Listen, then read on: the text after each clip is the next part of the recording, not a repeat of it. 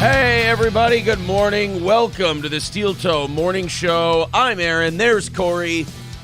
We've got a good show planned for you today. Cough medicine and chicken. All kinds of stuff going on today. We got a Twitch update for you, not from our channel. We are dead and gone a long time ago. Don't you worry. Keemstar apparently is on a warpath to kill Twitch, I think. He got drunk 2 nights ago, I think during Monday Night Football. Keem got drunk. People sent him some allegations about some top Twitch people. And now he's just trying to rabble-rouse until I believe they just shut everybody down. Very busy today. We've got Corey here. Let's get started. Hello, sir. What up? I have terrible news. When I was sending you the link to put us together here on the show, I realized I had made all these notes in the prep sheets. I had written all these things down yesterday afternoon, and the only thing I forgot to do was send it to you. Yeah, I was like, what prep sheet? I was making all these notes for you about what was in each story. So I spent all this time after I got everything ready, like making notes and typing things up. And then I realized just before we started this morning that I never sent it. Yeah. So giant waste of time on my part. Oh well. If you would have come into the Zoom call earlier, you would have you wouldn't have heard me or anything like that. You would have just heard old Teddy Atlas. I was listening to Teddy's podcast on Triple G Canelo. Teddy not impressed. I mean, I'm not either. With anything. He just wasn't impressed with anything. He just didn't like anything. Just that old. No, I know how he feels. I don't know. You know me. I've had a staunch when it comes to that whole thing. I've had a staunch belief that Canelo ducked him, and it really was one of those cases of father time undefeated to me because Yeah, he got old. And if the judges had seen that last round correctly, it should have been a draw, right? I don't think so. No, 2 out of the 3 judges gave it to Triple G. Dave Moretti, the one that didn't, I think had it Canelo 116-112 anyway. So the commentators were talking about like how the scoring system's busted, and if like those judges had seen that last round. I will say this: I just watched it yesterday. Those commentators are so fucking stupid. They shouldn't be allowed to commentate another fight again. They got so many. It was terrible. It was worse than those Tyson ones when they have like Snoop Dogg and Mario Lopez. I would rather listen to Snoop Dogg. Yeah, because the cards, when I heard them say that, I'm like, guys, that's objectively false what you just said. The cards were, I think it was either 165 or 116-112 for Canelo, and there was one that was like close, and I was like, who? Oh, there we go. Judge? Yeah, 116-112 and 2 115-113s. But Sutherland and Weisfeld, those two both gave Triple G the 12th round. Moretti gave Canelo the 12th round, and if he hadn't, that would have still made it 115-113 Canelo. I thought Canelo was winning that fight going away, and then in like the last 3 rounds, Triple G made it close. I think what it looked like to me was that Canelo came out and was just so quick, GGG couldn't do GGG things. And then eventually Canelo faded down to where GGG could actually hit him. Yeah. Not that it mattered. I mean, like, but it really, like, you know me, objectively, I'm a Canelo hater. I still don't like the guy. I still think he's a coward that waited till GGG aged out. I'll always think that. But the thing about it with that fight was he very clearly was the better man that night. And he was so damn quick. And then when he faded down, I think the big takeaway, though, is that GGG still has his never been knocked down to the canvas. Like, people forget that about him. His amateur, his professional career, he's never been knocked down to the canvas. Not knocked down to the canvas. The only thing I'll say is from the very start of the fight, I went, oh, no. Like, you just look at a guy's body. Triple G had old man body. And he didn't carry the extra 8 pounds well, and he just looked slow, and it just... That was the other thing. You're going to make the guy come up? I mean, I don't know. It just doesn't... It's not a good look for Canelo in my opinion. Well, I mean, in fairness, everybody did it. Mayweather did it. All the great fighters did it. When you fight the smaller guy and you're the money guy, you make him come up. I mean, that's just... I get that, but you dodged a dude for years and then made him come up. Like, I don't know. It's just more of why I'm not a big Canelo guy. That's all. The only thing I've always said about the ducking thing is it's hard for me to say a guy was ducking anyone when he's fought 8 times in the last 2 years, and 6 of them have been world champions. Like it's when you fight, to me, it's the same thing with Demetrius Johnson. When you fight a guy who, like, again, no matter what you think happens that second fight, most people think GGG won that first fight. And yes, the thing about it is that if you have even remotely undecided, like Tyson's a good like increment. If they would have allowed Tyson Fury to, he would have fought Wilder again that night. Yeah, absolutely. He's insane. But that's why I just like my role models insane, I guess. Yeah, I think it's over now because Triple G's 40 years old, but I got it 2-1 Canelo. I think Golovkin won the first one. I think the second one is either Canelo or a draw. I think legitimately it's 1 draw 1 is what it would be. Yeah, and that's the thing that sucks is, like, if Canelo, like, I mean, it's like, even though it's sitting at flush, to me, I have no interest in seeing them fight again because at this point, clearly, like, Canelo's going to beat him every time. And as somebody who's watched GGG's whole career, like, that was one of my guys that I've never seen that GGG. I didn't even know GGG knew how to step to the side. I didn't even know he knew how to do that. And I'll also say this, people may be surprised by this. They forget Canelo's fought 62 times. I think he's only got a handful left. I think, he's only 32, but I think he's got that Benavidez kid at super middleweight. I think one of the Charlo brothers, he can fight him. And then maybe like one other guy, maybe one more shot at 175, although I don't think he belongs there.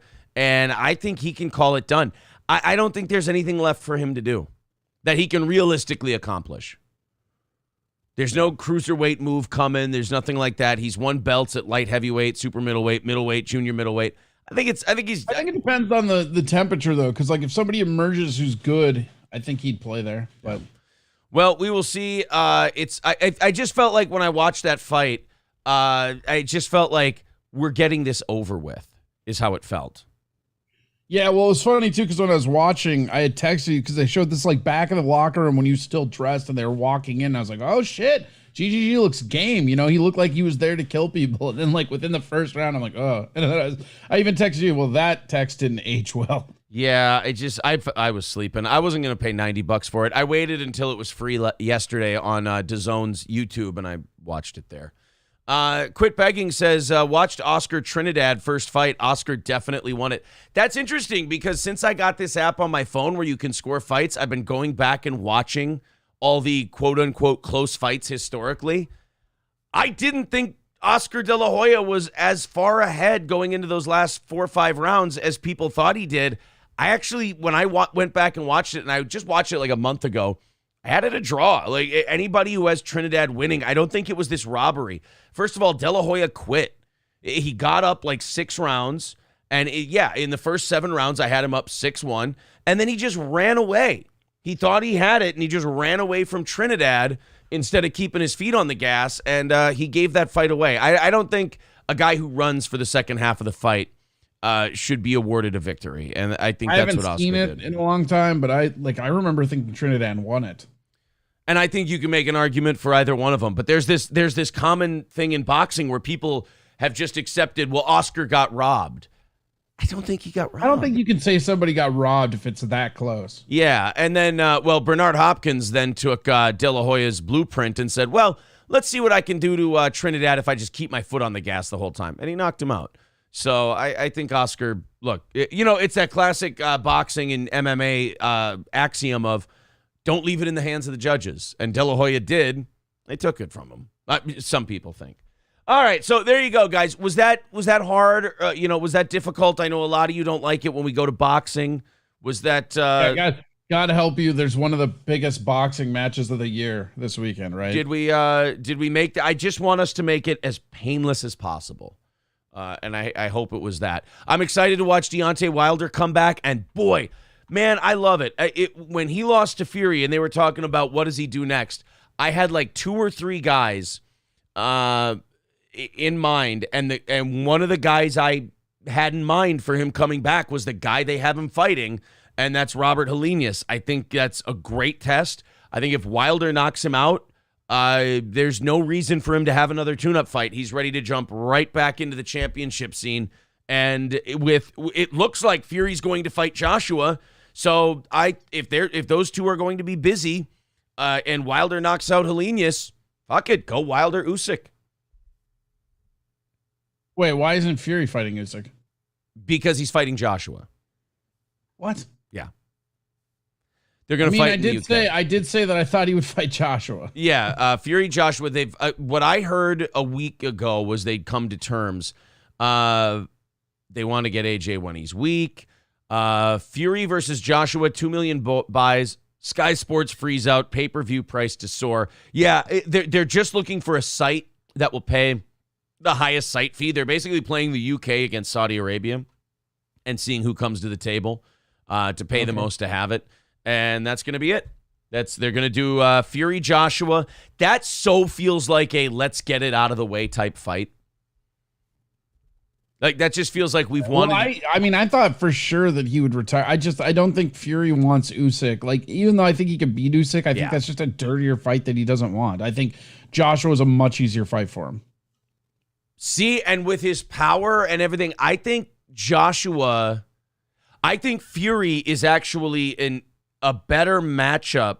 Fury's a better matchup for Joshua than Usyk is. I think Usyk just does all the things that Anthony Joshua has trouble with.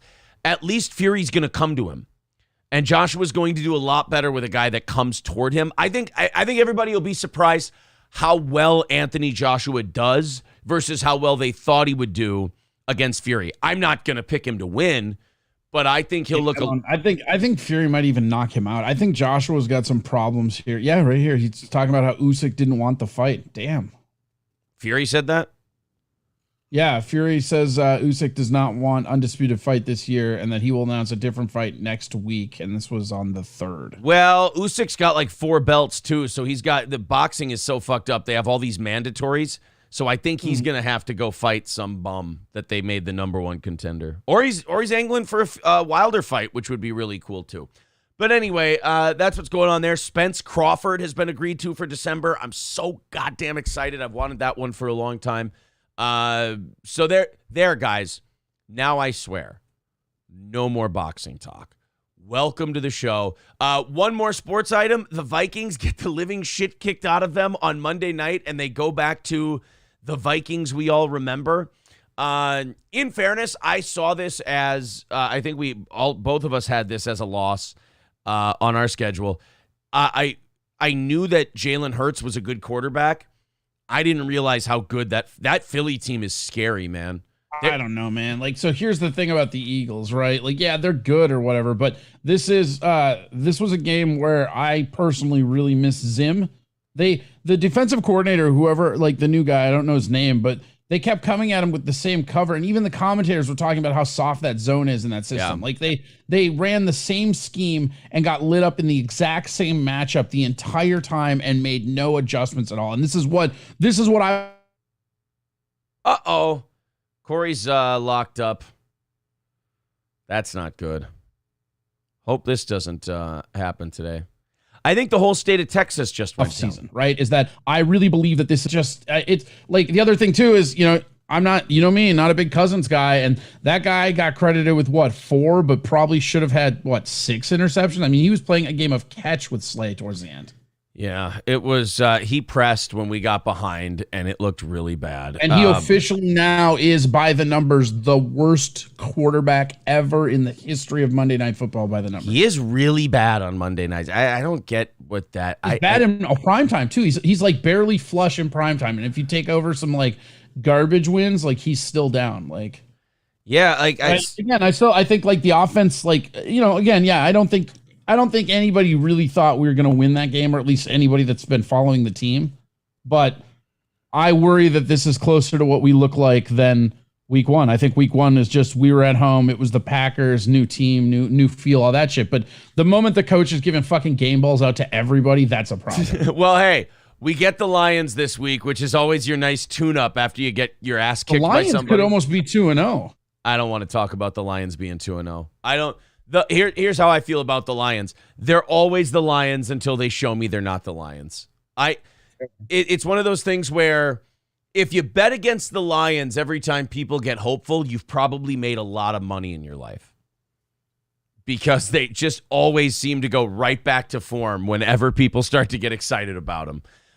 People are asking about Trey Lance's ankle. Yeah, your other team, the 49ers, you seem like more of a Garoppolo guy anyway. I know. I want a Garoppolo on the Vikings. I'm like, you don't want anybody to get injured, right? But for me, the real story of Trey Lance is the fact that if they were that sure of him, Garoppolo wouldn't still be on that roster. And in a lot of ways, Trey going down is kind of a blessing, because with Garoppolo sitting on the bench, they were going to have diehards like me with a quarterback controversy the entire stretch. Who's running the show there? Is it Lynch? No. Shanahan. No. Oh, he's the GM too? Oh, I don't know. It was York, but they fired him because of Harbaugh. I'm not sure who the new guy is. Okay. Lynch is in Denver. Jed York, but then Harbaugh left because of him. Then I'm pretty sure they canned him. It might still be Jed York, actually. Why can't I think of where John Lynch is? Is it Tampa or Denver he's running? Denver, I think. John Lynch, GM. General manager of the San Francisco 49ers. Oh, yeah. Okay. Look at that. I thought so.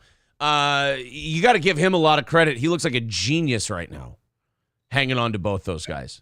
He looks it's actually sucks because it might fuck our franchise next year, because like they're paying Garoppolo so much money now. Like he made something like 300,000 just that last game. Like every win that he gets where he takes more than 50% of the snaps, he's making bank.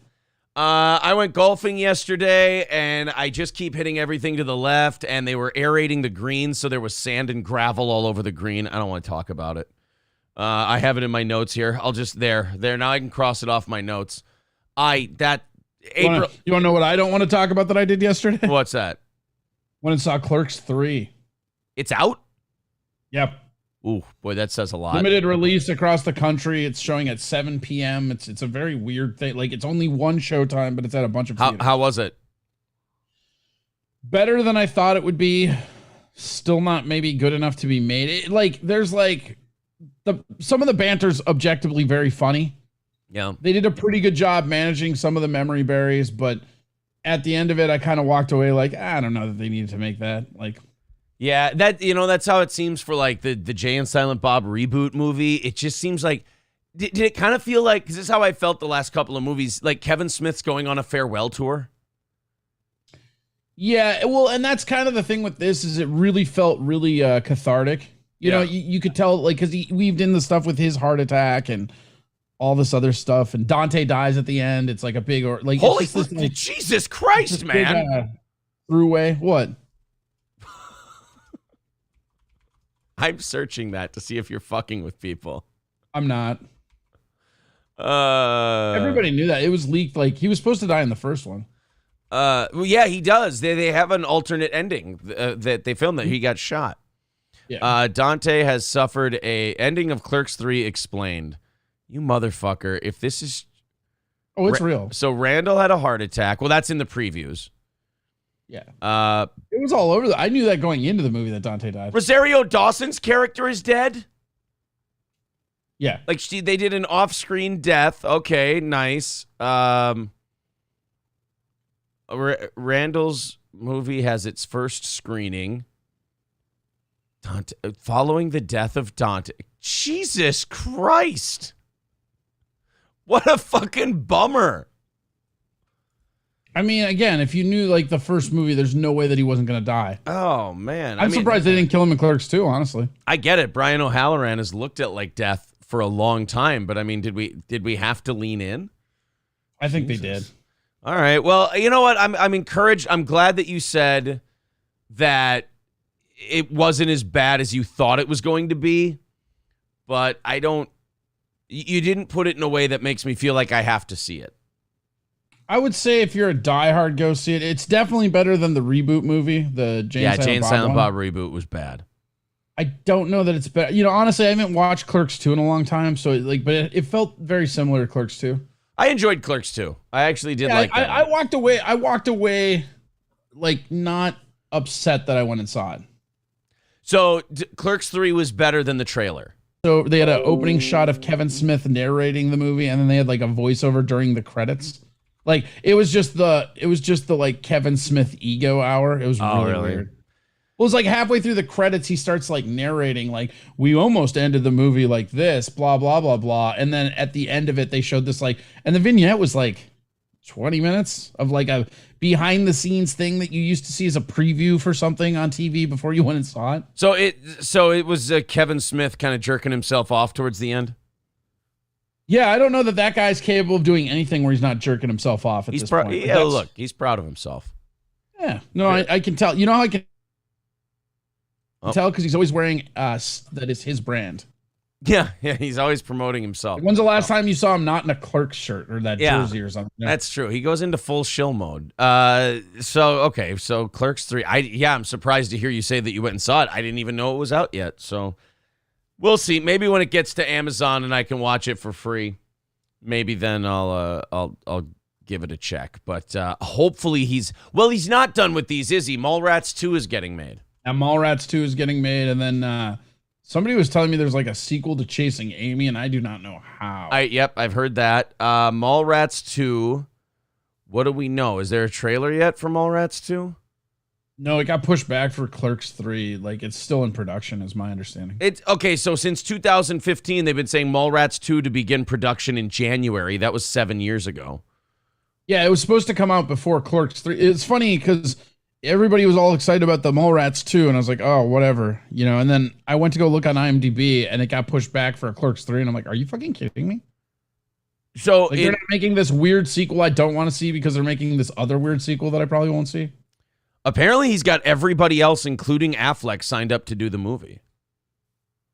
Many longtime fans of Smith have a fond appreciation for Mallrats, the second feature film released by the filmmaker that hit theaters in 1995. The movie brought back Smith and Jason Mewes, Jason, blah, blah, blah. Film was never given a direct sequel. Looks like we're heading toward it now in 2021, Smith said at Twilight of the Mallrats. Or no, he's dubbing the film Twilight of the Mallrats. It takes place 25 years after the original and features the entire cast. Isn't that the problem, though? Like, 25 years later, these characters aren't interesting 25 years later. They were burnouts who like to hang out at the mall. That's the exact problem with, like, Mallrats. Like, do you really want to watch people in their 50s playing hockey on top of a convenience store? You don't. Right. Yeah, I don't know. That's kind of the thing about, Kevin Smith in general now. He's trying to wrap up this universe, but it's like, dude, nobody's asking. Yeah. Nobody's asking. Everybody thought it was wrapped up. Yeah, we thought it was done. Brandon says, I wish that's what Jersey Girl was. Yeah, I wish they would bring Dogma to streaming services, says Brandon. There's a whole story behind that. Like, the Weinsteins own it, and they didn't want to give it to Kevin Smith. And I guess none of the Weinsteins don't want to play ball. Kevin Smith wants ownership of Dogma, but the Weinsteins, Miramax owns it, and they won't give it to him. So then he won't let them release it because they make all the money. So Dogma is like this weird. I enjoy it. It's one of my top 5 Kevin Smith movies, but they don't it won't get released. It's hard to find it anywhere, unless Ryobi says torrent it. I guess unless you do that, yeah. We'll go buy it on DVD. Yeah, or find a DVD copy of it somewhere. You know, kids, there's these things called DVDs. And what are those, Dad? They're little discs that we would put in these machines, and it would play the movie on your television screen. It's amazing. It's ancient technology. Hit the like button, subscribe to the channel. Guys, we are inside of 90. I think we're like 80 or 85 subs away from hitting that 5,000 number. So thank you guys very much. And never mind. We are 84. Very nice. 84 likes away. 84 subs away from 5,000. So thank you guys very much. Hit the like button on the video, too. That helps move it around. Thank you to Stacy for $6.66 on PayPal. That's our first contribution for today. The goal, we're a little behind from Monday, but hey, 4:15 away from that goal today. There's the PayPal link in the chat. Let's knock that out today. We're getting towards the end of the month, so if you haven't thrown in $5-10 to this program, and you enjoy what we do, please keep it on the air by chipping in a little bit. Hey, there's the PayPal link in the chat. Super chats, memberships, it all counts. Memberships get you entered in a $100 drawing every month, and you get a Sunday episode included that's just for members. If you want to become a Steel Toe VIP, $250 in a week gets you all 3 of our shirts, our hoodies, 2 of our 5.5-inch vinyl stickers, 2 tickets to every live event we do, and you get entered in a $100 drawing just for VIPs every single month. So if you want to support the show, those are the ways you can do it. Also, hitting the subscribe button and hitting the like button are big. But let's knock out that goal today and not fall any further behind. Let's keep the show on pace for having another good week. It looks like Keemstar is all in on fucking over everyone on Twitch. This is really funny, man. When Keem decides to lean in, he just, like, Monday night, he just got drunk and he started talking shit about all these giant Twitch streamers. And like this girl came out and accused one of these famous gamers of like groping her and sexually assaulting her while she was either really drunk or passed out. And Keem just starts tweeting at everybody who's involved. Like, he's talking to this girl and then goes, XQC, Ms. Kiff, Pokimane, why did you cover up sexual assault? Why? And it's just like, holy shit. Like, Keem is going after everyone just publicly on Twitter going, oh, you covered up this girl's sexual assault. Who are you protecting? How does it help you? He's got a hashtag going for the whole thing, calling it Poggergate, which I haven't read enough about it to know what that means. But Keem is just firing off at Twitch. And now Twitch got into this thing where one of their users was using a bunch of money for, I guess he was taking money he was getting from people and he was gambling with it or some damn. I don't even understand how this whole gambling thing became a controversy for Twitch. But some guy got like $300,000 or $600,000 and then he, I guess, then spent it on this game or something. I don't know. It's just some fucked up thing. People got really mad. People on Twitch are so sensitive. They are such babies. Twitch just feels like the little brother of YouTube because all of its like top stars are whiny. They've all got something to complain about. There's always some goddamn existential crisis on Twitch that Twitch needs to address right away. And these idiots who are on Twitch, they keep screaming for Twitch to do something, and then they criticize Twitch because, oh, we're not allowed to do anything on this platform anymore, and you never tell us why you ban people.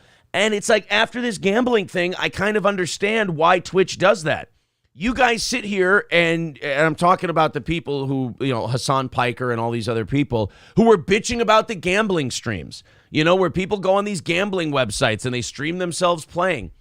And they go, oh, well, it encourages other people. You know, that liberal bullshit where nobody has institution over themselves. Nobody's responsible for their own decisions. They're all just big, dumb idiots that, oh, if someone goes to a gambling site, I have to go there and spend all my college tuition money.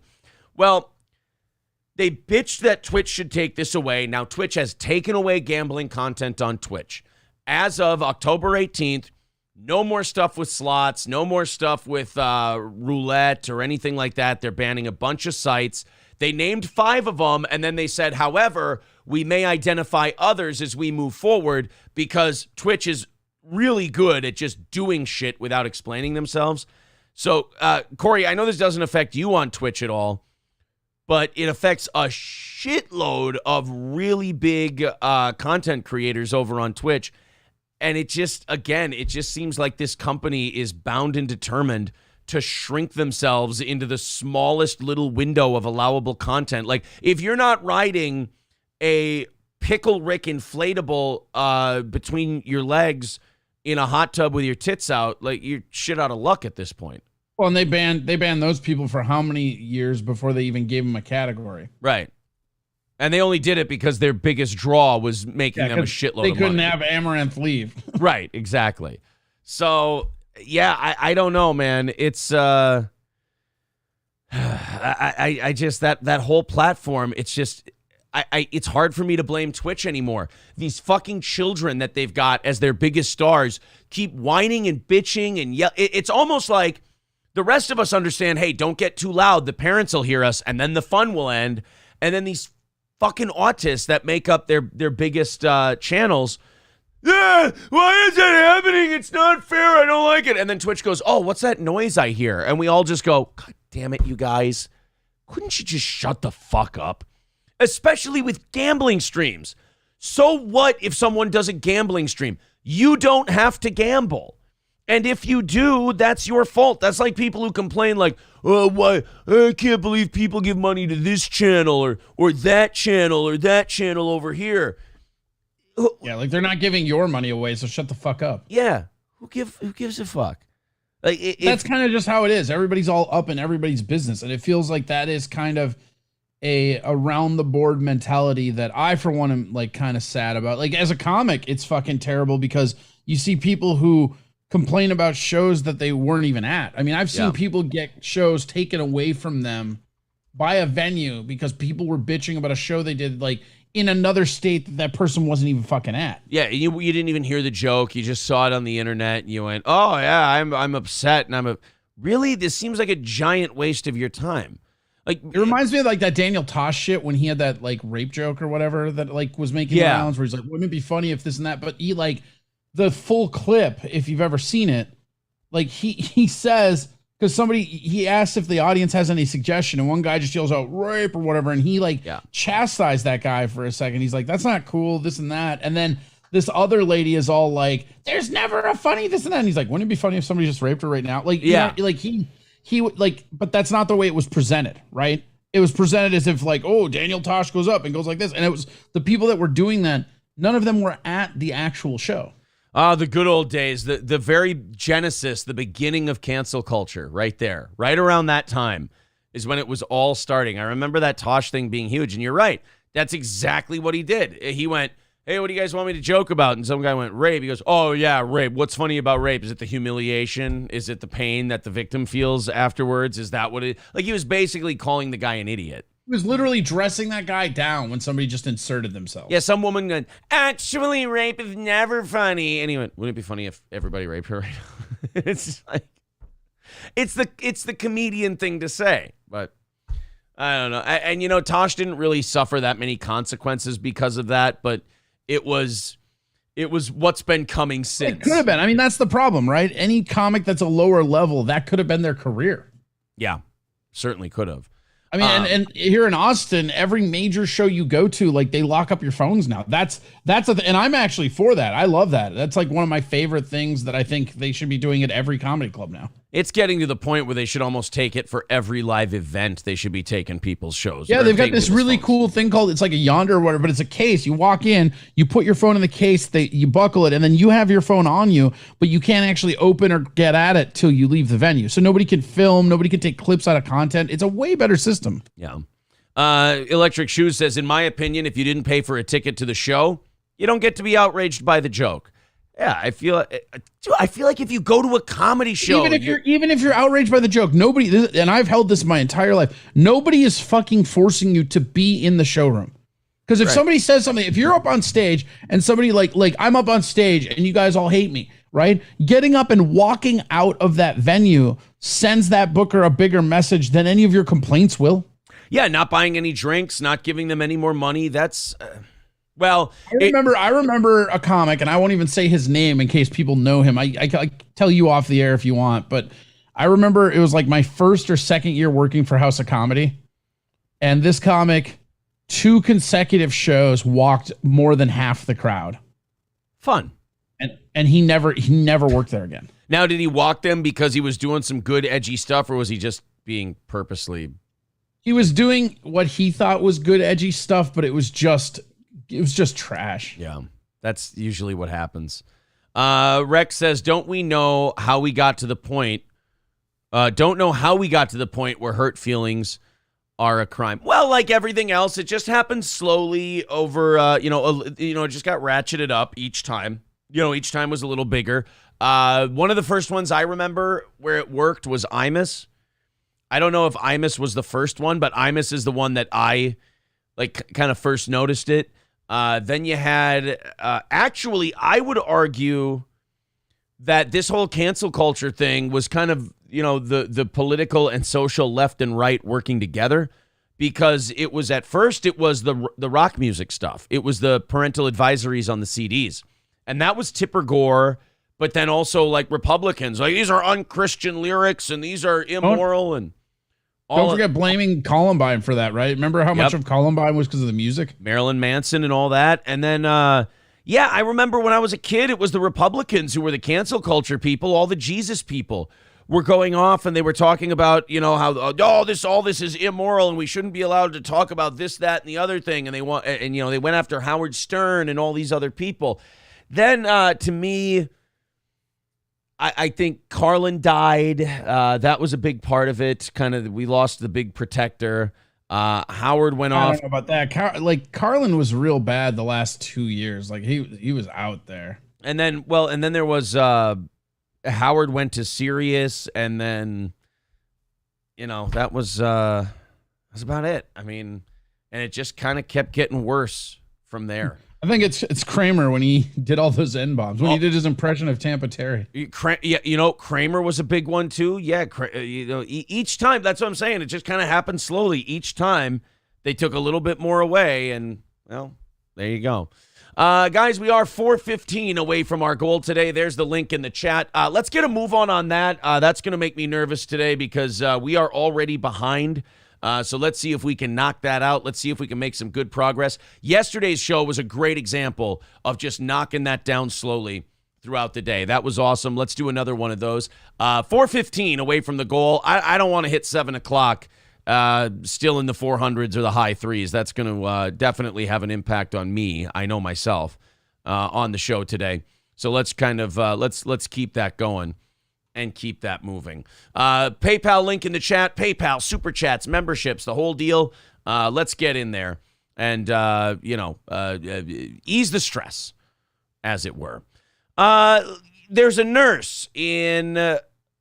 I don't think it fucking matters. There's a nurse. I was trying to look. I was just kind of like, oh, maybe I'll see and I'll be a reporter here. And then I'm like, it doesn't. They don't tell me in the first paragraph or so. You're ready for CNN. That's how they do it. Yeah. Just there's a nurse in. Well, who gives a shit? But there is a nurse who. Hold your breath, guys. Get ready for this. There is a nurse who is leaving her nursing gig because she's making more money where, Corey? Making songs about vaccines, Alex. Oh, I'm sorry. That's incorrect. The correct answer was doing... I'm sorry. No, I got this. What is... Hit me with your best shot. No, I'm sorry. That was... it's not the case. Her OnlyFans, of course. A nurse on OnlyFans was fired due to coworkers watching her OnlyFans content while on the clock. There is a good chance that people died because of this woman's OnlyFans. I will say, I did see this article earlier yesterday. Yeah. And, she is a total smoke show. Fuck. You look at the one picture of her in her nurse outfit, and then, because they had it was the Daily Register or whatever it was, and they had the two pictures side by side. That's the New York Post. That's the one we have. You're like, is that? Oh, wow. Yeah. There's the nurse in her car talking about nursing shit. And then there's her on her OnlyFans. And you're like, some birds weren't meant to be caged. And in this case, some women weren't meant to keep their nursing jobs. They were meant to be on OnlyFans. And this woman, absolutely OnlyFans. Another example of, Corey, I don't need no man. I just need about a couple thousand of them on OnlyFans. I don't need a man. I need all the men. All of the men need to come together. I have no problem with the OnlyFans thing, man. When women leave their job because their OnlyFans is doing well, look, man, I totally get it. You got thousands of horny guys and they're willing to give you $10 a month. Go ahead. I hate that shit, though. It bothers me. It's such a weird base manipulation. Because a lot of these dudes, they think there's something in there more than just paying for porn. And the women do breadcrumb and lead them on. It's the same, honestly, it's the same thing with Amaranth on Twitch. A lot of those people think they're getting personal connections with these people. It's fucking gross. You know what I say? I say fuck those people. Look, all I see is I see marks getting taken down on OnlyFans. I see OnlyFans as the way Michael McDermott saw poker. It's immoral to let a sucker keep their money. And if these guys want to throw crazy amounts of money at a chick with some big tits like they've never seen big tits before, Fuck it. She's going to spend that money better than they would have anyway. Yeah, I mean, that's true. Simps. Yeah, we can say it over here. That's right. Yeah, I'm so used to not being able to say things. Yeah, was it Simps and Cucks, bro? Simps and Cucks. Thank you very much to Wall Mounter for becoming a member for his 5th month. I appreciate that. 410 away from our goal today. There's the link, 410 away. There's the PayPal, YouTube, PayPal, Super Chats, whatever you got. Let's knock that out today, please. So, she had a nursing job. She starts the OnlyFans. The OnlyFans starts going really well. 1.9 million TikTok views. And April brought this up yesterday when we talked about a different story regarding, when we were talking about the Adam Levine thing. Apparently, Adam Levine's been fucking around with a bunch of Instagram models, when in reality, an Instagram model is just an OnlyFans person who uses Instagram as a billboard. Some of the younger ones use TikTok as their billboard. And they become huge on TikTok, and they go, hey, if you like my TikToks, come look at my pussy on OnlyFans. And then they get people to subscribe. That's what I always like. I remember when Twitter used to be like that, right? Hey, noticed you checking out my pussy. Come on over to my OnlyFans. 40-year-old OnlyFans people use Twitter. 30-year-old OnlyFans people use Instagram. 20-year-old OnlyFans people use TikTok. I think that's how it works. Roachbait says, we used to call them sluts and whores. Excuse me, Roachbait. We still call them sluts and whores. They just make a lot more money than all of us do. Whoa, calm down, dude. Sex work is work, Aaron. Well, I know. Oh, absolutely. I can agree with the idea that sex work is work and still love using the term sluts and whores. An OnlyFans creator. Those are objectively fun words. They are. An OnlyFans creator who works as a nurse has claimed she was let go from her job for being a distraction to her colleagues. If you can't stop looking at someone's tits on the internet while you're supposed to be saving lives, I feel like you're the one who needs to go. I mean, maybe she shouldn't have been in the OR in her bikini. Yeah, that was a little rough, and she should have scrubbed up everywhere if that skin's going to be exposed. I agree. But she seems to have no problem separating work life and OnlyFans life, so why does she have to lose her job? Because she didn't listen to the doctor when he said glitter is insanitary. Yeah, well, look, you got to pay attention to your own personal economy. In a TikTok with over 1.9 million views, 22-year-old Jalen explained that her main source of income is making OnlyFans content. And for the last year and a half, she's also worked as a nurse for a nursing home group until now. Oh, a nursing home group? People definitely died because people were jacking off to her OnlyFans. Actually, some of the old people in there might have died jerking off to her OnlyFans. So there's definitely, look, this bitch is. She just walks by and you see like some old guy looking at her. Oh, there's your beep. Yeah, now that I think about it, old people have definitely lost their lives because of this woman. It's like those Asian dudes we covered last week that were getting those like massages from the strippers. Yeah. See, like this woman's OnlyFans comes with a body count. I don't know if this is her hospice care is undefeated. Yes. Here's the picture. I think this is the one you were talking about. There's the woman we're talking about. That one, of course, the nursing outfit. That one, the OnlyFans. There's a little bit of a difference. Is that a fucking? Hold on, I'm just looking. I'm on a delay. I don't think you're showing it. Is that a car seat in the back? The picture on the left, look over her shoulder on the right side. I believe that's a car seat in the back. Single mom with giant fake tits on OnlyFans. Guys, God bless. We found the stereotype. We did it. I believe that is a car seat. Verdict? Yeah, looks to be. I mean, it's in the other picture too, right behind her shoulder, just barely. Oh, that is funny. Well, I mean, look, she was made for OnlyFans. She wasn't made for nursing. She can always go back to nursing, in 8 years when the OnlyFans well dries up. Jalen said she was asked to work one day recently, but when she clocked in, she was immediately greeted by a woman who she'd never seen before who asked to speak with her. It turned out that the nurses at one of the nursing homes had been looking at her social media and OnlyFans account while Jalen was out of the room and with patients. Here's more pictures, you guys. That's the TikTok stuff, not the OnlyFans stuff. Well, here, let's hear it straight from her face. What happened with her at work? So before I start, there might be some new people here. If you're new, we all know my main income is OF. I'm in the adult industry, okay? Well, I work at PR. Are they ashamed to say OnlyFans? 100% a baby seat, by the way. Oh, yeah, I can see it in this one, too. You're right. Yeah, it's totally a baby seat. So single mom working as a nurse strikes it big with her tits on OnlyFans and makes a shitload of money. God damn. Dude, it's the new American dream. We don't make anything anymore, so this country's main export is now single moms with giant fake tits. We're actually becoming... I thought you said we don't make anything anymore. That's true. God bless those doctors. Are women ashamed to say OnlyFans? Is that why we get the OF and all that? No, everything's acronyms now. Oh, okay. I thought maybe they were ashamed to say, because she sounded like, everyone knows my main source of income is OF, so, you know. Oh, what happened? I paused it, and then I hit play, and then it took me to a new page. PRN job in nursing homes, in 4 different nursing homes in the tri-state area. They will text me like, hey, do you want to work? Can you work? And I'll be like, yes or no. Okay? Been doing this for over a year and a half at these same 4 nursing homes. Well, I get a text from one of them yesterday asking if I want to work today. And I was like, I had plans, but if you're really that low... Plans, you were going to do a video shoot with anal beads. Easy on the plans, okay? You were going That's a plan.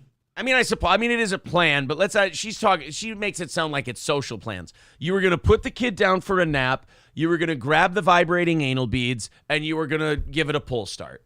Let's take it easy on plans. All right? Hey, this is a chance to advertise. You got a lot of new people watching, all right? Let them know some specifics. Staffed, yes, I will come in. Of course I will.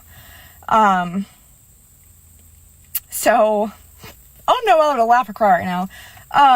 You can laugh. You're making a shitload of money. You're going to be fine. I clock in. Okay, I clock in.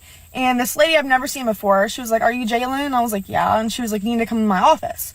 I was like, okay. And I thought for sure it was going to be like a COVID test or something along those lines. Oh, no. It was video of me touching my own pussy. It was really awkward. They had my OnlyFans up, and they were like, is this you? I mean, you're not showing my face, but it certainly looks like me. Yeah, I think that is. I told them no, and then they could see my coworkers in the sex tape. Right when she closed the door, I walked in, she closed the door, and she was like, I gotta let you go. And I was like, you're causing jealousy. You drive a BMW to work every day, and all the other nurses are getting remarkably jealous. Waiting for her to tell me. Funny if you was handing out business cards for OnlyFans. Follow me. It's just a little too far. That's all we're saying, Jalen. It got a little egregious. Her tag on TikTok is Playgirl Jalen. Boy, you know what? I'll give her this. She's leaning in. Why she was letting me go? You want to make that money? Yeah. Like she didn't say anything, so I was like, for what? Like, why are you letting me go? And she said, it came to my attention of what your main income is and what you do online and how you're this big social media person. At that moment, I was already realized, I was like, here we fucking go. Okay. So she said, I knew about your occupation a couple months ago, but you weren't really that big, so it wasn't really a big deal to me, and I can't really... That's kind of a shitty way to put it. Like, I knew about this a couple months ago, but you were small potatoes. You were nobody, and honestly, we didn't think you were that hot, so we didn't think it would go anywhere, but then we caught Mr. Dykstra and G2 jerking off to you the other day when he was supposed to be having his nap time, so it's becoming a distraction. Sorry. Mr. Dykstra has arthritis, all right? And his family's starting to complain that his medication's getting expensive, and he doesn't seem to be getting any better. It's all the whacking off, Jalen. We have to let you go. FOMO TV said, is this your vag? Is this your pussy, Jalen? Don't lie to me. I'll know. Get into my office. Is this your pussy? No, that's yours. Put your fucking pants back on. What are you doing? Sorry, I just wanted to audition. I will govern in my own way. Fire somebody for doing what you do. Stop using air quotes. Is what she said. Her words. I can't fire somebody. Stop using air quotes. I really don't like you. You are becoming more and more stereotypical textbook. Yeah, I hate her. I'm kind of on the, man, I was totally on her side before I had to listen to her talk. Oh, man, all the air quotes and Everything she's saying just makes that baby seat make more sense. Like, do they create these single moms in a factory? Do they just crank them up? Why are they always the same? Giant nails, fake lashes, big fake tits, using lots of air quotes, poor me. Like, they all, like, these hot chicks on OnlyFans always act utterly shocked when their job finds out that they're basically a whore, and the job goes, look, we can't be associated with this. We're a elder family care center. We're not allowed to do this. And they're like, can you believe my job did this to me? Now, in fairness, I'm all for them doing that because, Corey, you know that when they play that angle, a bunch of guys just throw them a fuck ton of money. Oh, she's going to make all the money. Oh, it's going to be a 5-figure one-day payday.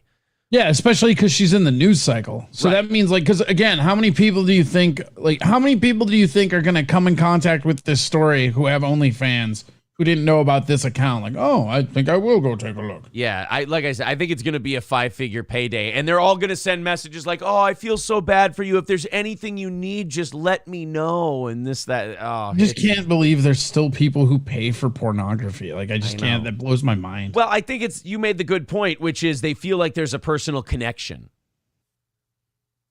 I mean, then Google a porn and have an emotional connection to that. I guess. I think, doesn't Pornhub let you like send private messages to the porn stars now?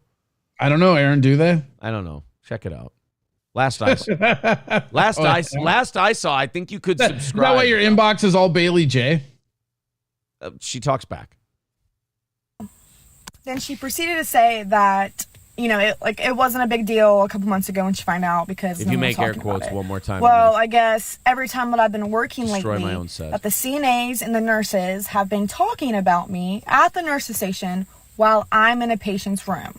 Okay, well, I am always doing care on somebody. You show your pussy to people on the internet and you shove things in you. That's going to be a topic of conversation at work. I'm sorry. I don't know if you've ever met people before, but they're going to want to discuss this. If she has any stones at all, she should be making fake pornos set in the hospital after this. Yeah, like really just, fuck it. They can't fire me after they fire me. Yeah. I'll make more of them. And then come back with the money and like rent out the hospital to do like a giant porno. Fuck one of the residents. Yeah. They're at the nurse's station looking at my Instagram, looking at my Twitter, looking at my site. Like, they paid for my site Nice. so they all could see and look at the nurse's station while they're on the clock. Okay? And she said that she can't have that happening every time that I work. So she has to let me go. Well, I mean, you are the one with your pussy out on the internet. I'm sorry, but you have to stop acting surprised. You make it. There is a certain part of this OnlyFans economy that kind of frustrates me, and it's the people who get to make a shitload of money just showing their pussy and the whole thing, but then that's not enough. If people like shit on them for it or criticize them in any way, or the place they work for fires them, they do that like thing where a guy hammers somebody in basketball and then throws their hands up and goes, What was the whistle for? Yeah, like I didn't touch him. Whoa. Yeah. Well, what do you mean you're firing me? What do you mean I can't work here anymore? Everybody's jacking off to your content. I can't have it. Oh, so now you're prejudiced against me? Everybody, there's cum everywhere. I can't have it. I'm sorry. Thank you very much to Nicholas for the $5 over there on PayPal. We're pushing 7 o'clock. 4:05 away from our goal today. Let's see if we can knock that out and not fall behind any more than we already are. We're behind it in the evening, behind a little here in the morning. Let's see if we can knock that goal out today. If you haven't thrown in $5-10 to the show so far this month, please do. It's very important to the program and to keeping it going as is. There's the PayPal link in the chat. Go ahead and contribute if you feel like it. So the update here, she got fired in a follow-up video. She said she met with a woman who fired her to get a written explanation to send to a lawyer. Oh, okay. So that's the next move. She's sounds like she's going to make a legal move here. I don't think she's got a case. I mean, that nursing home, if they found her to be a distraction and what she does on the side to be a distraction, they can absolutely fire her. Oh, I was meaning to, yeah, I don't think there's any like wrongful like you can most of the time you can fire people for anything. Like a lot of places are. What state is it in? She said tri-state, so I'm guessing New York. It'd be interesting to see what the like at-will employment laws are, because if it's New York, they can fire you for damn near anything. She added that she continues to nurse despite her successful OnlyFans account because the money she makes in the adult industry can vary so much. She said, "You get ready for this guy. Hey guys, get ready to feel really bad for this chick. All right." I know right now you're thinking like, oh, OnlyFans and nursing. Oh, she got 2 incomes coming in. I feel so bad. She's fine. She probably makes a shitload of money. Get ready to really be upset for her. 1 month you could make $600, and 1 month you could make $50,000. It just really depends. Oh well, I mean, now that you put it that way, you poor thing. So you can't save away some of the money when you're making 50 grand for the moment, like when you're not. Oh, so now we're judging. Judging. I've been judging the whole time. You haven't been? Oh, so you're saying no, you're not judging right now. You've been judging. Yeah, done been judging. Oh, sure. done been judging. That reminds me of been judging. That reminds me of a very funny thing I saw yesterday. It doesn't have as much to do with this, but it was you know how people and I don't understand why they're doing this. It seems like a giant waste of time. But some people are upset about the Little Mermaid being black. I don't understand that at all. Yeah. Do people understand that in the original story, the Little Mermaid was green? Well, and not only that, but like it's also Disney's property. Like they can make the Little Mermaid orange if they want. It's their call. Like they own it. It's not like we all own it. It's not like the Little Mermaid is public domain.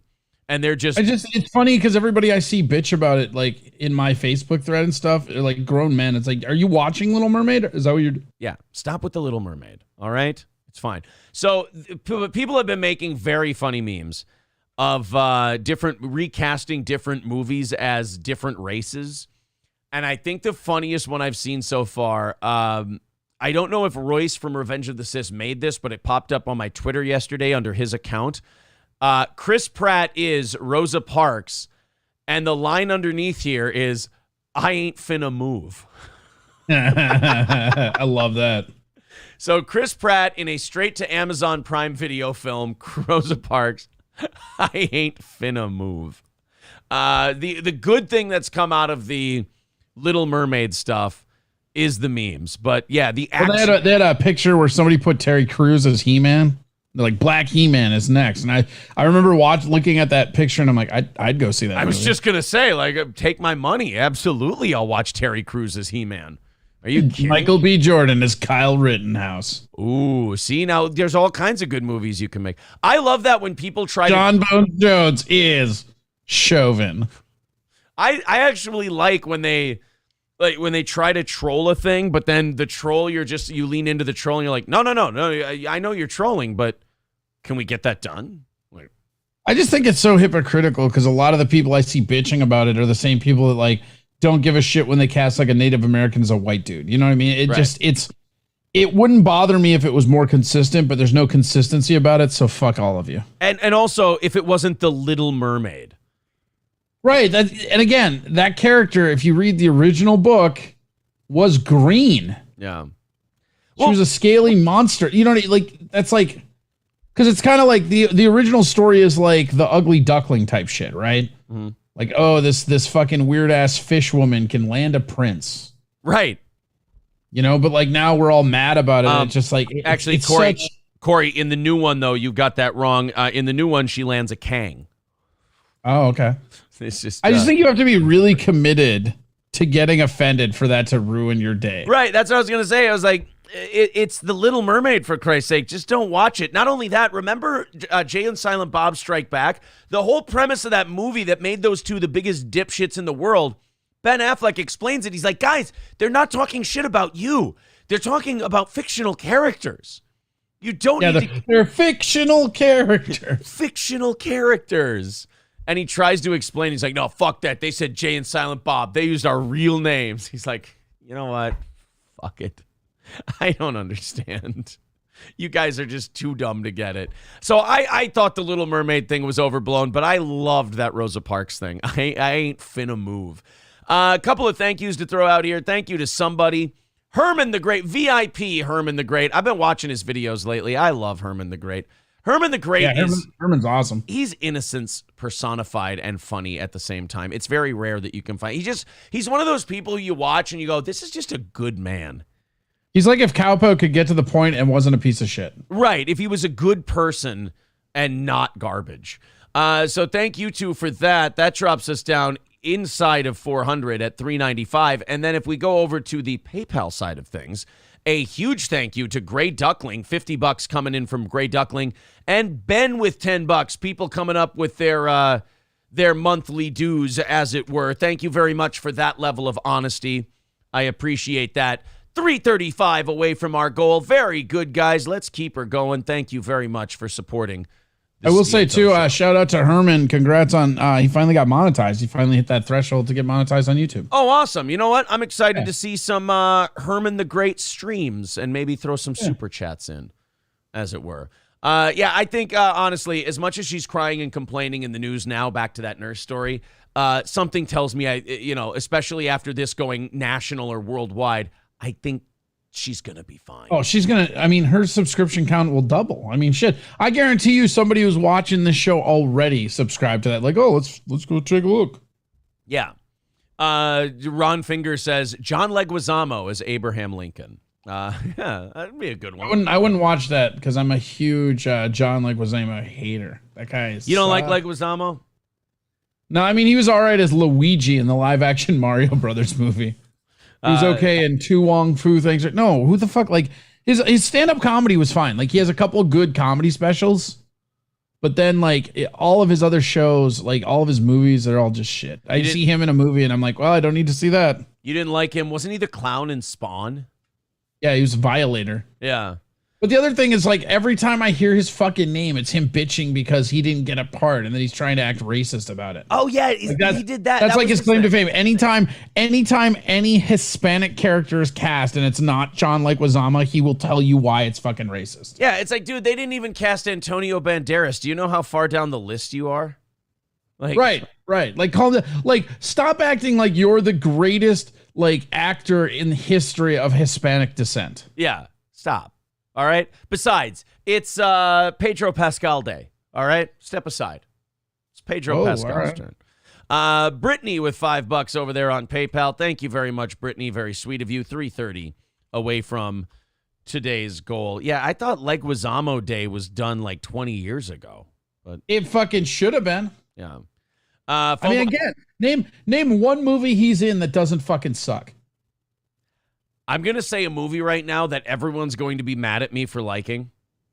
Okay. And he's just a bit player in it. He's not a star. The Fan. Well, okay, name one that he starred in then, because anybody can be a bit player in a decent movie, I guess. But all right, what was the movie? No, I was just going to say The Fan, and most people don't like The Fan. The Fan was a great movie. Who doesn't like that movie? A lot of people shit on it.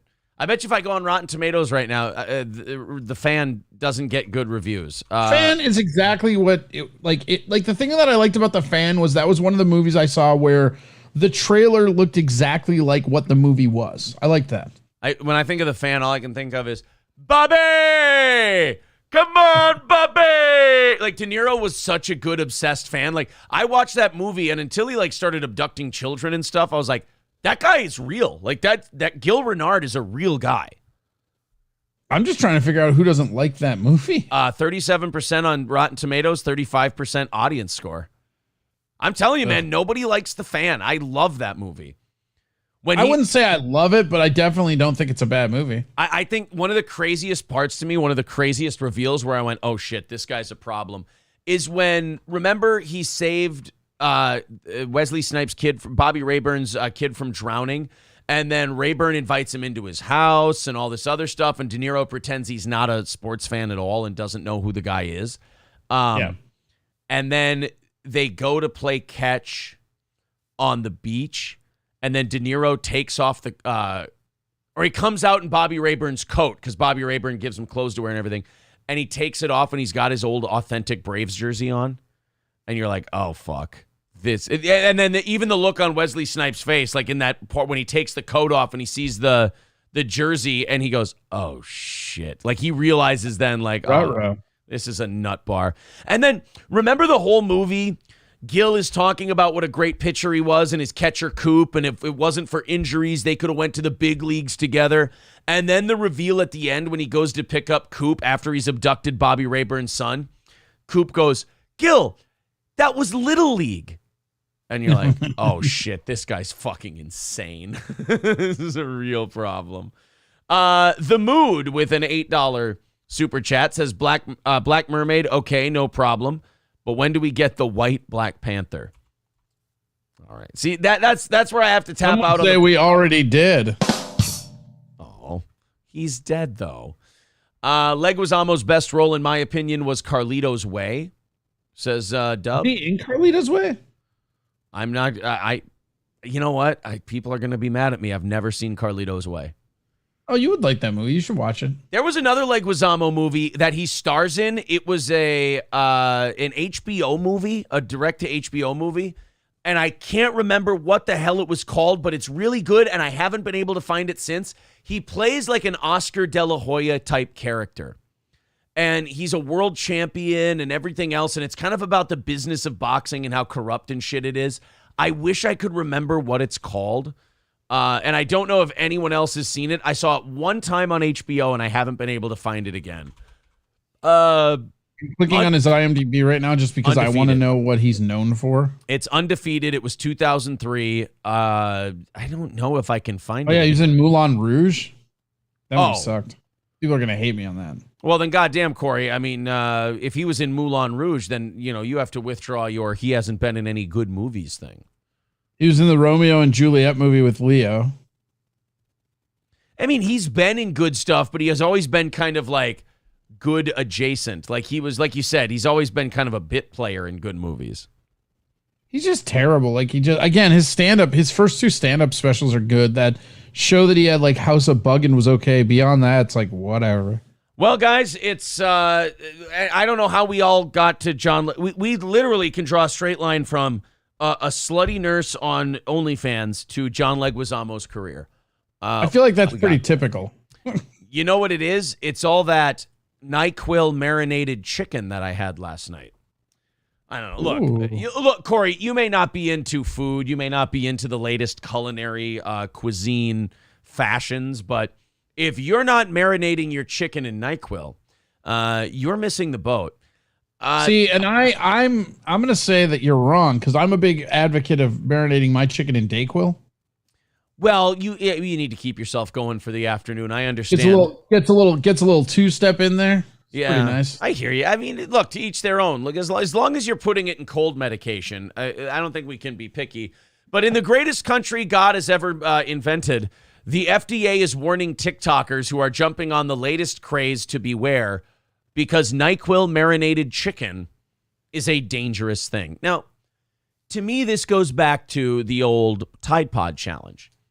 And I remember when the FDA employed Rob Gronkowski to shoot PSAs to tell children not to eat Tide Pods because a couple of kids died or went to the hospital or whatever and had to have their stomach pumped because they were taking what's called the Tide Pod challenge, where they put a Tide Pod in their mouth, a laundry pod, and bit down on it. I was against the FDA warnings then. I thought they should have just let these kids do it. Seems like a self-correcting problem. Right? Just kind of let everyone sort it out, the whole thing. Well, they're doing it again with NyQuil, and they're warning people not to marinate their chicken in NyQuil. There has never been a less necessary warning to send out there than this. Let people marinate their chicken in NyQuil. It's not hurting anybody who's not already trying to be hurt. If you marinate your chicken in NyQuil, yeah, it might fuck you up a little bit. I'm at peace. As long as you're making it for yourself, go ahead. It sounds as disgusting as it is dangerous.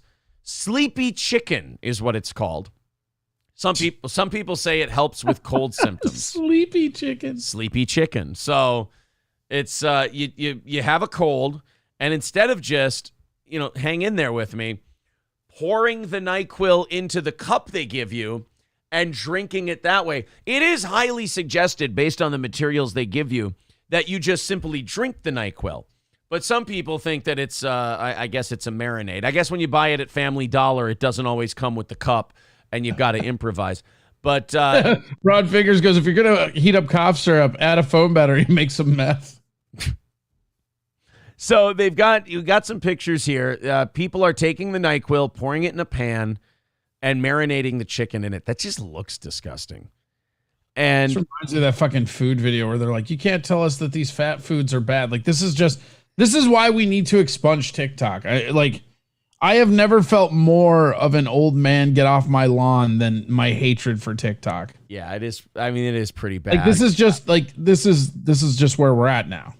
Right, we're sending warnings out. And again, it's the only reason this country ends up with Joe Biden's and even to an extent Donald Trump's is because stupid shit keeps happening and we keep warning stupid people not to do the stupid shit. We have to start holding each other to a higher standard intellectually because we're going to keep getting dumber and dumber if we make dumb easy. And we've made dumb way too easy. There's no penalty. It's like the no shame for being really fat.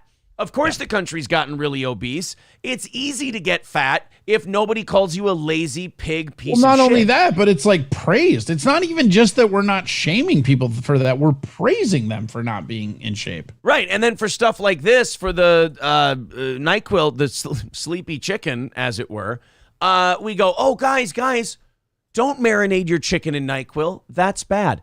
Don't say that to people. Just looks like somebody's making meal for a date night out of their league. Well, you see the sleepy chicken.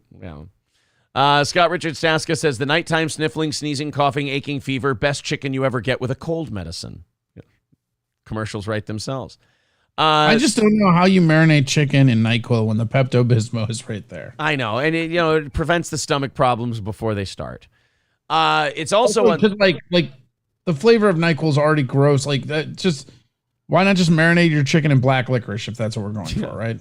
Meds that are boiled can be dangerous because they're much more concentrated and powerful, and it changes their properties. What's more, just smelling it can be dangerous. Folks at the FDA say inhaling vapors during the cooking process causes the drug to enter the cook's system, causing potential lung damage. Okay, but why? You should put it in a pressure cooker is what I'm hearing from that. Right, but why are you saying this in your warning? You know that's just going to cause more of these dipshits to go and do that thing.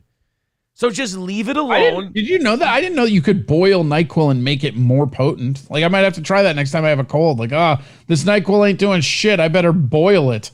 Ladies and gentlemen of the jury, the defense rests. Right there. I mean, if we just treat people like they're smart, maybe they'll have to get smart. And in this case, maybe if we stop telling people not to marinate their chicken in NyQuil and we just leave it alone, this problem will correct itself and the smart people will carry on.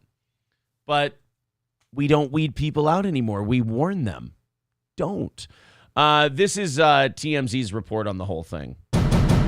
There is a new trend, hashtag sleepy chicken, basically where people marinate their chicken before they cook it in NyQuil. They're saying do it like if you have a cold or, you need help sleeping. There's a problem when you cook NyQuil, when you boil it. Yeah, so the FDA says that this is extremely bad because first of all, when you boil it, it can get into your lungs and cause harm. Because it becomes more potent. Yes, this is a good thing for people to listen to when it comes to the FDA because I didn't know. No, we're not going to play a video on this one because TMZ gets kind of takedowny. Know that it can get in your lungs and mess you up. Well, but were you By the way, that's in the FDA warning. That's a quote. Don't inhale it. It'll get in your lungs and mess you up. It's actually a medical deal. planning on making NyQuil chicken? No. She can't make chicken, Harvey. Lauren cannot make chicken at all. She boiled fried chicken. You boil fried chicken? Yeah. Okay, now they're getting into their morning zoo banter. I'm good there. All right, well, there you go, guys. Come on, morning zoo. Morning zoo. No, I'm just kidding. There you go, guys. Sleepy chicken. Go bananas. Look, I'm not here to stop anybody from doing something that might harm them. If it's something you're bound and determined to do, I feel like the bartender in Back to the Future Part 3. I ain't your daddy. Do your thing. All Care Towing, 320-253-5203 for All Care Towing of St. Cloud.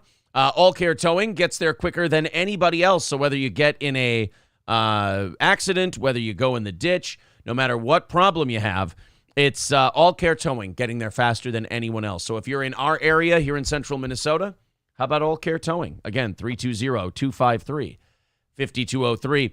And Stoney's Bar in downtown Rockville. Live bands on the weekends. Great pizza. Awesome world-class Bloody Marys. Great place to go watch the Vikings game this weekend. And they have the patio. Still nice enough for the patio, but if it gets a little chilly, you don't even have to head back into the bar. You can go into their patio bar that they have. Stoney's Garage. Go check it out. It's Stoney's Bar in downtown Rockville. 325 away from our goal. Looking pretty good here today, guys. Great work. Let's see if we can get that knocked down today. There's the PayPal link in the chat. Super chats, welcome. Memberships, welcome. Chip in a little bit, and together we'll knock that thing down. Thank you to Gray Duckling for that $50. That really jump-started us today. Let's see if we can make a run based on that. I found something yesterday on our cringe that was made like 25 years ago, but I didn't know that it was made 25 years ago. I got introduced to it for the first time. Our cringe hasn't been around for 25 years. No, the video I saw, the song I saw has been around for 25 years. It's actually crack. I found crack. And so it's new to me, damn it. No, it was the Hulkster's album. We played songs. We played a track or two off the Wrestling Boot Traveling Band. You didn't know the Hulkster had an album? I knew he had an album. I didn't know this song existed. I knew Hulkster in Heaven. I Want to Be a Hulkamaniac. And there was, what's the hey ho, the Hulkster's in the House. I did not know that Hulk Hogan had a rap song called Beach Patrol. Oh, you've never heard Beach Patrol? I have never heard Beach Patrol. The only Not as good as Randy Savage's entire album of rap album stuff. Randy Savage's Be a Man is Be a Man. Yeah, it's the greatest hip hop album or song in wrestling history. Nobody raps quite like Macho Man. But this is Hulk Hogan's Beach Patrol, and I wanted to play a little bit of it for you. We may get demonetized, we may get popped for this. Oh well. It's the Hulkster rapping. Some things are worth dying for, guys. Yeah, you like the 1996 Royal Rumble for Super NES theme song they have? That's pretty good. Let's do it.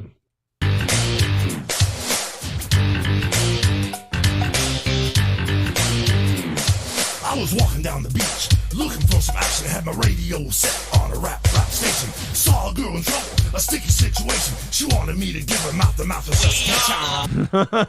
Oh, so it was Bubba the Love Sponge's wife. Mouth-to-mouth resuscitation. Yeah.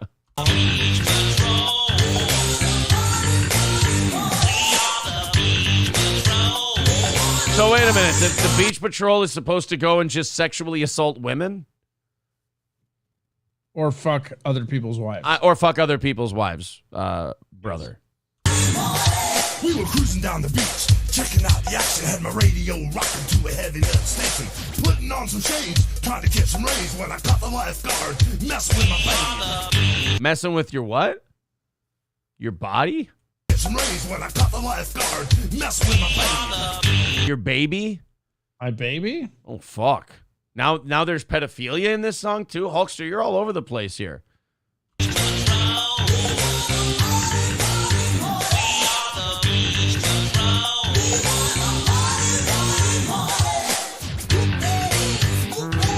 Oh, we got a whoop. There it is.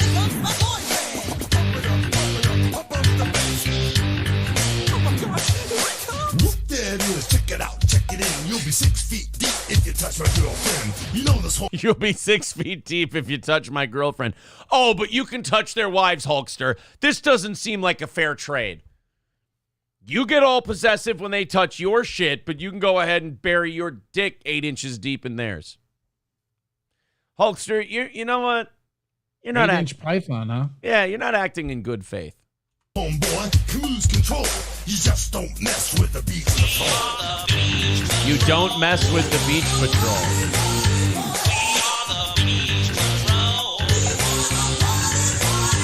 All right, I think what we can surmise out of the Hulk Hogan Beach Patrol song, unfortunately, it's no Be a Man.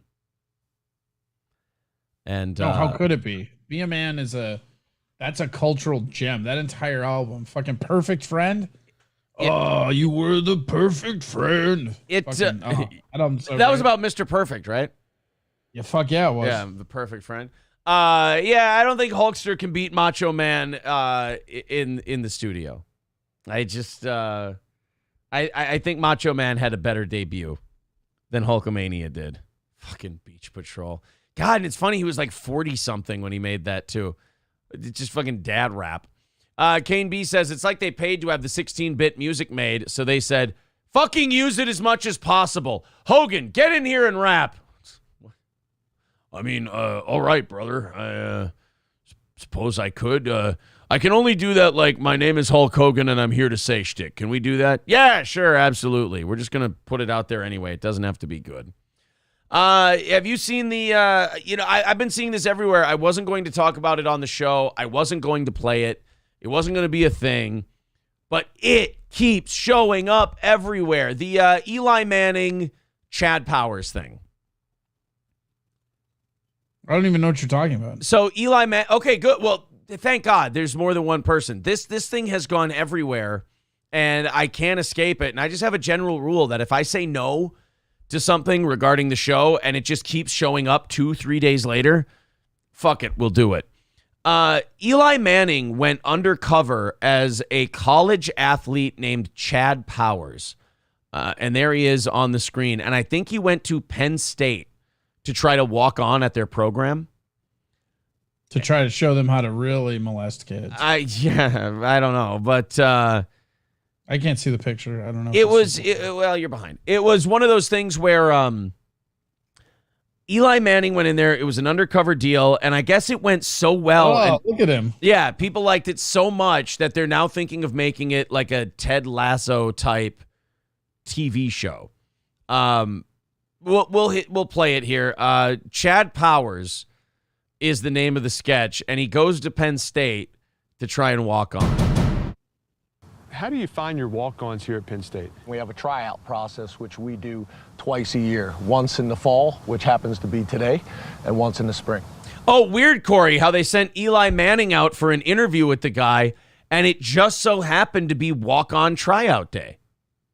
I'm sure that's just coincidence. That's a really weird coincidence. Yeah. You know, Coach, to truly understand the walk-on experience, I think I need to try out. We can give it a try, but I worry you'd be a little bit of a distraction.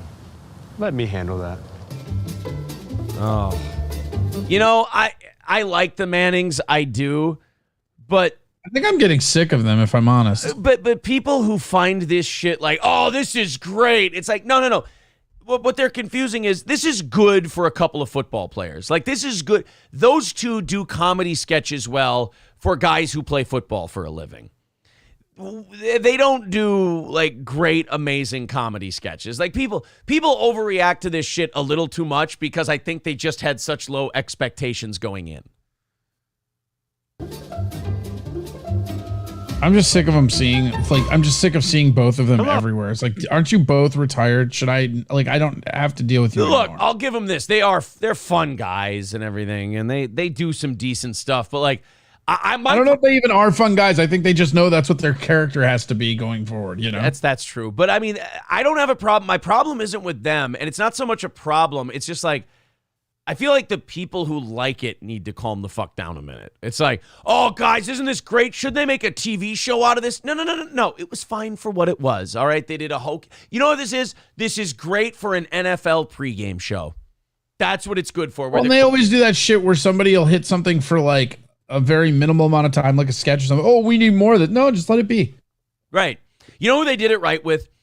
Frank Caliendo was not the greatest comedian in the world, but he did a really good John Madden and John Gruden impression. So he just cashed out and got these gigs on TV where he got to be on the pregame shows every week, and he probably made a really nice payday out of it. The exact right amount of Frank Caliendo. It was the perfect amount of Frank Caliendo, to the point where when Frank Caliendo stopped and they brought in Rob Riggle, people were like, this is really fucking obnoxious.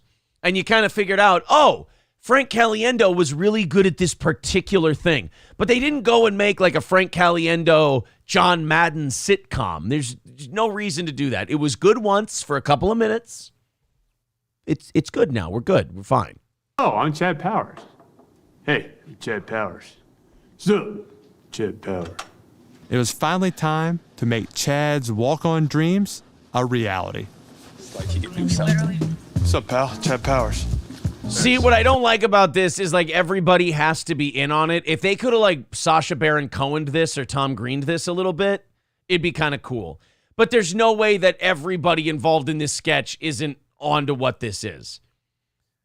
He's also wearing that NFL play sheet on his wrist. It is kind of silly. But if they could have done this as like Eli Manning tricked everybody, that would be kind of cool. But ESPN's not going to do like any avant-garde shit like that. They gave everybody plenty of proper warning. Paris? Nice to meet you. You nervous? A little bit. Yeah. Nerves are good. Nerves are good, that's right. How many receivers we got? Think they can run? Better be able to run, because I'm fast. I got hose.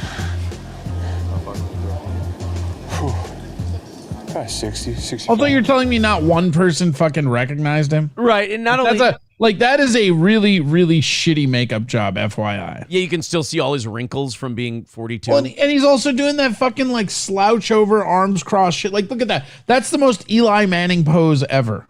Yeah, I'm sorry to shit on this, guys. I know it was just supposed to be fun, but like, again, I've been seeing this for 48 hours. People have been going, this is great. You have to see it. And as a guy who goes to 20 different websites a day to find stuff for the show, and this is on 10 of those websites, I'm like, all right, fine. You know what? You're going to throw it in my face this much. We'll play the damn thing. This is, again, I'm trying to temper my expectations because everyone says it's the greatest thing, so now I want to hate it. But you know what? In reality, you know what it is? It's fine. It's okay. It's right. Medium of the road. Okay. It'll do. Like, they didn't make a mistake putting it on TV during a pregame show. They didn't make a mistake doing it as a little sketch. It's fine. But the amount of attention it's been getting just makes me worry again. It's a constant worry of mine that America just kind of doesn't know funny anymore if they ever did. They literally don't. Yeah. Back about 7 years ago, so I don't know.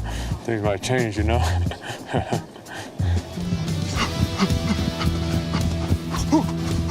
Think fast, run fast. Think fast, run fast. Okay, think fast, run fast. 549. 549. 549 Here we go. 3 and a hitch. Here we go. Up, left, here. Ball. Ooh, see those feet, baby. Feet are moving. It's coming back. Yeah, this is not. We put on a show today. Here again. None of this is funny. None of this is funny. It's just Eli Manning in makeup throwing to walk-ons. And people, dude, I'm not kidding. People are clamoring for this. They want this to be a TV show. They're saying this is the greatest. What would you fucking do with this TV show? Like, so you want him to fake like he's a college kid and actually like unless you're gonna get him suspended by the NCAA, I don't give a shit. Yeah. Fun it. Well, they want to make it like a scripted sitcom type show. Right, but I'm saying like if it was like Undercover Boss where he actually went there and at the end of the season the school gets I mean, Penn State, what do they fucking care? They're still punished forever, right? Actually, I think Penn State's in the clear now because their football program gets ranked and they go to bowl games now. So I think they've recovered from the Sandusky thing. I think. Don't quote me on that. Spin it. That's right. Look up Armtown Dixon. Paterno didn't recover. Picture of Chad. Chad Powers. You ain't seen nothing like him. I don't. Not just good looking. I can throw it, baby. Good ball. Oh, he's about to throw some ball. I don't understand why this was thought of as good. You know what this reminds me of? This reminds me of people my whole life telling me that the Steve Martin King Tut sketch is one of the greatest things ever. And then I watch it and I go, what are you guys talking about? I'll say this about the King Tut sketch. It is very good, but only if you didn't know it was coming and only saw it once. Yeah. Brandon says it's just meh. Yeah. It's so meh. So who made that? Like, did boomers think this was really good and they pushed it forward? Who's like, I don't know. We're in this like weird, like fucking undercover era of entertainment. I mean, like, You got the fucking like the Masked Singer, right? Like I don't watch that show. I don't know. Like I wouldn't even know that show existed if they didn't run 18 million fucking commercials over football for it. Right. And it's just famous people doing karaoke in funny costumes. Right, but the thing that like fucking stuck out to me this week is like their big claim to fame was one, they're rebooting Quantum Leap, so who the fuck cares? Oh God. Check this out though. This time the lead character is an Asian and Al is a woman. Huh? Great. I can't wait till they remake like, Alf and it's just a black guy. Yeah, right. That will never happen. Beetlejuice as Alf. I'd watch it. Sign it up. No, the thing is though, is like you had like the Masked Singer. I remember the commercials for that, and like their big claim to fame is they're unmasking too. It's a double unmasking. Like who the fuck cares? Right. It's just like the level of, you know what it is? You know, especially boomers, they want safe shit that won't offend anybody, but they also want to put something entertaining out there. And this is what we get. We get Chad Powers. Aren't connected. Those aren't connected things. Right. We get Chad Powers because now everyone's like, oh, look, it's safe and I can play it at work and it's so nice. And it's, oh, God, I don't want nice. Make it funny. We're 3 years away from having 20 years of Arch Manning, says King Kong Dong. I don't know. The Chad, that's the first time I've watched the Chad Powers thing. If you saw it for the first time just now, you saw it with me. Yes. But I'm not understating it. That thing's fucking everywhere. People will not shut up about the Chad Powers It's thing. like honestly, that reminds me when the Manning brothers were doing those like Sports Center commercials. A bunch of my friends, oh my God, it's so fucking good. I'm like, is it, or did like Eli like back kick his brother as they were walking down an office? Like simmer the fuck down. Like I said, I don't want to shit on the Mannings because you know what it is? It's fine. That's all it needs to do. It just needs to be fine. Yeah, and also, Bumba Close says Kenny Powers would beat Chad's ass. There's only one Powers, and it's Kenny Powers. That's all. This is the only way that'd be funny is if a linebacker broke his leg. That would be funny. See, like if they didn't tell anybody and they're like everybody's fighting to be a walk-on and they blitz Eli Manning and he just gets fucking hammered and like he tears a quad or something. Doing this sketch. That would be pretty funny. Doing this sketch for ESPN. That would be good. Yes. But he's like rolling around like, don't you know who I am? Oh, the safeness of everything and like people celebrating something because it managed to not offend anyone is just. I'm not saying you have to offend people. I'm saying when you do shit like this that goes out of its way to be safe and then people go, oh, this is great. I love this. It's amazing. It's not. Stop, you guys.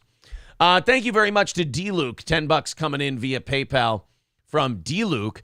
3:15 away from our goal today. Let's get under 300 by the top of the hour, by 8 o'clock. I think we're doing pretty good, guys. Thank you very much. Let's continue knocking out that goal. Electric Shoes, yeah, he just calls it SFW, safe for work entertainment. That's about it. Skeezy says we live in the softest society. It's really sad and boring. And all we need to do is just get back to a time where people could watch something and go, oh, well, that would upset me, that would offend me, that would bother me, so I will stay away from it. Like, we don't even need people to like edgy or more offensive things. We just need them to not watch it. There used to be an era where like things were rated based on what people watched and nothing else. Right. That's like if nobody's watching it, like Johnny Rocks, right? Like fucking nobody's watching and nobody's listening. Like that's all that needs to be said about it. Yeah. But I think, do you think that this Manning shit speaks more for the idiots who like it or more for how shitty entertainment has become? No, I think it's the people who like it because I think the people who make this stuff will make whatever gets attention. They'll make. See, and I think it's kind of a little bit of like both because I also think that there's a huge amount of like, hey, we can make this and force it down people's throats. I mean, why the fuck are there so many fucking Law and Order shows? Like, I don't give a shit if you like. I'm not a big Law and Order fan. Because people dig them. That's my point. Is that people watch them. So why would you try and make something difficult or interesting that maybe people won't get or maybe people? There's no way they like all 20 of the spinoffs and shit, right? I mean, by the numbers, apparently they do. That's the thing. They like them. They all draw numbers. That's so disgusting. I mean, I actually think Hollywood is not to blame on this one for once, because Hollywood is trying to get rid of some of this shit. You notice DC canceled a bunch of stuff. The Batgirl thing was totally done, and they went, no, this is dog shit. We're not letting people like this. This is not going to be done. But then, like, people want it. Then they put dog shit out there. Like, they're not going to make any more of the girl Ghostbusters. They're not going to make. They're not the Brie Larson Captain Marvel thing. I feel like is getting scaled back quite a bit because she's unlikable. I mean, Hollywood will respond, but if people keep liking easy, safe dog shit, if you're Hollywood, I'll give them credit. Why wouldn't you just keep making safe, uncreative dog shit? It's really easy, and it'll make money, and you'll look great. But I just don't know that people like it. I think that it's just there's only X amount of media out there, so eventually you present that dog shit, and they just have to take it, even if they don't like it. I mean, I don't know. Like, I feel that way with a lot of the Marvel movies coming out. I like Marvel movies, and I'll go see most of them as they come out, but I feel like the last 4 that I went and saw, I was kind of like, whatever. Yeah, people are pointing out. But I still went and saw it. You know, it's just fucking, it's trash, you know? Yeah, Skeezy says whatever gets a little attention and won't stir up controversy. I will give you this. This is where Hollywood sucks. They are terrified of upsetting people. I don't think so, though, because everything they do is making controversy. I mean, like, that Little Mermaid thing is only getting traction because the controversy they're manufacturing. Okay, you're right. I think it's the exact opposite, as a matter of fact. I think they're just pushing more and more woke shit because the controversy drives revenue. You're right. They don't want to upset certain people. Correct. There you go. Bumbaclo. Some people reference. Wait, what? Some people referencing She-Hulk, Bumbaclo correcting and calling it they them Hulk, and I think that's important.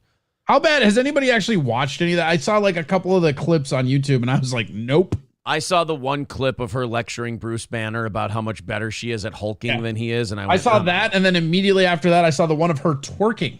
Yeah. Have you seen that one? Have you seen her twerking? Have you seen this, folks? Have you seen this? Yeah, you want some Doritos? Have you seen this? It's yeah, I saw that too. It's I don't know. Hey, believe it or not, Corey, Rotten Tomatoes loves it, and the critics give it really good reviews.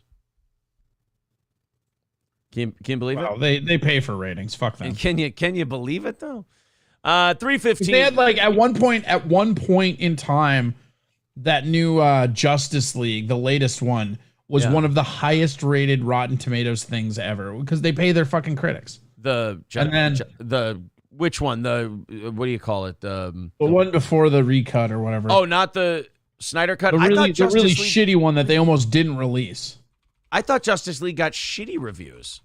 No, not by the critics. What happened is the critics fucking like raved about it, and then when it came out to the people, like then all of a sudden the like people that they weren't paying came in, and it was like one of the bigger drop-offs ever because it was like I can't remember their fucking rating system, but it was like it dropped like 2 stars overnight when they actually let people go see it. Oh, you might be thinking IMDb. I was gonna say Rotten Tomatoes has it. The critics have it at 39%, but the audience score for Justice League, this surprises me, 68%.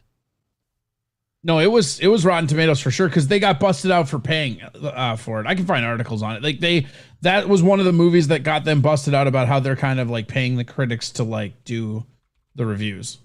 Zack Snyder's Justice League. I think that one did better. How did they see that one?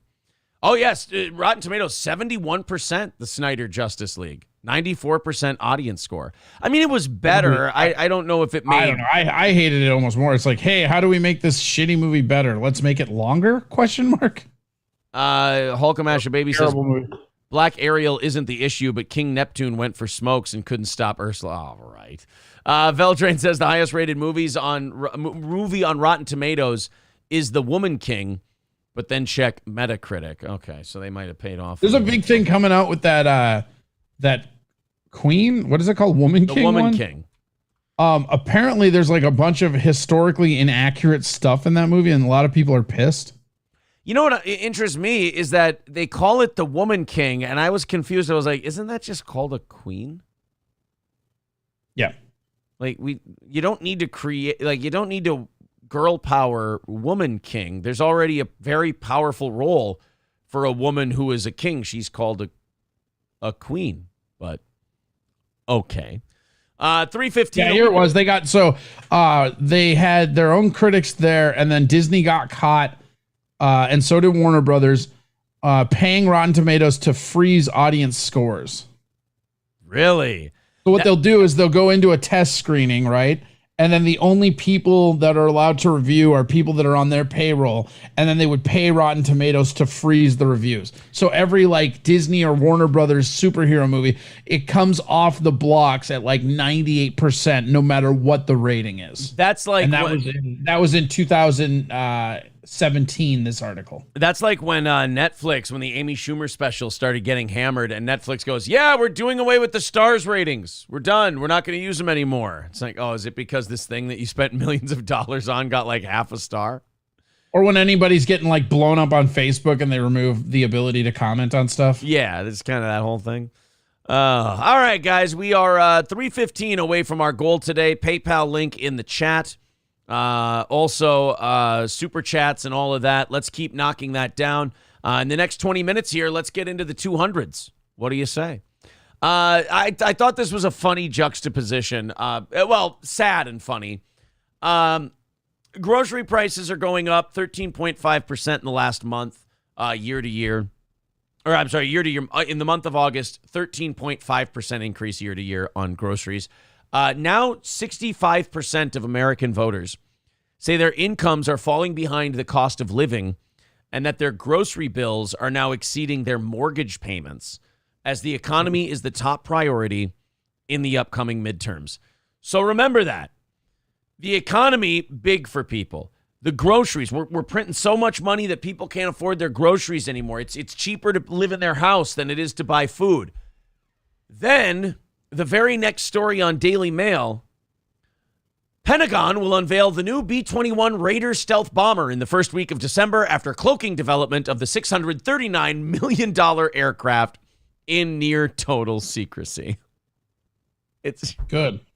It's just so... You know what's going to help us eat for cheaper? Bombing the shit out of people, historically. And not only bombing the shit out of people, but also for $639 million a plane. Whatever. That's like... So, do you know how much less money that is than money we've sent to Ukraine? I'd rather have that. Oof.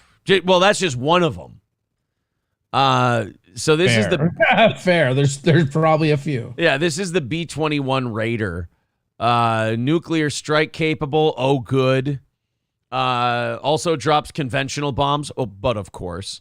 Tops out at 621 miles per hour. Here's a good question. Can we eat it? Is it possible that we can eat the thing, or is it just probably spent billions of dollars developing this thing? Probably just untold amount of money in mechanical costs and everything else. Meanwhile, 66% of Americans say their bills are outpacing their income, and we've literally just put a $621 million bomber out there. You talk about tone deaf, boy. We do it better than anybody. 30,000-pound payload, wingspan less than 150 feet. What's 54 plus 3 plus 6? 63. That's how many billions of dollars we've sent to Ukraine as of right now. 63 billion? Uh-huh. All right. That sounds great. And meanwhile, Vladimir Putin said yesterday that he's ready to escalate the war in Ukraine because they're starting to get pushed back and Ukraine's starting to have a little success. So he goes, all right, I think he went to, they said, half mobilization yesterday. So he's mobilized half the country's they're military. fucked. Like their supply train to like actually supplying their troops is a fuck. Like it's so funny because they should have been able to like get this in hand, but it reminds me a lot of the American political system, right? It's just so much incompetence. You're like, I don't even know who the good guy is anymore. It's funny whenever like the president or like the leader of a country historically starts to want to be involved in the military planning, that country always starts fucking up. Almost every time. The politicians want to be involved. Like, we just want to be in the loop. And the military's like, we just fuck these guys up for you and tell you how we did it later. No. You have to let me be a part of the planning. It's, oh, yeah, you with all your military experience. Sure. Look, Vladimir, if we need someone's steak poisoned, we'll call you. As far as this goes. When we need somebody's brake wires cut, you'll be the first person we call. Right. It's funny, like Vladimir Putin was the head of the KGB at one point, and the way he deals with his detractors, he's always killing them in very KGB fashion. You can tell he's got a hand in how they do it. because it's always like poisoning wine, poisoning soup, cutting brake lines. It's all like 80s action movie shit. I like it. Thank you very much to Ryan the Garbage Man with $5 over on PayPal. We are 310 away from our goal today. Thank you guys very much. Let's keep her going. If you haven't thrown in 5 or 10 yet this month, please consider it today. And let's knock out that goal and do 30 minutes of overtime when we hit that number. Bumbaclo says poisoned umbrella spike to the leg. Yeah, all kinds of wacky ways that Vladimir Putin is killing people. This one was local last night. This is something that happened over here. A train engineer was forced to jump from a moving locomotive on Tuesday after a man armed with a knife climbed onto the train and attacked him in Sauk Rapids, Minnesota. We had like a Red Dead Redemption 2 robbery over here. Sauk Rapids police responded at around 8. Get away on horseback? Yeah, he did, actually. He rode to New Hanover, and he was able to pay his bounty, and everything was fine. Sauk Rapids police responded around 8:18 a.m.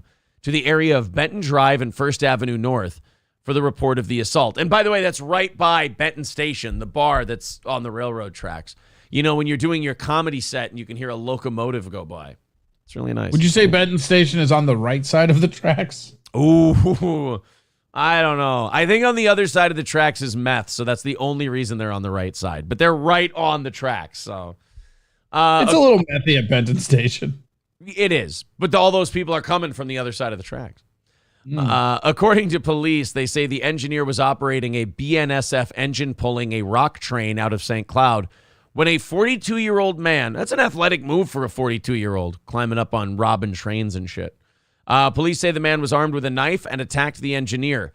The engineer was forced to leap from the cab. I just imagine a guy wearing the striped shirt with the suspenders and the funny little cap and him jumping off the train. Yeah, just like onto a horse. Yeah. It has to be onto a horse in my head. Otherwise, it doesn't work. Police say they were able to find the suspect a short distance from the stopped train. He's being held in Benton County Jail facing assault charges. So we went old school last night. We had a train robbery. I think they're called capers. Oh, is that what they're called? I gotta get. I think we had a train caper. Look, man, as soon as these made a comeback, I guess I should have started learning the lingo. I do want to ask you, do you know what happened with our buddies over at the Savage Thoughts podcast? No, I just saw that they're not doing one tomorrow, so I'm going to do a Brutal Thinks podcast to mock them. Oh man, that's too bad. I'm gonna go loiter in a garage, get drunk, and light off fireworks. If any of our audience knows what happens to our buddies at the Savage Thoughts podcast, let us know, because they made an announcement yesterday that they're not doing shows for an unforeseen amount of time. I think it's a scheduling issue, honestly. Is it? Okay, I was wondering if it was a ban or something like that. Let's open up these 7 o'clock hour stories. We'll get into these now.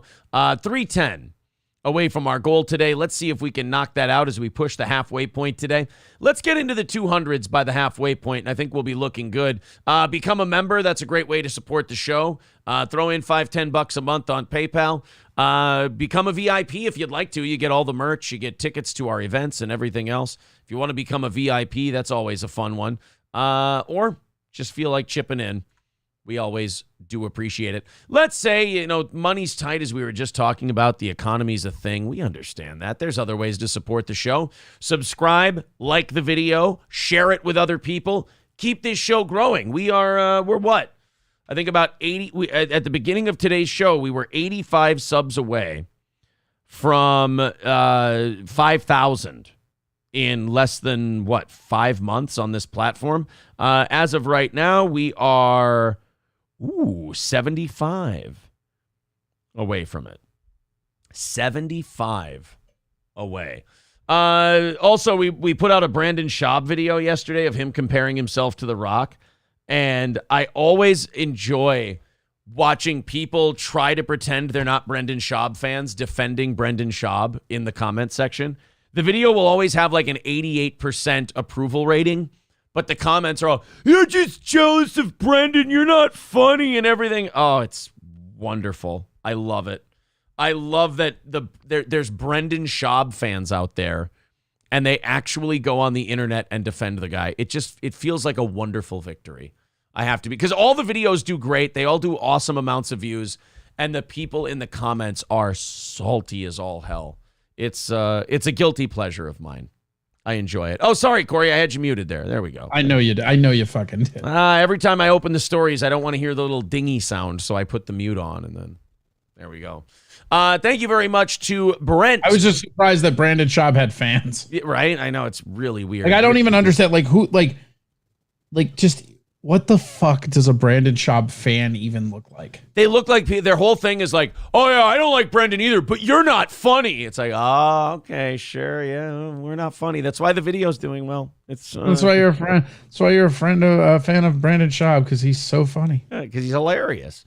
305 away from our goal. Thank you very much to Brent for the $5 on PayPal. Very kind of you, sir. Keeping pace in the next 10 minutes. Let's knock it under 200. And we're keeping a pace where we can knock this goal out today. Very important for this show. Plus, when we hit it, we will give you 30 minutes of overtime. Hey guys, I'm just gonna read this headline for you, and you guys can take it however you want to. I'm certainly not making any statements with this headline. I'm not saying anything. I'm not making any kind of deductions.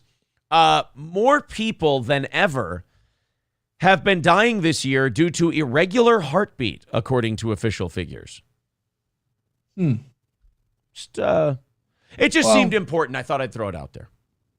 Nah, it's probably just coincidental. Oh, also, more people are dropping dead randomly during athletic activities than most years. What about sudden acute death syndrome? Sudden adult death syndrome. Yeah, that's people are just they just stop living. I really hope that we can investigate this maybe find some kind of commonality between all those people, because I don't understand what it is. I don't know what could be happening right now that would cause this uptick in people just dropping dead from enlarged hearts and heart problems and everything else. I don't know. Well, you know what? We'll look into it. Maybe Amy's right. It could be the Nyquil chicken. The Nyquil chicken could be the problem.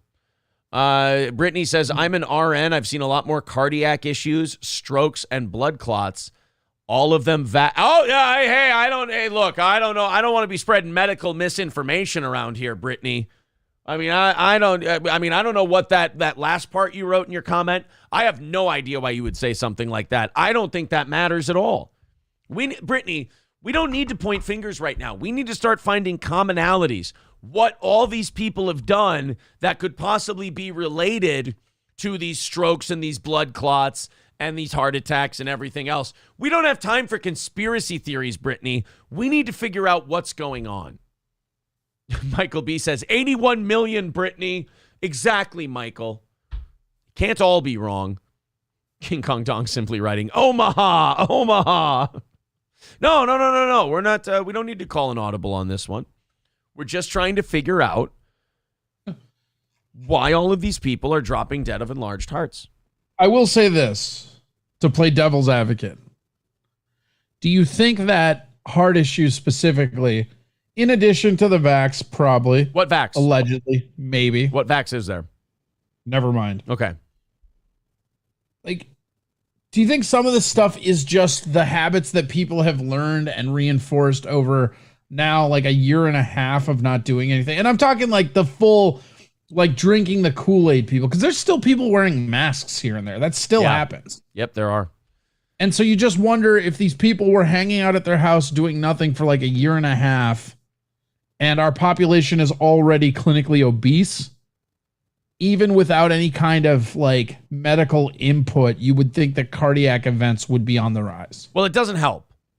Like the getting fat and staying in your house for 2 years, that did not help at all. But like a lot of these reasons people are dropping dead are also side effects of a particular thing that they may or may not have gotten.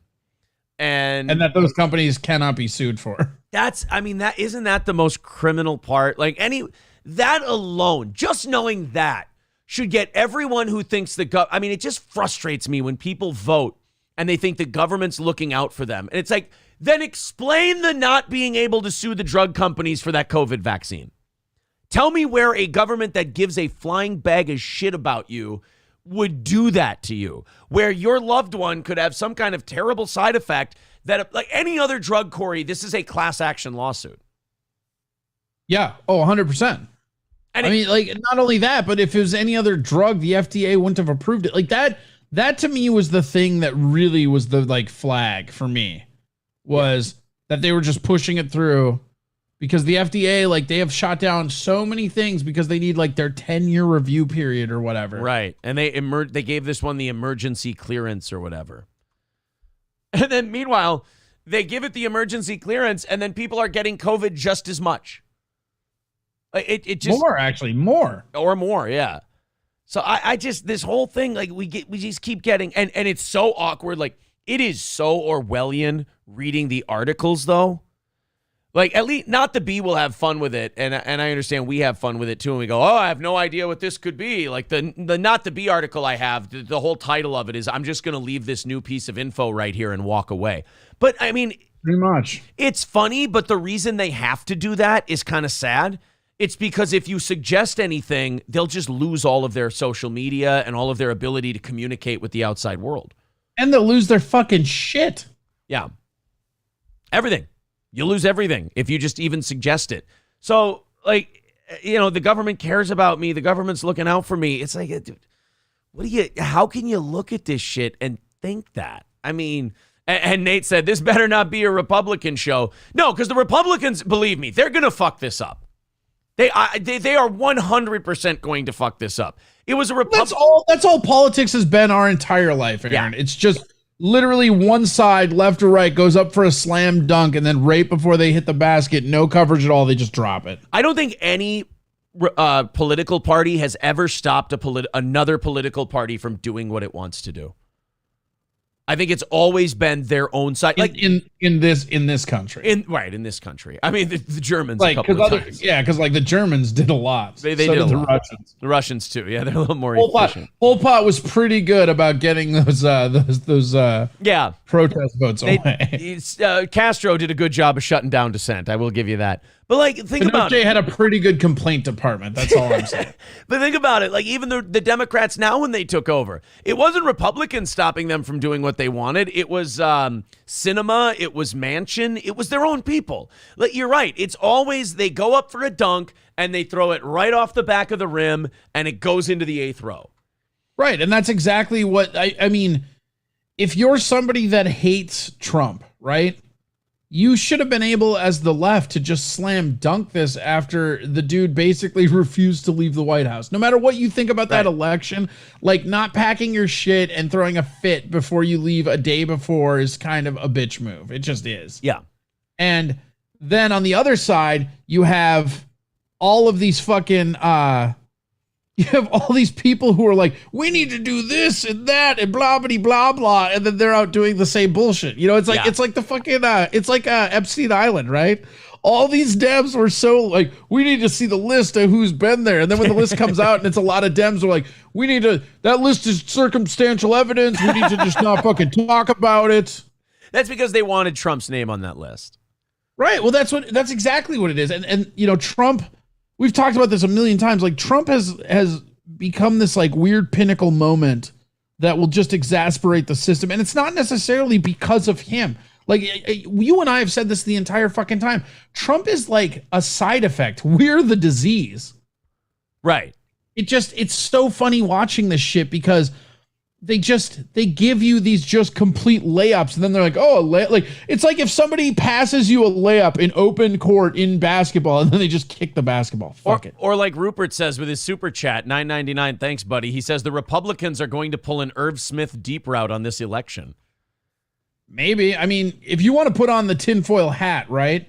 Like the Democrats did manage to get abortion, gun control, and Trump back in the news cycle just in time for the midterms. Immigration. I mean, that all these things that are 50-50 issues in this country, because they know if it's just the economy that people talk about, they're going to get the issues. They can't do any of their platforming on their issues. The only thing the Dems have are fuck Trump, right? The Republicans are racist. And they're gonna unify the country. That's it. That's all. Because when you actually look into the minutia, both of them are kind of the same as far as what they actually want to do. Yeah, they're both kind of racist. They're both Very racist. they're both racist. I mean, the Dems started the KKK for fuck's sakes. Well, when I will say this, the Democrats objectively better politicians though. Yeah. Because they get to be these weird fucking bigots, but somehow they're the champions of minorities. That's real weird. That's a good. Well, you know why? Because the Democrats pretend to care, and Republicans, in fairness, they don't. Right, but like you look at somebody like a Joe Biden, right? That dude's name is on so many things that have punished minorities for fucking years. Yeah. Like his fucking crime act. He's on the no-knock bill. Like he's one of the guys that pushed that through with Obama. There's the fucking to stop and frisk. The crime act was Clinton, but his name is all over fucking all of it. This dude has been at the fucking forefront of persecuting people. And God help you if you Google his stance on gay marriage in the 80s. Bumbaclo says Judai mind tricks. The Judai mind tricks. That's pretty good. 10 beer with $10. Thank you very much, buddy. Only two. And G-Locks with $20 over on PayPal. Nice work, guys. Thank you so much. 270 away from our goal today, and we're at the halfway point. Here's the next move. Let's get it under 200 by 9 o'clock, and then we'll knock out that last 150 or so in the last hour. So if you feel like contributing, those $10 chunks really take it down quick. So thank you, guys. There's the PayPal link in the chat. Also, super chats and memberships count as well. Oh, for fuck's sakes. I'll be right back. I think my cat just destroyed my kitchen. Ah. Wow, that was loud. Did you hear that? Probably not on this mic. Nah, but go check it out. Holy fuck. I'll be right back. And report back. Raleigh's Rednecks and Longnecks. Raleigh's Rednecks and Longnecks.com. Our pals at Raleigh's with delicious pizza, incredible wings. Oz was there yesterday. Live bands on the weekends. Pool. Darts, the best honky tonk around. I mean, it's just fun, man. Go dance. Go try to get some fucking quim. Whatever you're looking to do. Raleigh's Rednecks and Longnecks is a fun hang, man. That's Raleigh's Rednecks and Longnecks.com in Sauk Rapids, Minnesota. Raleigh's Rednecks and Longnecks.com. Yeah, so as far as people dropping dead from the heart thing, we all know what it's about. As far as the election, we all know what it's about. It's hard to get, like, I watch people older than me get excited about these elections, and I'm like, what are you guys doing? It's like a movie you've seen 8 times. It's like, I'm sorry, but yeah, Michael's going to kill McCluskey when he comes out of the bathroom. That's just what happens. You're going to elect this side, and I understand. You don't want these other guys in there. They fucked everything up. I hear you. But you're just going to elect these other guys, and then they're going to fuck things up. And then you're going to try the other guys. And guess what? They're going to do the same thing they did 4 to 8 years ago when you put them in there last time. I think the most astonishing thing to me about American politics is if you're in your 30s like me, you have watched each side fuck things up at least twice apiece. We never pick a new group. We always pick the same group. It's just... we go with either the Republican group or the Democrat group. Democrat group fucks up. 8 years later, the Republicans fuck up, and we go, I have a great idea. Oh, what's our great idea? Why don't we vote for the people who fucked up before the people who fucked up? Look, that's like firing your football coach for going 3-13, and then you go 4-12, and you go, let's bring back the 3-13 guy. That sounds like sound logic. I don't know. I just... best of luck to us, but like April and I said on the evening show a couple nights ago, I just feel like we're on the decline, and I'm just trying to die before it all blows up. I think people are too far apart on crazy shit to ever come back together again. I just don't feel like we're one country anymore. It feels like we're at least 2 different countries, probably 3, because I certainly don't see myself as a conservative or a liberal. I don't see myself in any one of the 2 teams that this country's breaking into. So I would definitely be on that third one. You know, the one that probably gets killed right away because we don't care right off the bat. And then the people who care just wipe us out. I don't know. I don't have any hope that this next one's going to fix anything and people are going to get real excited about it. It's just watching people get really excited about a bunch of old millionaires who are fighting over who gets to tell you what to do. I don't see where the positive comes into that. You know what else I'm really kind of tired of, and this might make me unpopular with a lot of people, and on both sides. I think I'm tired of the flying immigrant stunt stuff. I'm not talking. There's not like a circus where illegal immigrants are flying around. That's not what I'm talking about. Like sending migrants to Kamala Harris's house and then to Joe Biden's house and all this. I'm sick. I'm tired of this one. We can stop this one now. I would be more for it if they just didn't mention it and just did it. Yeah, they like announce it and put out press releases and because it's all about the virtue signal of it, right? Right. Like whereas it used to be that when immigrants would come in, they would disperse them throughout the country, right? Yes. And I think that if you're Florida or you're Texas specifically, and they want to just keep influxing you with immigrants, what are you supposed to do? You're just supposed to sit there while they run your fucking state into the ground. Meanwhile, the people that are doing it, like specifically New York, like they don't have to deal with any of their own fucking actions. Like that's crazy. No, I don't mind the sending them to New York and sending them to Washington, D.C. and stuff like that. The stunt part of it, like I didn't even mind the Martha's Vineyard thing one time because it's like, okay, we're going to... First of all, you're exposing that they're hypocrites. I don't know. Maybe a lot of the country didn't know it, but I always just kind of assumed that all these sanctuary cities were hypocrites. I feel like everybody knew it, though. I'm so sick of people acting like they're just finding out how fucked up the system is now. Right. That's why that's just fucking lazy. That's why I'm kind of sick of the stunt, you know? Yeah. Is it's just like, okay, guys, you did it. You made your point, and you're right. DeSantis is right. Abbott's right. You guys are right. You made your point. Okay, these guys are massive hypocrites. We get that. We saw it with the Martha's Vineyard thing. All right. Now, this is the part I hate about politics. There's never an and then. Yeah. It's always, let's prove that the other side, it kind of goes back to what we were saying a second ago. It's just we watch each side fuck up. With this immigrant thing, it's like, hey, we've exposed that they're hypocrites. I'm like, oh, yeah, cool. What are we going to do now? Like, right. And the other thing about it, too, is that no matter where you fall on that issue, you're also fucking just virtue signaling and using people's lives. Yeah. That is kind of shitty. Like you're putting all these people who don't know what the fuck is going on a plane or a bus and just shipping them somewhere. That's a little fucked. I mean, again, like, okay, you've made your point. Now what's the solution? You just, no, we got another bus we're going to send them. No, you don't need to send them another bus. They've got the message. All right. We understand. It's not something you need to keep doing. Now is the time for you to come up with an idea. And it's just, everything is a big dick swinging contest now. And that's the same reason why I'm not really enjoying like DeSantis in general, right? Like, oh, let's sign a bunch of bullshit stuff and let's do it in Brandon, Florida. Huh? Get it? Huh? Yeah. Get Brandon, Florida. You get it? Huh? I like DeSantis, but it's time for the plan now. Like you've done all the trolling and you've done all the fucking with people and that was funny. Now what are we going to do? What's the plan here, boys? All right. You've beaten these other people into the ground. All right. You've shown that they're pieces of shit and they're hypocrites and everybody who's going to believe that is now aware of it. Ball's in your court. What are you going to do?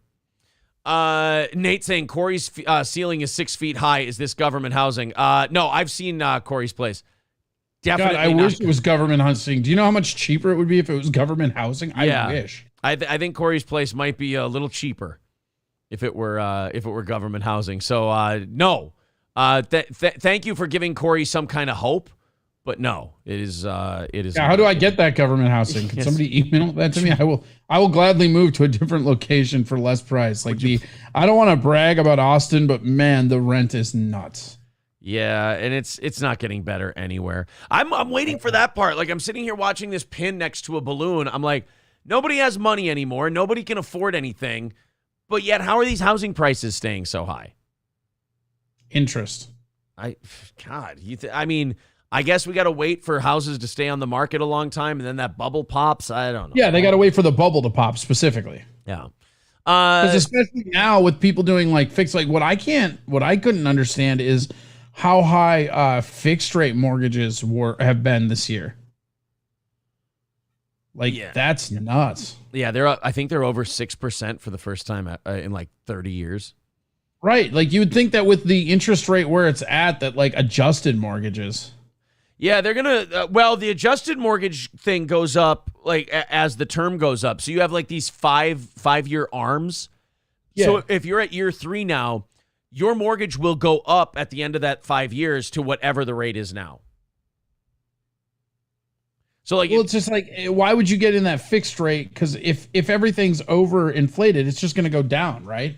yeah, but So why would you get in? Why would you get in right now at a fixed rate? That's what I don't understand. Well, like at that's that point, at that point, you're better off just paying rent. that's what I'm saying. It's like, that's why, I think that's why rent is so high, because people are doing that. Everybody's rushing to do that. But Sure. that's why I can't understand why the housing prices are so high. Because like you said, why are you buying houses right now when the interest is up and the price is up? Right. Everybody should be not like buying houses, and they actually should have gone down because nobody was buying them, you would think. Dinosaur Fuel says a banker person told me they aren't getting a lot of loan applications coming in, so get ready for the pop. Yeah, it's got to be close, right? We got to be getting there. 270 away from our goal. Cheap ZJ101 says it's called a scam, fellas. Yeah, that's a good point. We're sitting here like a bunch of idiots wondering. We're like, oh, I wonder why it's that. What's a scam? We're being worked. All right. 270 away from our goal. There's the link to PayPal in the chat. It's also pinned to the top of the page. If you want to do super chats, you can do that as well. Let's knock that goal down, and in the next 45 minutes, let's see if we can knock it under 200. Thank you to everybody who's chipped in so far today. Let's throw a couple more of you in there, and let's really start knocking that number down. Here's a guy who just really wasn't ready to stop partying. A 21-year-old Florida man was arrested after fellow partygoers attempted to stop him from drunk driving and ended up having him pull a 9mm gun on them. Oof. Look, at that point, you just let the guy drive home drunk. Yeah. And also, whose fucking business is it of yours, all right? I mean, you can be like, hey, man, you good to drive? And if he goes, yeah, I'm good to drive. All right, fine. Like, what, are you going to get fucking pistol whipped over, like, being virtuous? Yeah, I'm sure. You look, I know this is a very bad thing to say, and I know that this isn't the point, but the vast, overwhelming majority of drunk drivers get home completely safe. So, look, I'm not endorsing drunk driving. I'm not saying anything. I am saying that we should do the Doug Stanhope thing, where you allow people to take shots before their test, and they get to take the test at a certain blood alcohol level, and that becomes your legal limit. However, the vast majority of people who drive home drunk, and we've all done it, you get home just fine. I've always said this. I am a better driver when I am drunk. I'm not bragging. I'm not saying I should have, but like you said, everybody does it, right? Yeah. And I still when I was doing comedy in Coon Rapids, when I was running Willie's, I literally would drive 30 minutes trashed. And I never got into any trouble. Again, not condoning it, just being honest. And when I'm drunk, I'm paying way more attention to driving. You want me to drive the worst that I can? Make sure I'm sober and there's no illicit substances in the car. I'll be swerving all over the road like a madman. What are they going to do? Give me a speeding ticket? Get fucked. There is a drunken sweet spot where you're the safest you've ever been behind the wheel. Yeah. Well, you're paying attention to it. Yeah.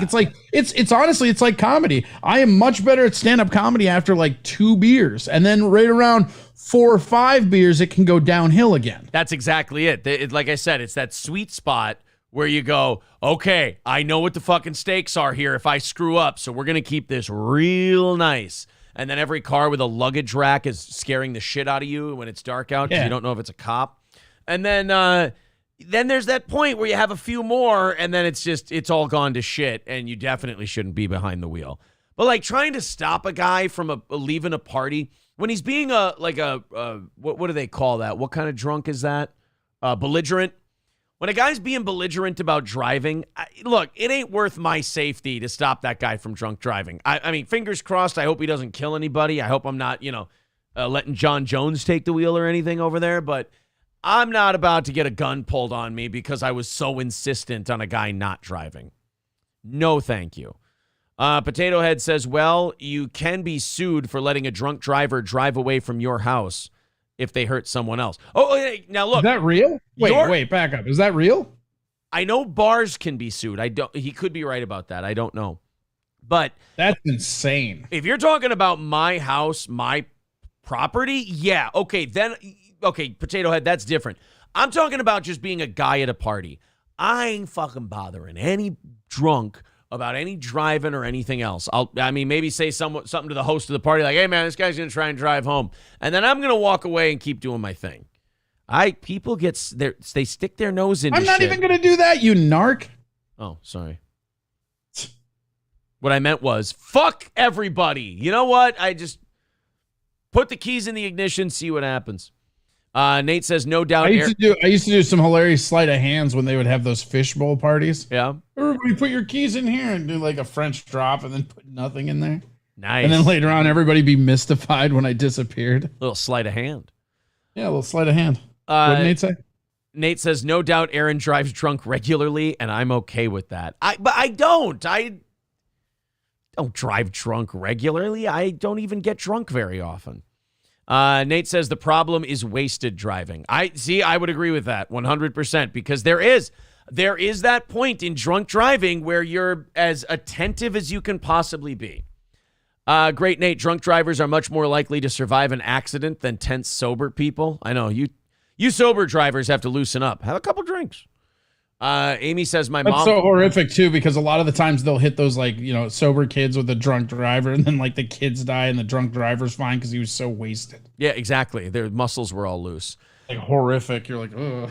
Amy says my mom was always drunk. Her move was to make me hold the wheel while she did things from the passenger seat and watch for cops. Jesus, what a horrific. Hey, I've seen that shit. That's a Hibbing, Minnesota special right there. That's an Iron Range one. Oh yeah, Iron Range. You learn how to steer as a little kid because all your relatives are trashed. Chevrolet JB says they would have to prove you provided the alcohol. I feel like that wouldn't be hard. Nate says, Corey, how about you don't interrupt Aaron when he's reading my comments? Nate was now I'm going to do it every time he reads your comments. Very upset with you about it. He was really hoping for his moment in the sun there. Toastmaster says, yes, people have been sued because someone got intoxicated at their house. That's insane. Stephanie says, true I wish I could say that surprised me too, but it really just doesn't. True story, a 16-year-old kid drove home shit-faced from a party and killed 2 adults. One of them was a mom of 3. His 18-year-old cousin who supplied him with the alcohol was charged. Ooh. Yeah, but that's underage drinking. That's different. Yeah, that's a lot different. That's not if that kid's 21, does that kid get charged? I don't think he does. Amy says, my godfather went to prison last time for sleeping with his motorcycle in a ditch on the side of the road. I had an uncle who pulled over and slept it off in his car, and he got a DUI. Car off and everything. If you're inside the motor vehicle and you're hammered, they'll get you. Stephanie says, I think the 16-year-old skated, but his 18-year-old cousin was legally an adult and got the book thrown at him. Well, yeah, because he's getting booze for minors. Yeah, you can't do that. There's nothing wrong with that. That doesn't bother me at all. I don't care. Everybody can drink it, but if you kill somebody because you're drunk driving and then they can prove that another adult supplied you booze when you're 16, of course they're going to throw the book at the guy. Yeah. Kelly says some people get sued when they let their wives have sex with their friend at their house. Oh, poor Hulkster. Oh, no, Bubba got sued, not Hulkster. Hulkster sued Bubba. Skeezy says, listen, man, friends don't let friends drive. Pulls gun. Hey, man, here's your keys. Have a good night. Exactly. That's where I'm at, too. I ain't willing to get in a fight or get pistol whipped or anything else over some crazy drunken asshole at a party who wants to drive. No, thank you. Amy says, yeah, he got a DUI. Wouldn't it be funny if the guy who pulled the gun on people ended up getting more jail time and more shit on his record than if he had just drove home drunk? All of these people actually ended up getting this guy in more trouble by confronting him about the drunk driving. Yep. Amy says, yeah, he got a DUI. Wasn't even on the bike. He was just sleeping beside it in the ditch because he was too drunk to ride it anymore. See, I feel like those people need to get rewarded. They shouldn't be getting DUIs. You made a call in the middle of being drunk that you were too drunk to drive the vehicle. That's pretty solid. That's like those people that are just sleeping in their car in the parking lot, right? Yeah. You made good decisions. Yeah. Principled uncertainty says... Honestly, all that's going to teach them is that you better get home if you're drunk, guys. Exactly. It's just like, hey, you better not pull over and sleep this off. You take your drunk ass, you start that car, and you get the fuck home. You're going to be in trouble. I realized on the way back from picking refreshments up for a party that the driver thought he was playing a video game. That's a guy who's really fucked up, man. Nate says, I slept it off in my car. Female. Hey, Aaron, how are you doing? I'm sorry, Corey. I was trying to read what Nate said. Oh, sorry. Go ahead. I slept it off in my car. Oh, yeah, you're doing good? Yeah, but I'd really like, I mean, Nate usually writes really great comments for this show, and I'd like to just, kind of read his, he contributes to this show a lot, and I think it's rude not to let him. That's fine. Nate says, I slept it off in my car. You're doing good, though? I'm doing fine, but I'd really like to see what Nate has to say about this. Oh, okay. Okay. Nate says, I slept What is Nate saying? Well, what Nate's saying is I slept it off in my car. When? Oh, you did or he did? No. Nate slept it off in his car. This is not me. This is Nate saying this. Oh, okay. I slept. Why don't you just read his comment already? Well, I'm trying. I would love to do that if you would just allow me to read his comment. I slept it off in my car. Female cop knocked on my door and drove me home. Coolest cop ever. It's a great story. I really appreciate it. I enjoy that story. I thought it was good. Nate says, you'll regret this, Aaron. What the fuck did I do? And then he says, I mean Corey. Oh, okay, good. Thank you. I appreciate that.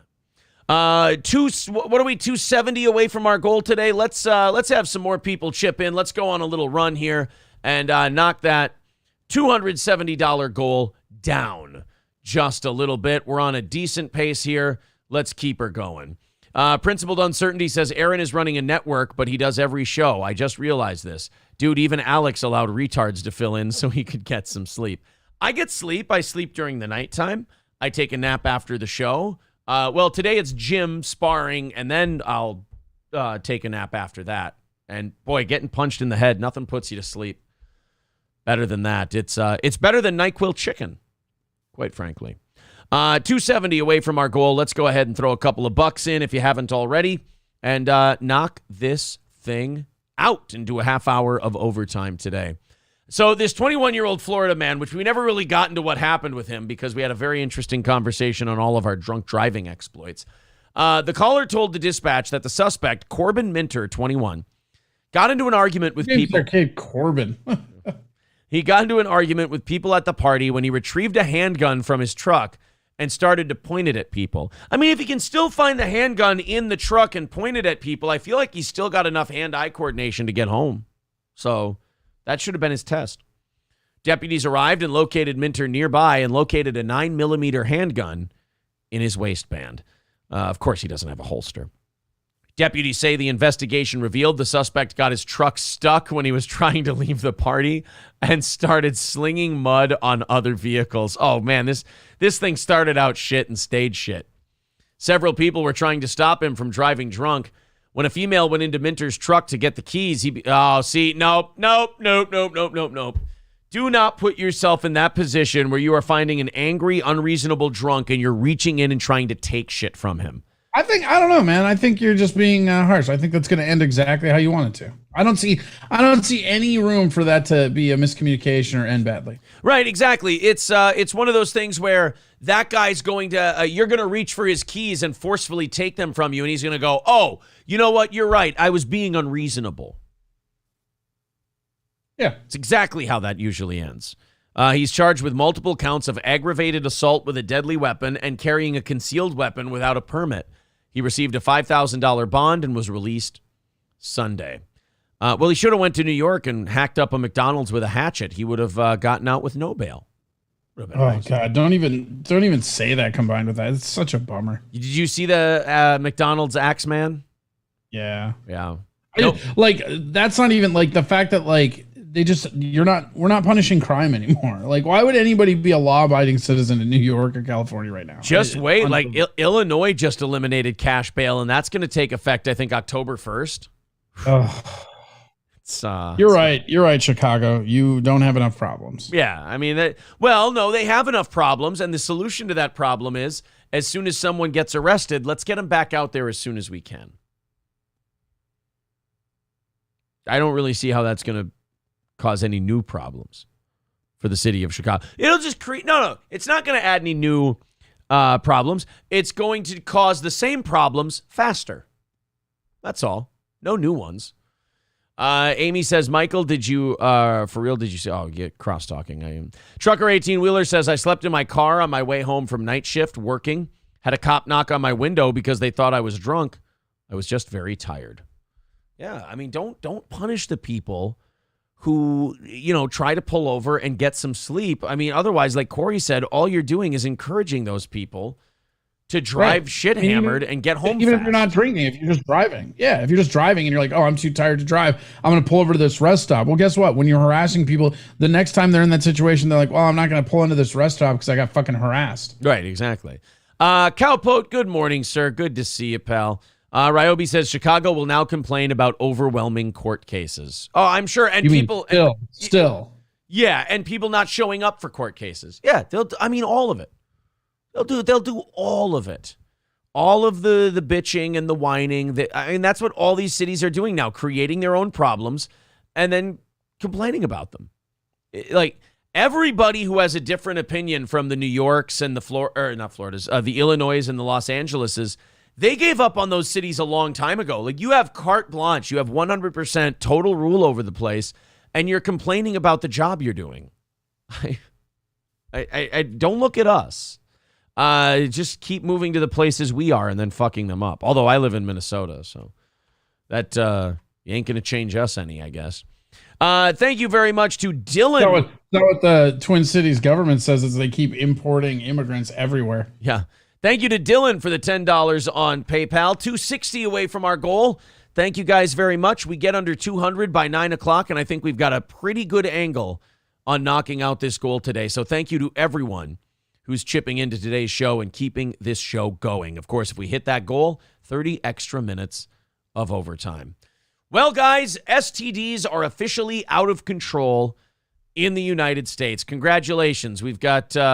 we went from COVID for 2 years to now just we can't stop fucking diseases into each other. Sharply rising cases of some sexually transmitted diseases, including a 26% rise in syphilis infections reported last year. Yeah, syphilis is making a comeback. That's like some Napoleonic shit.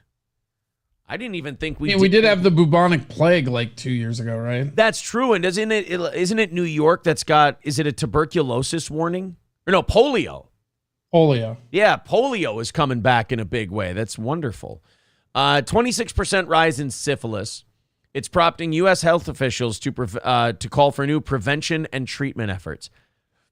To me, this is kind of like the monkeypox stuff. What more can you tell people to stop them from getting dirty dicks and pussies? Like, at what point do we go, look, it's not our fault for not getting the information out there. It's got to be your guys' fault for being so irresponsible with your dicks and vaginas and assholes. I mean, syphilis, don't fuck sick people. If someone's got weird red bumps all over their body, don't fuck them.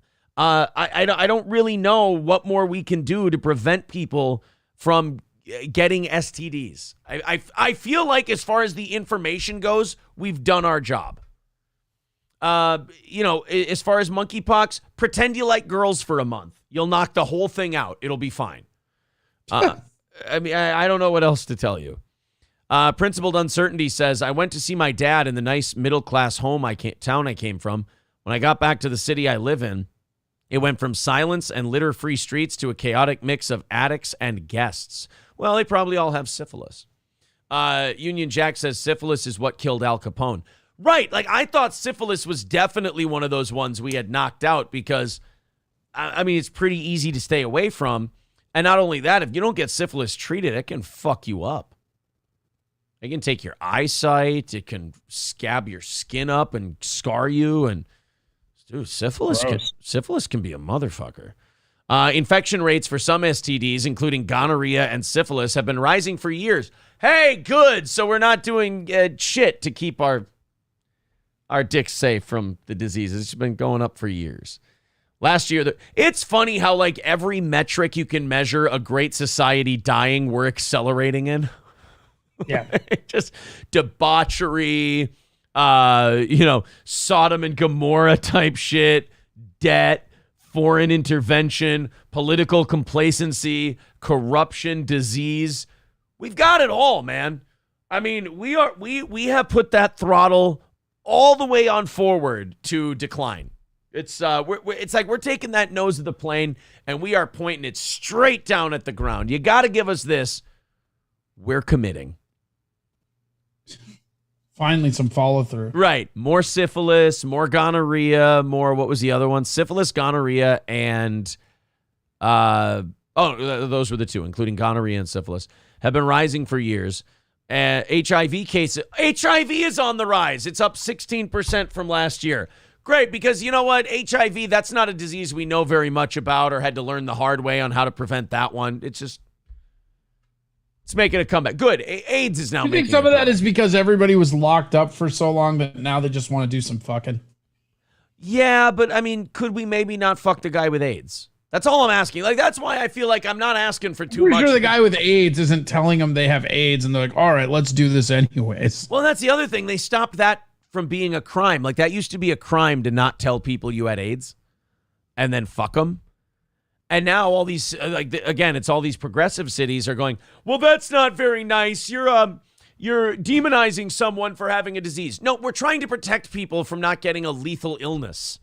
My understanding was like they ended up persecuting some people who had never been to the hospital and didn't realize they even had it. Yeah, but that doesn't mean we just throw the baby out with the bathwater, right? I mean, if you're, I don't know. It's weird. Just stop making those fuck ups. That's all. I mean, don't just throw out the entire thing. Don't have sex till you're married. There, solved. There you go. You know what's weird is that, like, honestly, Christian morals in this situation, fine. Yes, that's what I'm saying. Like, everything that's going wrong with this country, I feel like we kind of owe the Christians an apology because we were all really shitty towards them. Think about it. Monkeypox. The STD rate. Well, think about all this stuff with trans kids we're going through now where people are cutting off kids' tits and dicks and stuff. Like, all of that stuff. Yeah, but a lot of that might be caused because of Catholic priests, objectively. That's true. But what I'm saying is, remember when the Catholics said, oh, if you allow gay marriage, it might lead to this, and the other thing. And, like, it certainly hasn't not happened that way. It didn't not lead to that. Yeah, so there is that. Lemmy made a clip, says, good news with Aaron Imhold. All right, I'll hear what the good news is. It's funny how, like, every metric you can measure a great society dying, we're accelerating in. What? I mean, I thought it was more funny than depressing. I mean, guys, once you accept it, it stops being such a bummer. See? Just, it all depends on how you look at it. Yeah, Michael B says, maybe your ass is not a sex organ. See, that would help too. If you just went, exit only, you'd probably help a lot of this disease stuff. But again, we know how to fix it. It's just a matter of do we want to. Get back to good old Christian morals. It is weird. Like, they are more boring. They are more unbearable. I get it. But, like, it's one of those things where you hate what someone's saying, but you also look up and you go, they're not wrong. Well, if we lived a more Christian lifestyle and waited till we were married, these diseases wouldn't be going up and there would be no monkeypox. It's like, hey, that's you know what? It turns out that does check out. Tracks. If we did go that route, it might actually work. Principled Uncertainty says, Aaron cheers me up. He covers the madness, but doesn't dwell in it. Exactly. Just look, understand that you are a man of your time. Understand that we are where we are, and there's nothing you or I are going to do that's going to change any of it. This is the ride you're on. It ain't stopping. You ain't getting off. Let's do our best. What do you say? Nate says, Christians are wrong, but they do have the best and most fulfilling lives. Right, that's kind of what we're getting at. It's like, you guys are insane, and you say really unfun shit.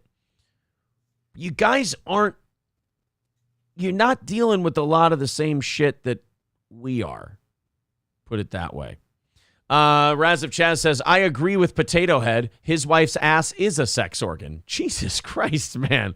Why do we have to go that? Why are we hammering each other's wives' assholes? Well, somebody said that, like, asses aren't sexual organs. And then Potato Head said, well, my ass isn't, but my wife's is. And then Raz of Chaz just had his back. Just showing some support. If we're being supportive, I mean, that's what it's all about. Union Jack says, I want to get off the ride, please. Tough. You're not going to. Should have thought about that before you were born, bro. Exactly. Bumbaclo simply chanting anal sex in the chat. That's kind of always where I want to be during one of our shows. Just chanting anal sex. To me, an anal sex chant is the same as a wrestling match getting a "This is awesome" chant. That's how anal sex. Oh, see, I feel like an anal sex chant would be anal sex, anal sex, anal sex, anal sex. I was just doing it with the same cadence as the "This is awesome." Okay. Let's ask Bumbaclo. How did you mean it? Did you mean it anal sex, the 3 syllables, or anal sex, 3 or 4 syllables? How are we supposed to do the anal sex chant? This is very important or I can't move on.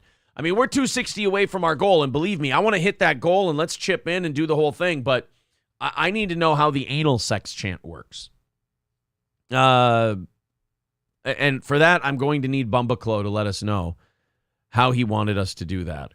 Fauci's Pangolin says, pretty soon everyone will know how to play the ass organ. Ass organ? I haven't even gotten the jaw harp down yet. Fuck. Well, thanks a lot.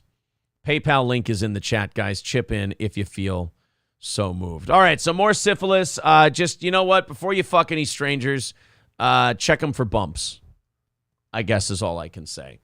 Hey, you know what? I got to say, we owe a little thank you, I think a little shout out here, to Draymond Green, the basketball player. He is he's the one athlete that's actually standing up. You and I talked about this, the bullshit China shit? This was the suspension of the Phoenix Suns owner, where they're making him pay like $10 million and banning him from the league for a year because they went in, they dug through his files, they dug through his records because of some inappropriate physical conduct thing. They found one instance like 10, 12 years ago of inappropriate physical conduct towards a male employee.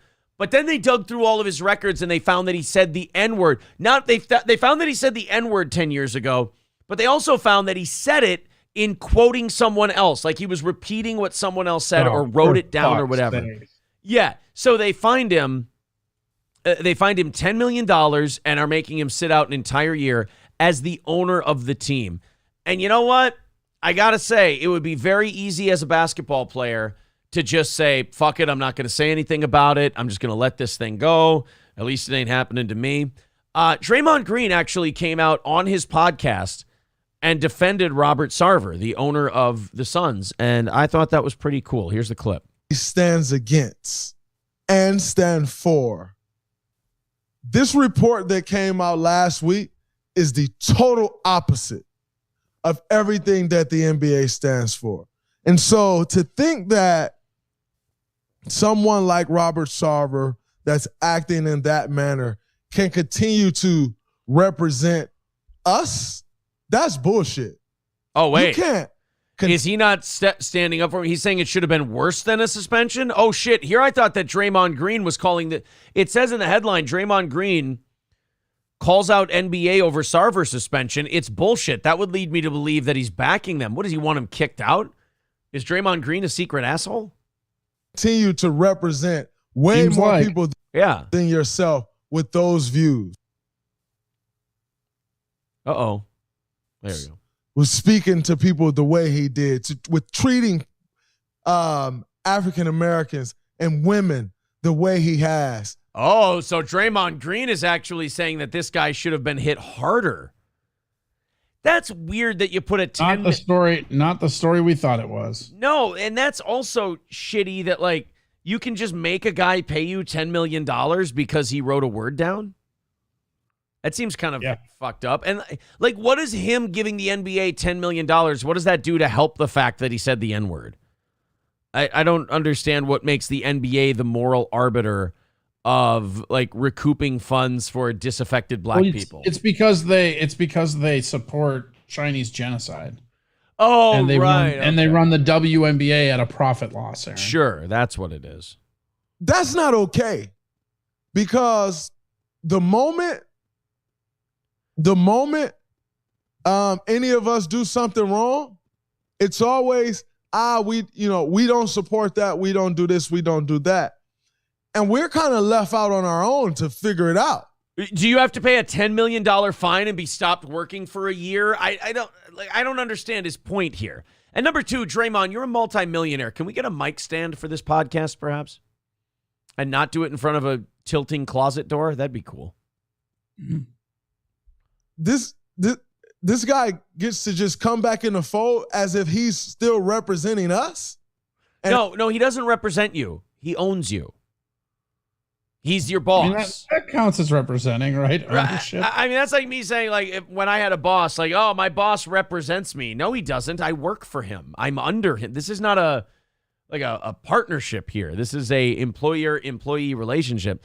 The guy's paying $10 million and he can't be around basketball for a year because he wrote a naughty word down. Guys, I mean, these are supposed to be like jock athletes here, and they're just straight up pussies about this stuff. And as if he's a part of one of us, that can't be so. Because for us, go ahead, put it together. Especially as African Americans. I thought you paused it. No, I didn't pause it. That was him just thinking about how mad he was. I'm just like waiting for it to come. I'm like, come on. Yeah. Come on. You got it, buddy. You got this. Come on. Words into syllables into words, words into sentences. Use your big I'm words. uncomfortable. I'm very uncomfortable. Why do you think I feel listening to this?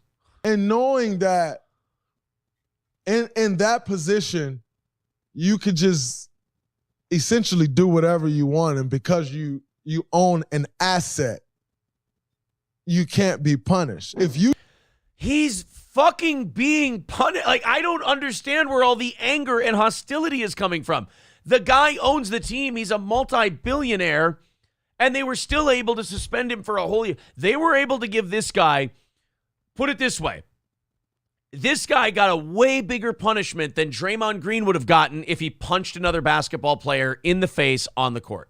So I know this is going to sound outlandish, but just bear with me for a second. Logistically, right? How close do you think we are from saying the N-word being an actual crime? 10 years ago, I would have said you were crazy. Right. But like nowadays, it's like, fuck. Yeah. Now, and especially for you, like here and for me on stage when I'm doing stand up, I mean, like the freedom of speech angle is so fucking important. And we're just sacrificing. It just doesn't matter. Like there's like three, like, because once I feel like it's going to be the N-word. And I feel like once that happens, there's going to be a crazy, crazy precedent. And then it's going to be fucking banana town. Yeah, like that's the bananas. word. That's the word holding back the floodgates. So right, but like then it's like, oh, okay, well, we can't say the N-word, so like maybe like the other F word. I don't know if we're allowed to say that here. Like the other F word or whatever. Like it's going to be that fucking literal slippery slope. Are you saying that this country's society has an N-word dam currently? Yeah. And if the N-word dam breaks, then it's just... I think it's all being held together by those damn N-words. That's all it is. Did you hear that, guys? It's all being held together by those N-words. Thank you very much to MyGod69 throwing in $5 on PayPal, says for Corey's Day. Thank you very much, buddy. 255 away from today's goal. Let's go on a ride here. Let's go on a rally. Let's knock this out and get this under 200 in the next 15 minutes. And, see if we can get that half hour of overtime and have this show still be on pace to break even for the week. Appreciate you guys. Thank you very much. There's the PayPal link in the chat. Super chats and memberships count as well. Seb says, hey, sorry, guys, just tuning in. Did you know Frosk got fired? Yes, we talked about that last night on the evening show. The chick who went on I don't even know who Frosk is. Yeah, it's a long story. Remember they brought G4 back like a year ago? And that blonde chick went on that rant about how there's all this sexism in gaming. And check it out. You did it last night? Yeah. I will go back and watch the show from last night, as should all the users that want to get caught up on all the steel toe happenings. If you want to know about Frosk, you've got to watch last night's evening show. Also, like this video, subscribe to the channel. We're less than 80 subs away from 5,000. It's very exciting. Let's see if we can get there. All right. So Draymond Green calls out the NBA saying their suspension of that owner was bullshit. You know, this is. But it sounds like he's more of a. Well, and it kind of reminds me of the Deshaun Watson punishment. Remember when they suspended him for 6 games and they couldn't win because it was either, oh, you need to suspend him more, or it was, you know, oh, he didn't even get convicted of anything or whatever. Then you had, when they moved it to 11 games and he had to pay a bunch of fines and stuff, then people seemed to be, I guess, salved over the whole thing. Like they were okay with it. Like this Sarver thing, I even feel like 1 year suspension, and especially the $10 million, is ridiculous for having a word like written down on paper. That somebody said in the chat, that's an expensive N-word. Yeah. But I can't remember if they were talking about Sarver or Draymond Green. Whoa. What? I was asking for them. I have no idea. I would never say something that offensive. That sounds terrible. That's pretty awkward. Yeah, it's bad. Seb says... Disavow. Seb says, when you were ripping into Frosk, had me dead, went full-blown savage. Thanks, buddy. Well, I just hated that she went on that rant that basically everyone was excited that G4 was back. Attack of the Show, all these shows had come back. And then here's this chick, this ugly chick, who's clearly jealous that Olivia Munn was hot, going like, she didn't exist to be eye candy for you. And like she's shouting and being really bitchy and mean to basically what is your main contingent of audience. And then right after that rant, the audience dropped off on social media, on YouTube, on Twitch for G4. And then last week, to fill you in, Corey, they laid off like a third of their staff over at G4. Comcast did. And good, as they should. That show fucking, like, that whole station, like when they first debuted that station, you know the history behind that shit? Like when it first came out, it was like a bunch of dudes talking video games and it was awesome. And then they're like, this can't work. It's too much like dudes and not enough diversity. And then they just fucking started doing all these fucking diversity hires. And the show has been like, I haven't watched that channel. I didn't even know the channel still existed, honestly. It came back. Yeah, it came back. And then that Frost rant just drove a lot of people away. I also just Googled her and holy shit, yeah. She looks real girl. She looks like somebody melted a fucking action figure. Yeah. Well, so then after all of those layoffs, Corey, she then tweets a meme of a lizard on a tree or whatever, and it says, survived.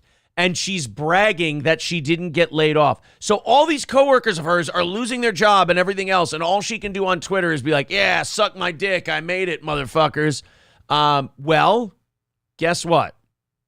Frosk has now been laid off. She's been let go from G4. I think it would be funny if it was like a Milty from Office Space type of thing, where they didn't realize they didn't lay off Frosk and they meant to, but then... like they discovered the Frosk tweet and they went, oh shit, we forgot to fire Frosk. Oh, better process the paperwork and let her go. Like she led to her own dismissal by bragging about the fact that she made it.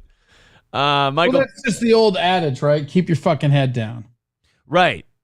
Or at least like just the squeaky wheel, the squeaky wheel gets greased type shit. Cause like you can't watch people get laid off and then just brag about it. I mean, like, honestly, that's kind of what happened with Skelter, too, because he was talking about how, like, he's been at CNN for so long and this and that. And, like, the second round of chopping heads, he was there. Yeah, because these guys get so obsessed with their haters, dude.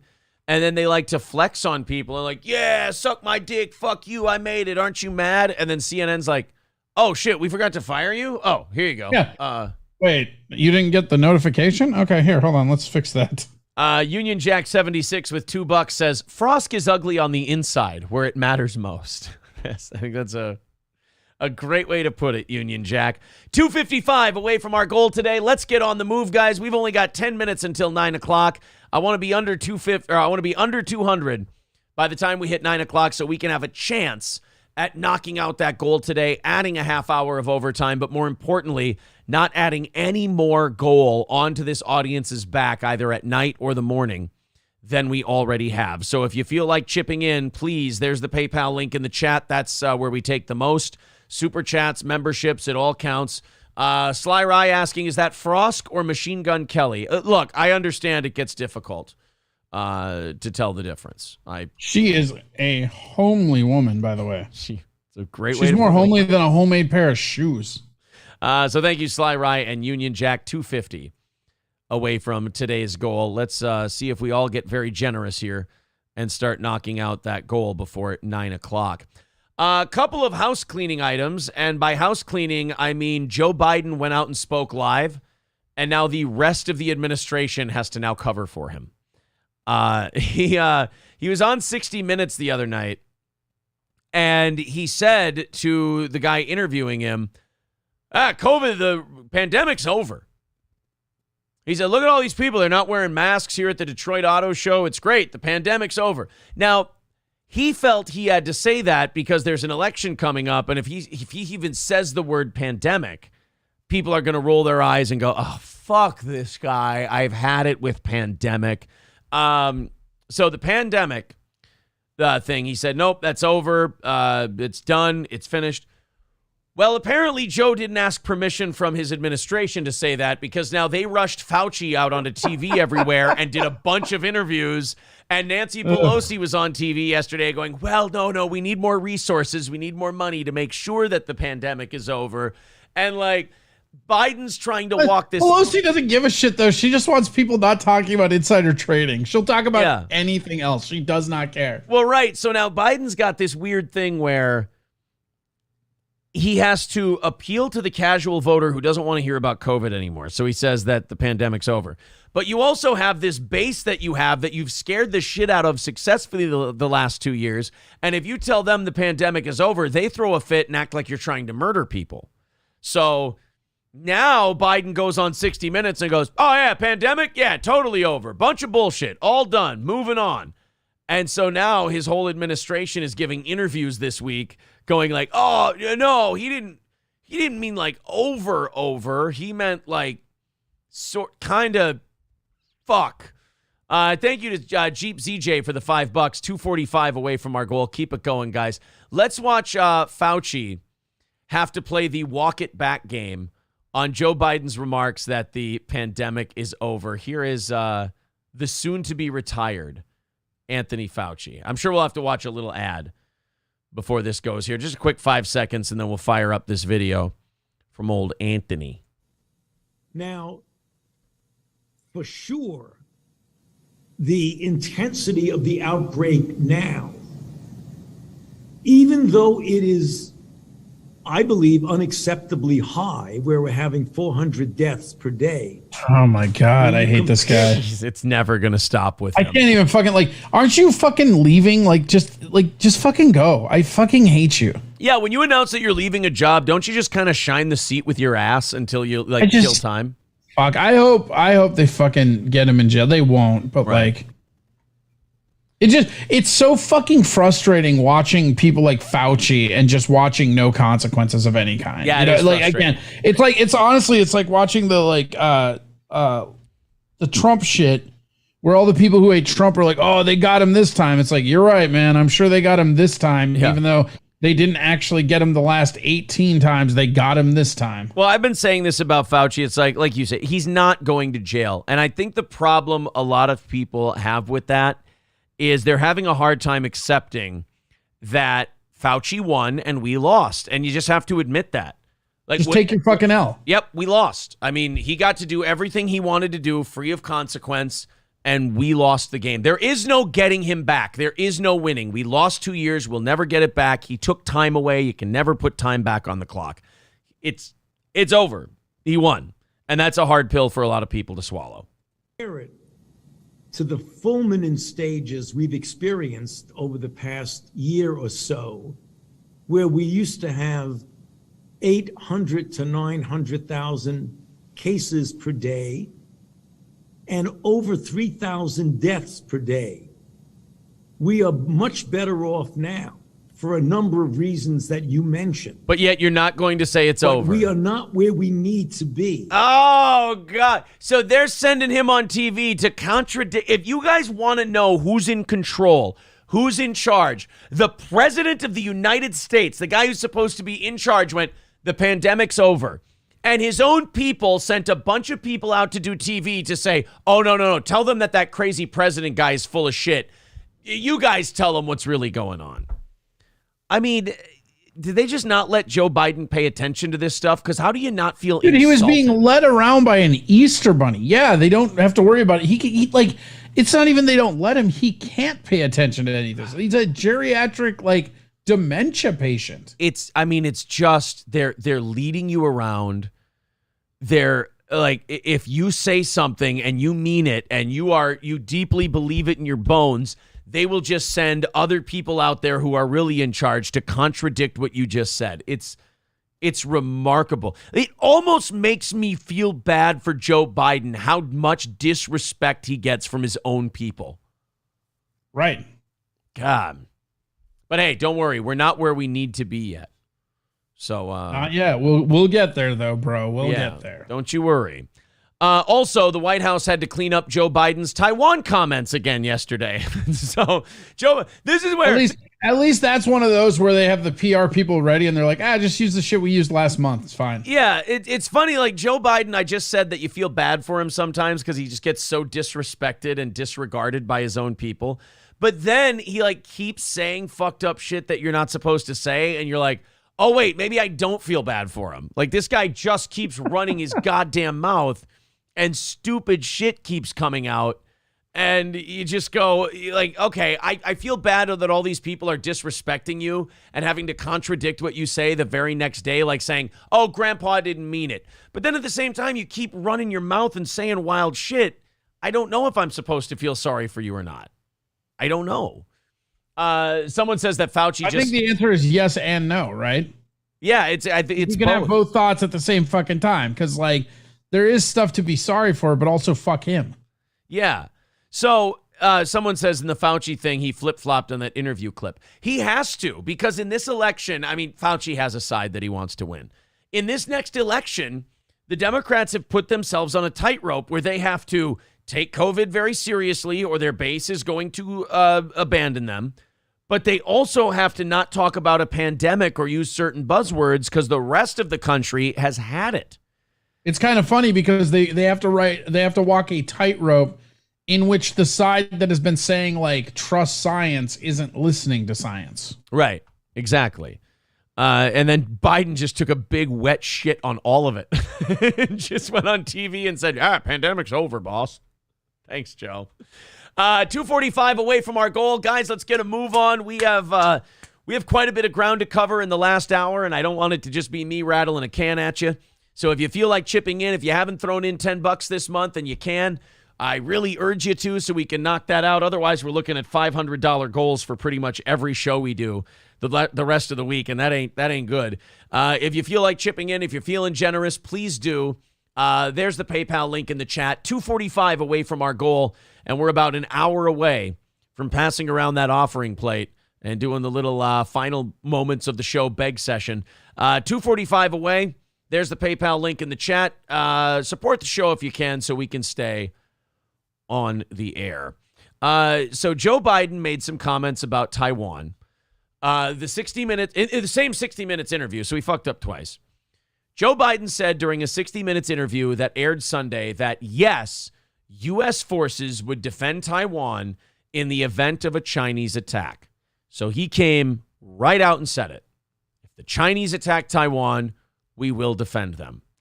Well, he has said that before, though. He has said that before, and every time he says it, people panic. People in his administration keep getting questions of, hey, does this mean World War III is going to start in Taiwan?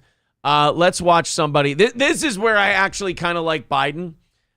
He says this shit, and then I have to watch all these. I get to watch all these stuffed suits try to go. What the president meant to say was. You get to watch that new press secretary of his panic.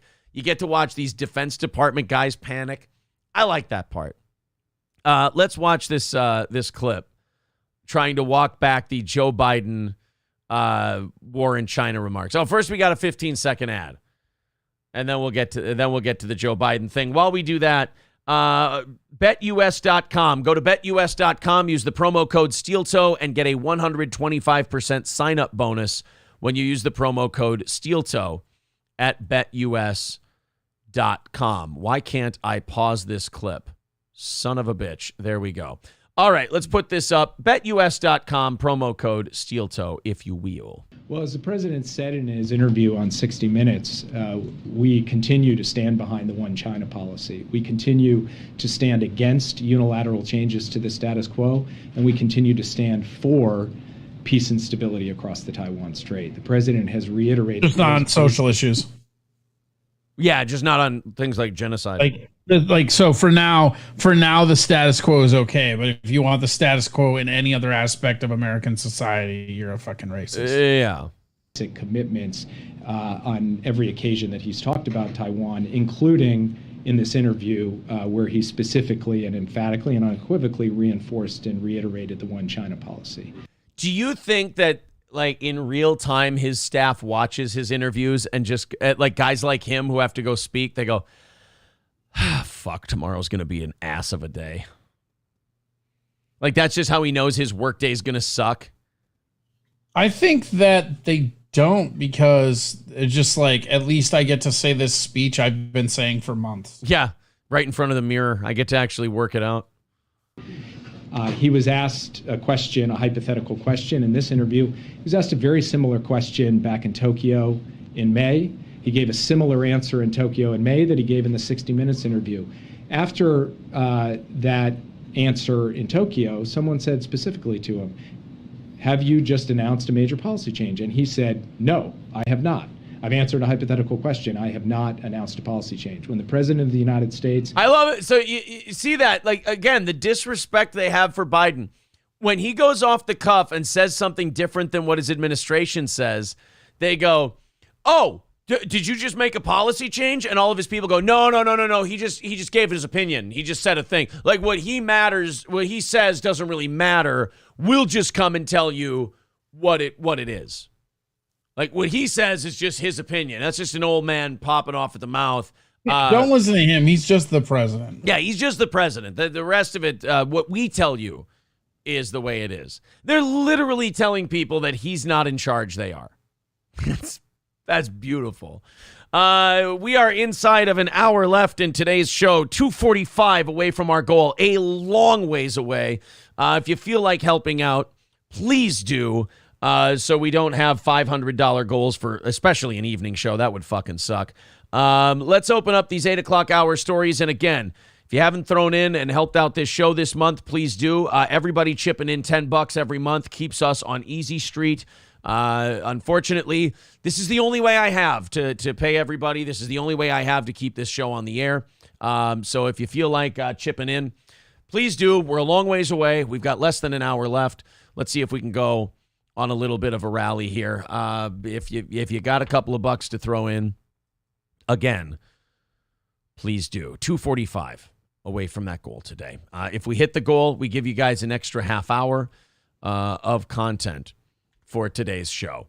All right, let's go into these 8 o'clock hour stories, and hopefully we go on that rally today. Deputy, this is, I believe, Florida again. So all of these schools have these resource officers that are supposed to, like, keep order and keep the peace and everything else. One of them did a fuck up, which, I mean, you could argue that this fuck up is maybe a big deal, especially in a school where there might be a history of bad experiences. But in Martin County, Florida, the sheriff's office is investigating after investigators said a deputy unintentionally discharged his firearm inside a charter school Monday. I imagine just all the pants filling with shit the minute that gunshot goes off and everybody going, here we go. I guess it's our turn. I better call my family members to let them know I might not be coming home tonight. And then to find out it's just some dipshit cop who let his gun go off. It's a charter school, though. Does anybody really fucking care? Yeah, there's like 15 kids there. We'll be fine. Okay. Yeah, and those are all the rich kids. Nobody cares. Yeah, the shooting will be over quickly because either they'll stop the guy, it was a police accident, or they'll kill all the students and they won't have anyone else left. See? It's like a one-room schoolhouse. The incident occurred inside the resource officer office. Oh, my God, he did a desk pop. This guy was just sitting at the desk and his fucking gun went off. Oh, somebody's getting the wood prop gun for a couple of months until they can prove they can handle the big boy gun again. Is that a thing? I'm just going based on that Will Ferrell movie. I don't know. I don't know how it actually works. I hope that's a real fucking thing. I don't know if it is, but I hope it is. Thank you very much to Gray Duckling, really carrying the show today. I appreciate that. 240 still away from that goal. There were no injuries. According to the sheriff's office, the deputy has not been suspended. I mean, sure, you just set off a panic inside a school by firing a gun. I mean, it's not like that really makes people nervous these days. So, I mean, why suspend the guy? No more information was immediately available. Fucking brilliant, man. That I feel like if you're a cop, that's one of those things you never hear the end of. Like if you're a police officer, that's the water cooler talk. Like you come into the office to like pick up your check or whatever because you work at the school full time. Like, hey, Brian, how's it going? Hey, accidentally shoot any kids lately? Sorry, I would love that. That cracks me up. Look, man, I'm sorry. Look, I just I was sitting in my office. Yeah, you were sitting in your office and you pulled the trigger, you dumb fuck, didn't you? Oh boy. Well, come on, guys. I'm sure it's happened to everyone. I mean, not me. I mean, when my gun's in the holster. That's never happened to me. Didn't happen to Bill over there or Eddie. Hey, yeah, but it happened to Gabe. Yeah, but Gabe's, Yeah. Hey, Tommy, you ever fire your gun at your desk? No, what am I, a fucking idiot? Yeah, see? I mean, Brian, what the hell are you doing? Hey, Brian, you ever fire your desk? Nah. Sounds fun. Hey, Brian, you fire the gun accidentally, you discharge it. I mean, you're supposed to discharge it into, certain people, then you get away with it. At a school, man, come on, that's an amateur move. This is why we didn't let you go on calls with us. All right? What did I tell you? If you ask me that one more fucking time, I'm going to show you my fucking Doyle impression. Principled Uncertainty says, my son called America a failed state one day. He hates politics as it ruins all his shows. Yet he saw this. My daughter is now asking why we invited people here who don't respect women and the gays. I don't know what the fuck you're talking about. Shane F says the tuna formed a beachhead and took out the perp. That's a reference. Jameson's Repair says, hey, Brian, you accidentally shot your gun in your office the other day. Is that why the AC went out? Poor school kids can't even get any AC because their dumb resource officer shot the fucking AC, for God's sake. All right, guys, 240 away from that goal, about 50 minutes until we pass the hat around and hopefully try to knock that goal down a little bit. Let's, I think we're already, where are we at? We're at like 4:30 for tomorrow and 4:30 for tomorrow, 3:30 for tonight's evening show. So hopefully we don't have to add too much to that, but I understand times are tough. I get that. If anyone's watching for free and they, feel generous enough to chip in, that is what we run on. So if you feel like it, please do. All right, let's watch some Don Lemon. Sorry I'm burning through these stories so quick. I get a little tense when there's an hour left and we're this far away. I'll try to get over it, guys, and give you a good show. Can we please not watch some Don Lemon? Oh, no, you got to watch this Don Lemon. This is Don Lemon getting humiliated. All right, I'm in. I'm back in. Don Lemon felt that during coverage of the Queen's funeral, that it would be a good time to ask a British woman about reparations for slavery during the colonial British time. Which is kind of a dog shit move. However, he was talking to a woman that was prepared with an answer, and I love watching smug Don Lemon get his dick kicked in, especially in a British accent. Let's watch old Don on his show, and maybe this will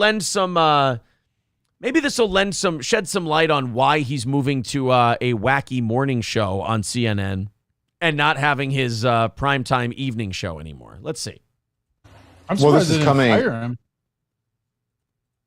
Well, this is coming when, there's all of this wealth and you hear about it comes as England is facing rising costs of living, a living crisis, austerity budget cuts, and so on. And then you have those who are asking for reparations for colonialism, and they're wondering, $100 billion, $24 billion here and there, $500 million there. Some people want to be paid back, and members of the public are wondering, why are we suffering when you are, you have all of this vast wealth? Those are legitimate concerns. Like during the Queen's funeral, like, Don, is now the time? Like, do you ever look in the mirror and wonder why you don't have any viewers, why CNN is in the shitter? Like, it's the easiest thing in the world to cover on cable news. It's royal family bullshit. It's the funeral for the Queen. All you got to do is ask her some nice questions. How's it going over there? Blah, blah, blah, blah, blah. That's it. Instead, you got to go, you know what? I think I can shoehorn reparations for slavery into this one. That'll be a good idea. I just love the idea of Don Lemon sitting at home like, what racial bullshit can I shoehorn into this? Right. So, the Queen is dead, and how do you think that's going to affect the equality of the New York Police Department? Yeah. Like, if you're a Don Lemon, don't you love it when you find out there's going to be like a royal funeral? You're like, oh, tomorrow's basically an off day because we got this bullshit we can cover wall to wall and people will watch it. So Don Lemon does a long wind-up question, a 30-second question of his guest, who's there to talk about her monarch's death and the ensuing funeral, and he decides to make it about reparations for slavery. Apparently, King Charles is supposed to fork over the dough for, I don't know what the point was, but she gives a great answer, and Don Lemon's response might be better than the answer. Here we go. Well, I think you're right about reparations in terms of if people want it, though, what they need to do is you always need to go back to the beginning of a supply chain. Where was the beginning of the supply chain? That was in Africa. And across the entire world, when the slavery was taking place, which was the first nation in the world that abolished slavery? The first nation in the world to abolish it. It was started by William Wilberforce, was the British. Ooh, it's not going so well for you so far, Don. I don't know. Maybe she'll jump back to your side here in a second. So she already hit him with, where did the supply chain for slaves start? Africans abducting Africans and selling them to Europeans. All right. That checks out. That's accurate. Who was the first country to abolish slavery? It was Britain. Okay. That checks out as well. Pretty good. So Don Lemon's been kicked in the dick twice. Let's see how she finishes her answer. Let's go to the dismount. In Great Britain, they abolished slavery. 2,000 naval men died on the high seas trying to stop slavery. Why? Because the African kings were rounding up their own people. They had them on cages waiting in the beaches. No one was running into Africa to get them. And I think you're totally right. If reparations need to be paid, we need to go right back to the beginning of that supply chain and say who was rounding up their own people and having them handcuffed in cages. Absolutely. That's where they should start. And maybe, I don't know, the descendants of those families where they died in the high seas trying to stop the slavery, that those families should receive something too, I think, at the same time. Oof. That should be the There is a huge amount of clips going around of like, because there was a guy on MSNBC that like was lacing into a dude over this shit too. Because like these really crazy woke people, they want to put like slavery on the shoes of the British. Yeah. And I wish I could remember the fucking guy's name, but like they were, it was on MSNBC and this dude was talking over him and it was a British guy about the Queen. Like, cause it really feels like MSNBC and CNN are having these British people on to talk about the Queen and then just fucking ambushing them with fucking like slavery talk and shit. They should, like, they shoehorn the slavery thing. What? I said they shoehorn the slavery thing on him. Right. And it's like, you know, the thing about it is like Queen Elizabeth was queen in what, the 50s? Like, do you think she started the slave trade? Are you fucking stupid? How old do you think this woman was? Right, I get that she's super fucking old, but guess what? You guys won't let her have those stem cells. She's not 200 years old or such, you know? Yeah. But there's a guy, I'm going to see if I can find it. This guy just fucking goes off on this MSNBC guy about how, because he's like, well, the British did the slavery stuff. And he goes, well, actually, we abolished slavery well before you. Yeah. And we didn't have to kill half of our population in a civil war to do it. And I was like, whoa. Yeah. So because that's the thing is like, we want to throw, like, this is the problem with all of this woke bullshit, right? Is that it's just a bunch of spoiled fucking Americans that don't even understand how good they have it. Right. Because even if you're an American and you're a marginalized group, you are so less marginalized by being a fucking American than you would be in 80% of the fucking world. They really like to gloss over and skip over when they bring up that whole African enslavement thing too. Ooh, that's that most Africans were. Well, that's a hilarious part too. Is so the that Woman King Queen movie or whatever the fuck it's called. The Woman King, I believe. So what's super funny about that from a historical standpoint is that the tribe they made, and this is why people are pissed, the tribe that they made that whole story around is like, you know, and they're going after the slaves and liberating them and this and that. That's historically one of the first tribes that struck multiple pacts to sell slaves. Did they leave? And I'm guessing they left that out of the movie. Right. No, in the movie, it's like she's the woman king and she's like, Dahomey. That's what it's called. And the history behind it, like you could have just made up a fucking tribe, right? Yeah. You could have made it a spin-off fucking Wakanda movie if you want. And also, I have to say this, last night when I was at Clerks 3, they showed the Woman Queen trailer and then the Wakanda trailer. It's the same fucking movie. Like, why did you like what? Well, fucking crazy. Here's how Don Lemon responded to this woman. I love that she did the polite British thing where she pretended to agree with him and then made a bunch of points that she knows he would never make. I really like the way she did it. Let's see how Don Lemon responds. So he was all full of piss and vinegar talking about, oh, maybe the British should pay reparations. What do you think about that during your big national funeral? And she's like, all right, yeah, sure. We should make these African countries pay black people back for kidnapping them. What do you think about that? Let's see how Don Lemon, full of fire and brimstone there at the beginning. Let's see how he comes back. Maybe, I don't know, the descendants of those families where they died in the high seas trying to stop the slavery, that those families should receive something too, I think, at the same time. It's an interesting discussion, Hillary. Thank you very much. That sounds like a little boy who just got scolded, who just got caught breaking a window in the garage.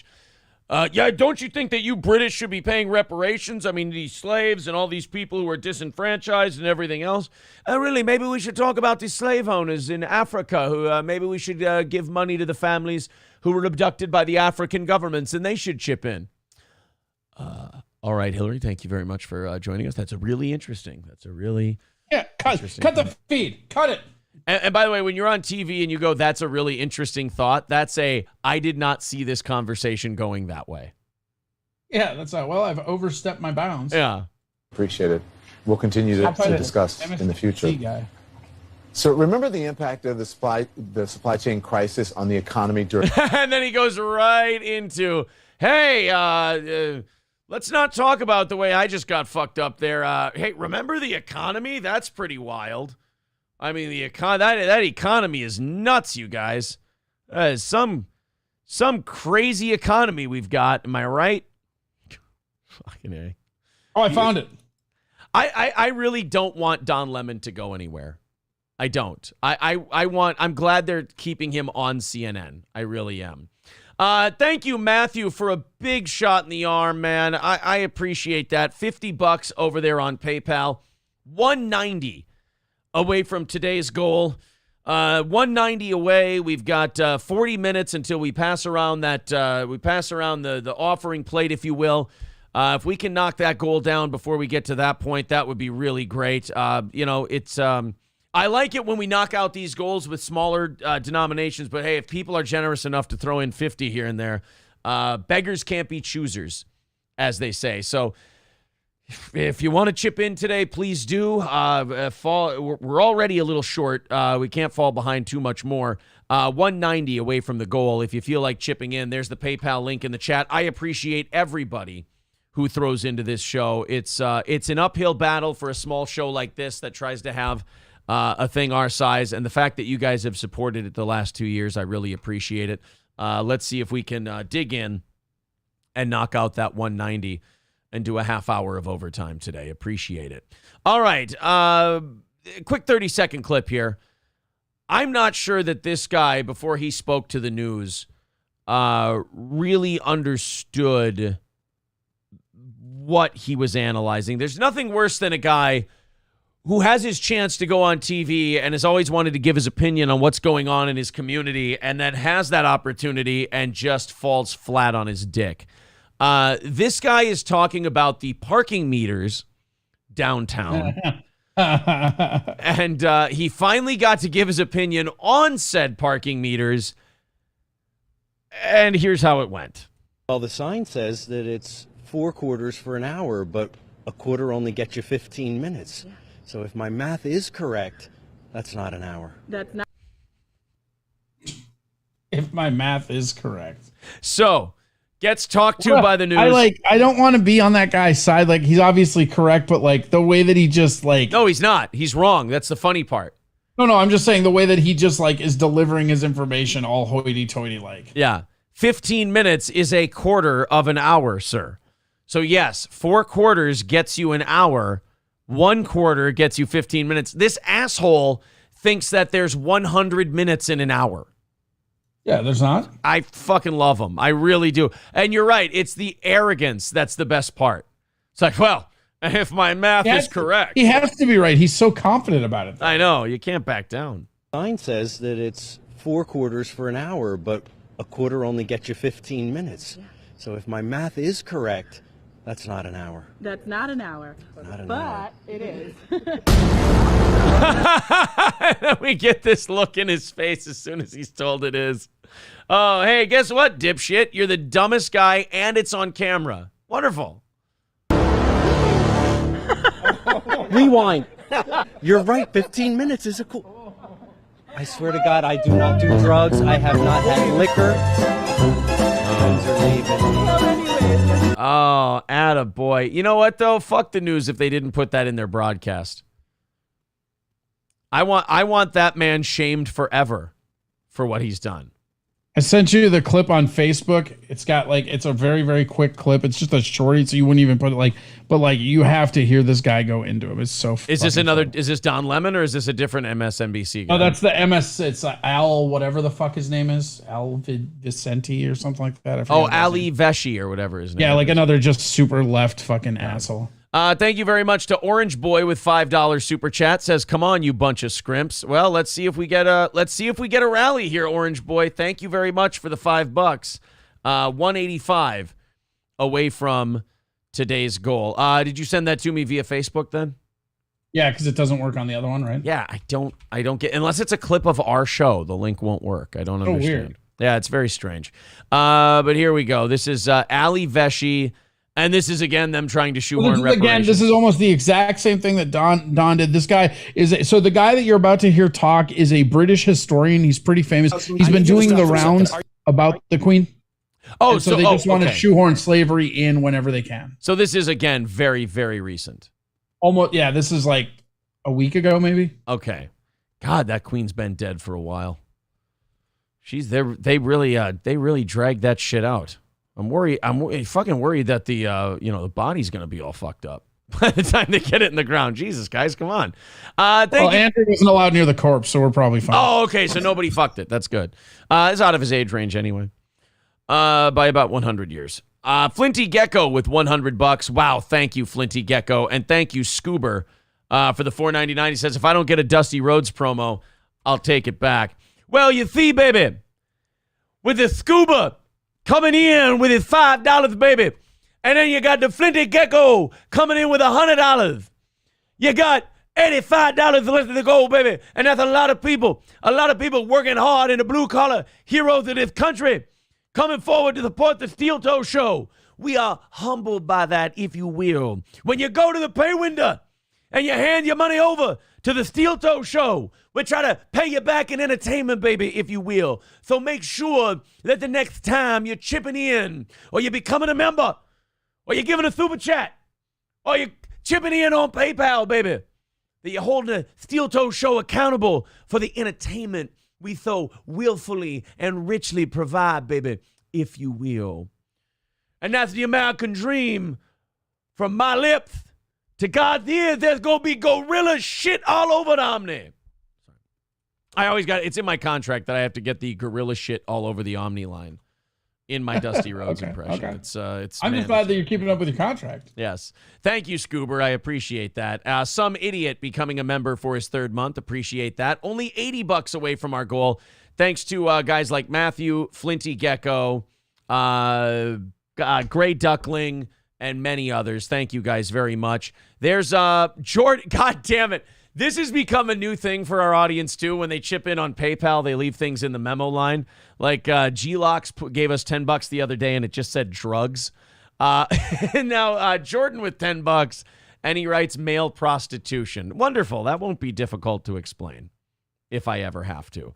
$70 away from our goal. Thanks, guys. So we're getting there. I think we're going to get there. We got a half hour till we pass around the offering plate. We're definitely within what I would call striking distance. So thanks, guys, for coming up big. It's taken a lot of generosity, but we do appreciate us knocking out that goal. You guys knocking out that goal for us. Hey, guys, I have something that's really going to shock you. And this is why I feel bad that I didn't get Corey the prep sheets yesterday afternoon. I thought I had sent them. I just skipped over it. Well, I thought you would have got a kick out of this story checking it out last night. Veldrain, first of all, with clip. Oh yeah, that's right. We were doing the clip. I'm sorry. We got $100 in. I had to make sure I thanked people and all that. We also got $5 from Veldrain. Oh, thank you, Veldrain. I will give no money to the Steel Toe Morning Show. Please use $5 or greater super chats to give Steel Toe Morning Show no money. Yes, that's a great amount of no money. I appreciate that. It's not confusing at all. Yeah, 65 away from our goal today. Thanks, guys. Fortunes have turned around this morning, and I hope we're doing a great show for you in payback. All right, here we go. Ali Veshy clash with historian over the British monarchy. So we just look like dickhead Americans. Right. Like everybody that hates us, this is why. Yeah, we're just taking our sweet-ass time while the British are mourning. And this was September 10th, so this was the day she died, I think, or at least a couple days after. So the British are mourning. And by the way, Americans who mourn are stupid. I don't get that. But I understand where the British would. I mean, this is a huge celebrity at the very least in their culture. And for a lot of people, she got them through some tough times when she was younger. But we then bring them on our news shows and then try to ambush them with bullshit race and politics questions. And they've got to just think we're the biggest little assholes in the world when we do stuff like this. Let's check it out. Ali Veshy being a I need you to stop for a second. Are you really taking issue with the horrors of colonialism, Andrew? I'm certainly taking issue with your remarks about slavery, which we abolished 32 years before you did, and we didn't have to kill 600,000 people in a civil war over it. I mean, I'm looking at my notes here, Corey. That does check out. Sure does. That is factually... Yeah, if the United States is going to lecture other countries about decency and racial progress, how about not the country that did it way before you did?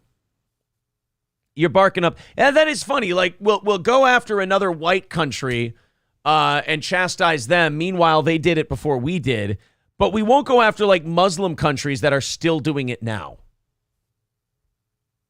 Because... Or even speak out against China or Saudi Arabia, who were help funding. Yeah, because it's a lot easier to yell at Whitey over here because he looks like the oppressor. But an actual country committing genocide today, we can't do that. We have to talk to the British about the things they did 300 years ago, don't you know? So we can't confront genocide of religious people now, or we can't confront Islamic states still holding people in slavery today.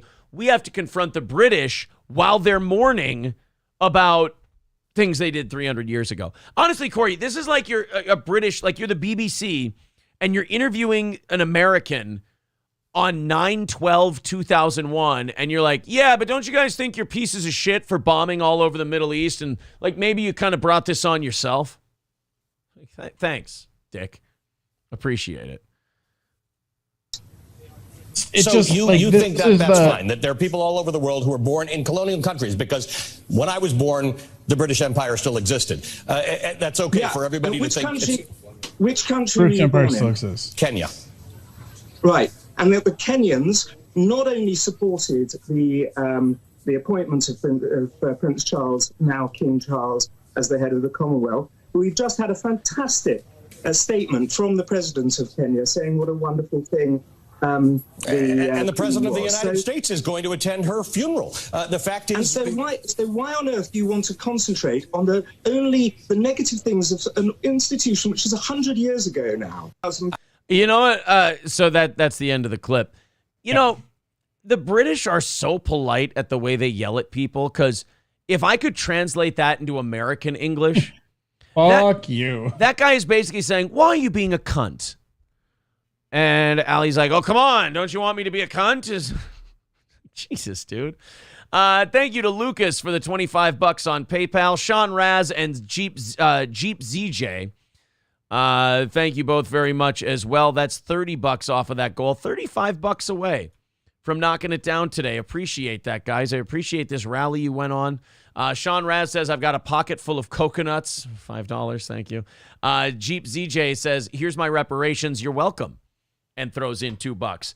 Thanks, man. Appreciate that. And all you guys who answered our call in the last hour here, getting that goal down to $35. We appreciate it. Half hour of overtime probably heading your way, and probably no passing the hat around segment, which is nice. Very cool. This story is going to shock the shit out of you. This is going to be something you're going to be, I can't believe this is happening in 2022 in the United States of America. I mean, this is just, I am morally floored. That's what you're going to say when I tell you about this. But before I do, Corey, why don't you tell them about what's going on Twitch Talk today while I go and drain this bladder so I stop rushing through stories because I don't want to pee my pants. Tell them what's going on your show over on both Twitch Talk and your YouTube channel, and I'll be right back. All right. On YouTube, we'll do like a little post-game thing like we do. We'll be over on all the other stuff. We got a bunch of Ukraine shit today. We've got some weird-ass like metalhead touring thing that I found. We got some like fucking midterm indicators already. NATO starting war over Russia and the epic collapse of China. And of course, we'll be talking shit about Clerks 3. And, it's going to be a fun time. You want to come down with it? Fucking do it. If not, fucking don't. Whatever. Govern yourself accordingly. Yeah, SC Motorsport, it is. Way to carry the shows. Top-notch stuff. Thank you, Riz Digga. Go on. What else would you like me to go on about principal uncertainty? I call it Ukraine. Ooh, well, that's funny because they did not see that coming. A lot of Nazis in Ukraine. Hold on. Boom. Post the link. Twitch.tv/Corey Adam Comedy or Corey Adam Comedy on YouTube. We do the YouTube thing right after. We do 10 to 11. If you guys, after overtime, pop in on Wednesdays, we are there 10:30. Pretty great. Well, I tell you what. I go check all that out. But I have to make an announcement. Living with the woman I live with, this has never happened to me before, but I get periods now. And I am now currently, sorry for being gone for a while there, I am currently draining from the bloat phase of my period. My cycle, I looked this up. This is a real thing. I sync up with April. It's disgusting. I bloat for a week. And then I can't stop peeing. And there's another I'm gonna go to the bathroom. You're such a bitch. Look, there's another aspect of this that's really fucked up. We get zits in the same place, like whiteheads and blackheads in the same place. Those are called herpes sores, Aaron. How dare you? At the same time of month, in the same spot. It's fucking disgusting. Thank you, Balls Deep, for putting Corey's YouTube link there in the chat. I appreciate that. But last night, I told April, I went, I got a bunch of these. I got to get rid of these after the evening show last night. She's like, oh, my God, I just popped a bunch. I just had all of those in the same spot. And I'm like, oh, fucking A. Oh, no. Skeezy says, stay away from the soy, Aaron. It's not like it's this weird period transitioning thing. It's fucking goofy. It's never happened to me before. I had to look it up. It happens to guys. It's a real thing. Do men sync up with women? Here. Does your period really sync with close friends? Not that. I'm talking about the one. Do guys' moods synchronize with his girlfriend's menstrual cycle? Synchronized menstruation, discussed in this column. It's known as the McClintock effect. So it's a John Wayne thing. So it's totally masculine. Never mind. It's after Martha McClintock, the University of Chicago psychology professor, who first described it more than 40 years ago. The premise is when women hang out together in a long time. Wait a minute. This is all girlfriend shit now. Oh, no. I better be able to find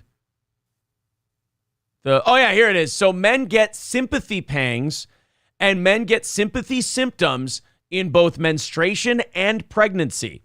Male pregnancy symptoms, male menstruation and pregnancy symptoms may include vomiting, lassitude, food cravings, headache, fever, abdominal swelling, cramping, dizziness, and toothache. Psychological symptoms include depression, insomnia, and nervousness. It's fucking bananas. 34% of couples in a study found the men's testosterone, prolactin, and cortisol levels all changed significantly during menstruation, and afterwards, the men's hormone levels tend to move in step with their wives. This is fucked up. This needs to stop. I don't know what the hell this means for me, but Von Kaiser simply calling it beta. Some people also saying it could be monkeypox. I don't think it's monkeypox. This is very disturbing news. Dude, Midol is not for men. Somebody saying Aaron's gay. It's fucked up, dude. It is fucked up. I'm not saying it's not. Zio Gold says, just shows how much Aaron cares about April. Right. There's sympathy here. Recluse says, are you sure your asshole didn't tear from last night's pegging? Pegging? Thank you. I appreciate that. No, thank you for your concern, though. Electric pegging. That was good. It was fine. Electric Shoe says, I don't know. I don't. That happens. I don't know that happens to any guy besides you. It's documented. It's proven. Principled Uncertainty says, I hate to tell you, Aaron, when we hit 50, we are cunts every day from then on. Fuck. Oh, no. Silverwolf simply saying, dude, you a chick. Mr. Approachable says, you didn't read the fine print on the bottom. It said only applies to betas. Do you think this is because of all the period pills you took that one time? It could be. It could very well be from all the period pills. What a bitch. You've contracted menstruating? Triple N says, everyone stop this immediately. Electric Shoe says, if my husband tried that sympathy pain shit, I would kick his ass out. Well, fuck you. I'm menstruating. Give me tips says, or you're just secretly a woman. Could be it. Matt Melt theorizing, it proves you're a giant homosexual. Give me tips says, been living with my wife for almost 10 years. This is not a thing. You know what? April's Parents Hobby Farm simply says, and I got news for you. That means you're gay. Thank you very much to Mark for the $20 over on PayPal says, weird butt stuff. Enjoying the show. Thank you. And Callie with $5. Appreciate that. We are $25 away from our goal today. Just 25 away. I think we're going to knock that out pretty easy. There's the PayPal link in the chat. Appreciate it. Wait a minute. No, that was 20. So that wouldn't be 25. That would be 15. I'm sorry. 15 away from our goal today. You guys almost got butt fucked out of $10 towards that goal there. What an asshole. $15. Yeah. $15 away from our goal. Thanks, guys. All right. Here's the story that's going to completely shock the shit out of you. You're not going to believe this. A woman who graduated from Bryn Mawr College in 1997 and joined Goldman Sachs in 1998 has now written a book. And Corey, you wouldn't believe it. The rest of the audience, you're not going to believe it. But at Goldman Sachs, the bankers there, the wealthy bankers at Goldman Sachs in Manhattan, actually ranked female recruits on their fuckability, tit size, and ass shape. That's right. This woman's book is going to let us know that the bankers at Goldman Sachs are objectifying women. Oh, no. Clutch my pearls. I got to tell you, I know. When I read it, I about hit the floor. It was amazing. I would have never thought that these morally upstanding titans of industry and banking executives would do anything but respect women and treat them as equals. And to find out that that's not the case, well, goddamn, some people just don't know what to do with themselves when their entire belief structure collapses. Some people just want to watch the world burn. Some men just want to watch the world burn.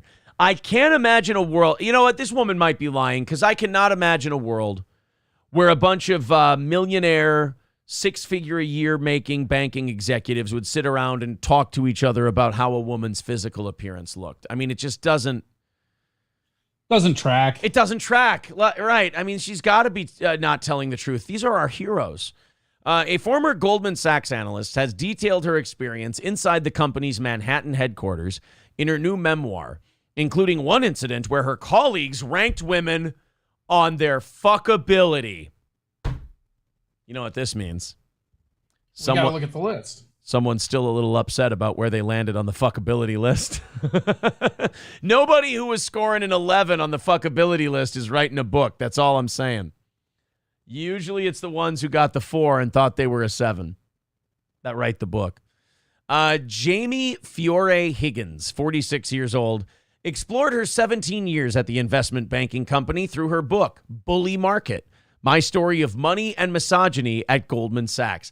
Hey, wait a minute. They already made that movie. It's called The Wolf of Wall Street. What the fuck? Higgins writes about the spreadsheet in which she recounts one employee declaring, I want a tit size, ass shape, and leg length, in addition to other moments of harassment and physical altercation. After removing one employee from an account because he was having an affair with the client. Awkward. These guys are such, you know what, though? They are such old school pieces of shit, you know? Like old school banker hunks of shit. Higgins says he grabbed her by the throat and pinned her to the wall and said, if I could, I'd rip your fucking face off. Damn. That escalated quickly. Yeah, well, he wanted to fuck his client. I mean, who are you going to give better financial advice to and try to make more money for than the person you're fucking? I mean, it seems like that would be added motivation more than a reason to take him off the account. So she found out he was fucking her. He took her out. She took her off the account, and he threatened to rip her fucking head off. But to me, that's just foreplay over at Goldman. I mean, they've done the same thing with all of us in our economy for years, and they still continue to fuck it afterwards. So maybe that's just the way they get things started, you know? I just honestly, I can't believe that Goldman Sachs would treat women this way. It just doesn't seem right that all these coked up bankers addicted to money and power would treat women like shit. It just it's like finding doesn't track. It's like finding out there's no God. Once she reported I know, or Santa Claus or the Easter Bunny. Once she reported the incident to her boss, Higgins said that the employee would not be fired because her boss could not afford to lose his golf connections. I just love that banking is the way I always thought it was. I like that the stereotypes aren't stereotypes. They're just the way it is. This is Jamie Fiore Higgins. Here's a picture of her. That's the woman who wrote the book, worked at Goldman Sachs. Cerberus just donated 20, and I think we got it. Oh, really? Yeah. Oh, thank you very much, Cerberus. Says, morning, gentlemen. Gelatin. That's accurate, too. Morning, gentlemen. Currently in California, Missouri, doing my deliveries. Here's a 20 for your troubles. Thank you. And thank you to Rob for $1, too. Appreciate that. So that's the goal. We have knocked out our goal today. We are doing a half hour of overtime. We appreciate that. You can stop contributing. It is over. We have knocked it out. Thank you very much. Anything else that comes in goes towards tonight and tomorrow morning. Thank you. So Jamie Fiore Higgins spent... I love that all these guys were so sexist and they were so terrible and they were the absolute worst, yet she had a 17-year career there. I have a hard time believing that these guys all got shitty around year 14 or 15. I have a hard time believing like they hit that point and then they became shitty? Yeah, then they started judging women based on appearance. Like, that's... Yeah. Not sure. After wanting to become a social worker, Higgins was told by her mother that she needed a higher-paying job to pay off student loans. She started working at Goldman Sachs, passed her licensing exam in 98. After her first year, Higgins was awarded an $80,000 bonus. Fucking nice. Her first promotion in 2006 came with an understanding that she stopped having children, she writes. These guys are exactly who we thought they were. They are who we thought they were. And we let them off the hook. If you want to crown them, then crown their ass. Responding to her promotion, she says one employee disapproved and said the only reason you got it is because of your vagina. See, now, if I were a woman and someone said that to me, I would go, oh, thanks. Appreciate it. Thank you for the compliment. They're trying to make me make sure it stays tight, too, because no more babies.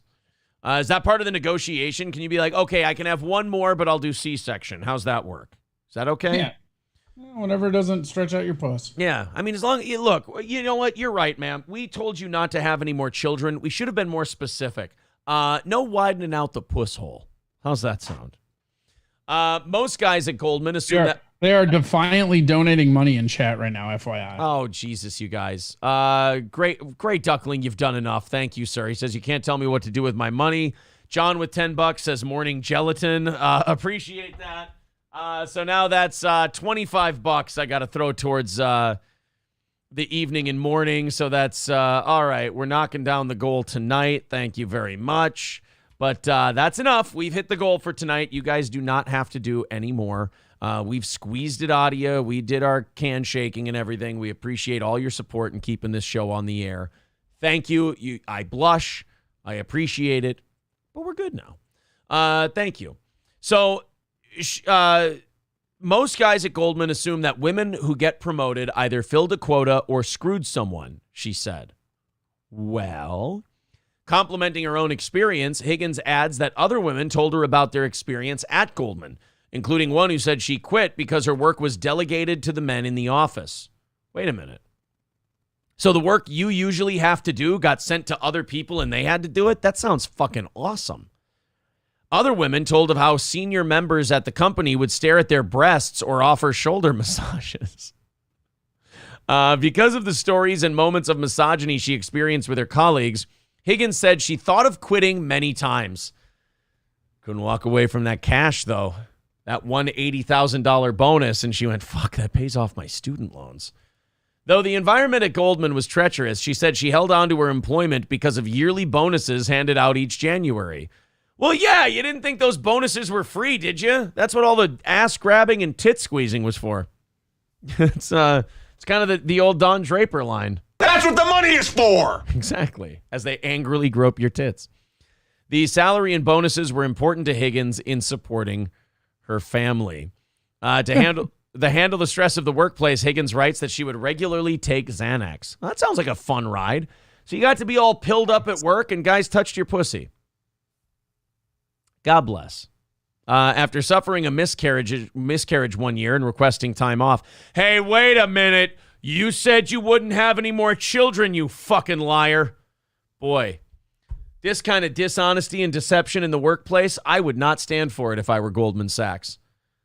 I mean, the lies on top of the lies on top of the lies. Yeah, but Goldman Sachs tells plenty of lies. They're fine. Goldman? How dare you? They're an American institution. When have they ever... Name 27 times they've lied to the American people and do it in less than six... Can't do it. Thank you. That's what I thought. I mean, 26 maybe, and you would have had to do it in 7 seconds, but still.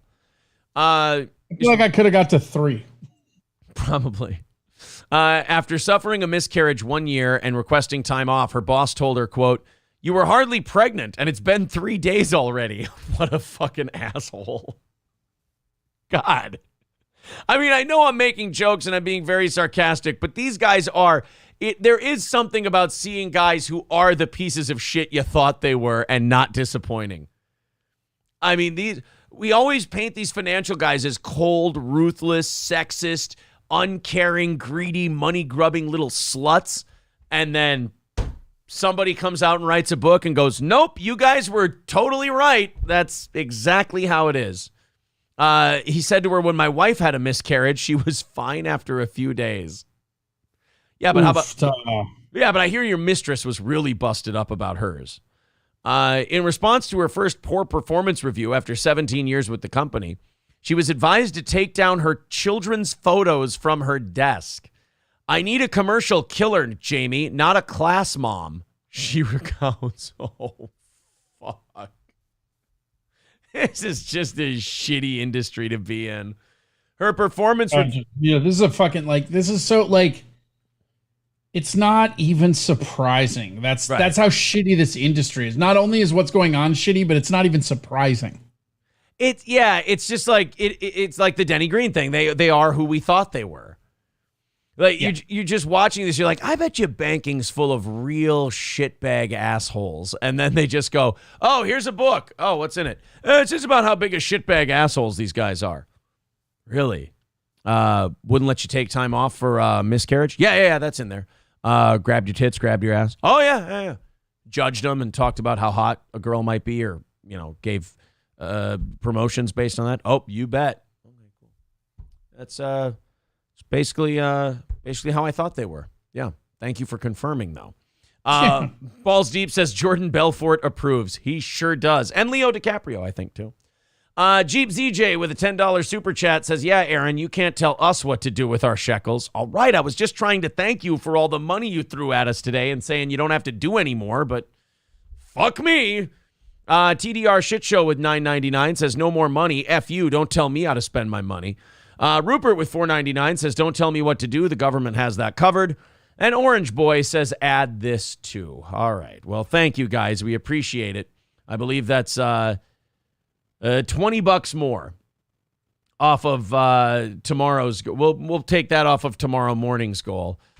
There you go. Appreciate it. Thank you. Marquis says, I really need this show right now. I'm fucking pissed. Oh, boy. Well, just, take it easy. Let's not do anything rash. Let's not do anything we might regret, for goodness sake. All right, let me get these last two out of the way, and then we're done. Old Capitol Tavern, 2 North Benton Drive.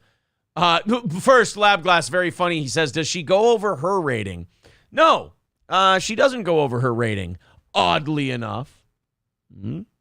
Old Capitol Tavern, 2 North Benton Drive in Sauk Rapids, oldcapitoltavern.com.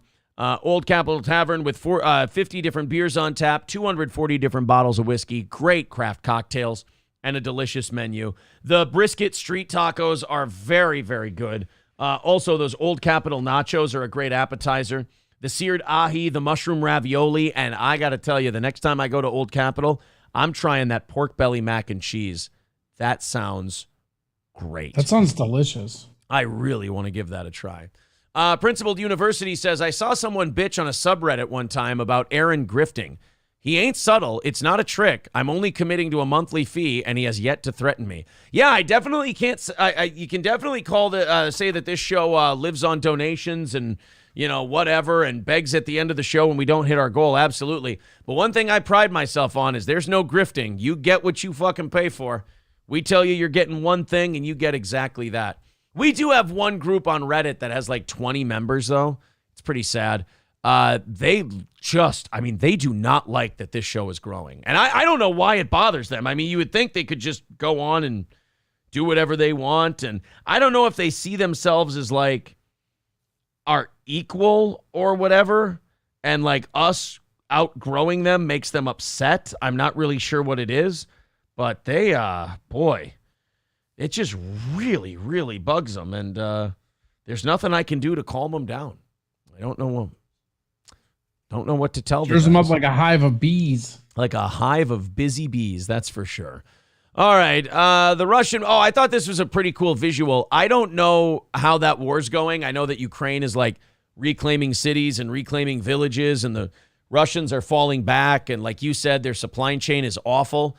But, dude, they tried to supply their whole war with like one train line that was all fucked. Yeah.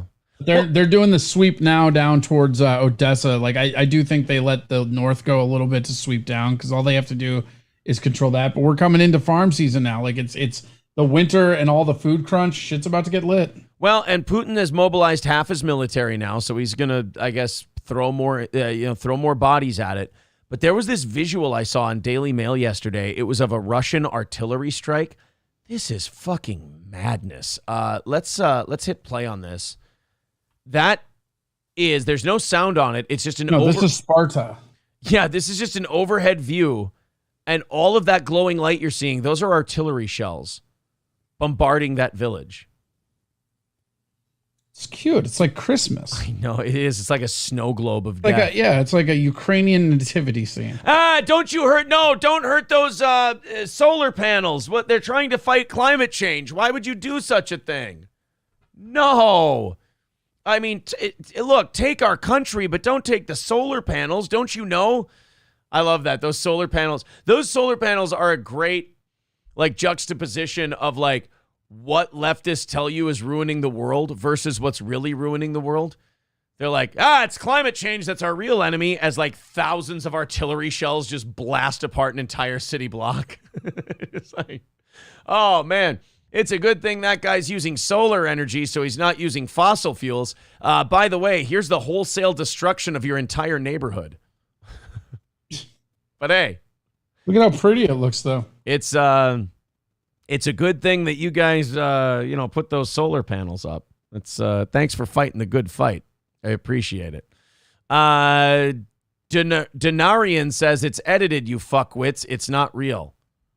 Just going by what the Daily Mail said. Jesus Christ, man. I just thought it was... I just wanted to show you a thing and then be done with it. I wasn't trying to start a big fucking anger session. It is weird when you do a fun show and then people stumble onto it and they're like, you fucking asshole, you're spreading misinformation. It's like, yeah, I spread misinformation every day. I don't know what the fuck I'm talking about. I thought we were just... Yeah, it's almost like we're telling dick jokes to news and using news sites, guys. Yeah, simmer down. Guys, we're just using the story as an empty plate so that we can just fuck around. I mean... Somebody, this hasn't happened for a long time, but I want to say it was the first year that I was doing Twitch Talk. Somebody sent me this paragraph fucking message about how the context of a video was bad and this and that, and just went on this diatribe. And all I did was just send him back. Do you think I made that video?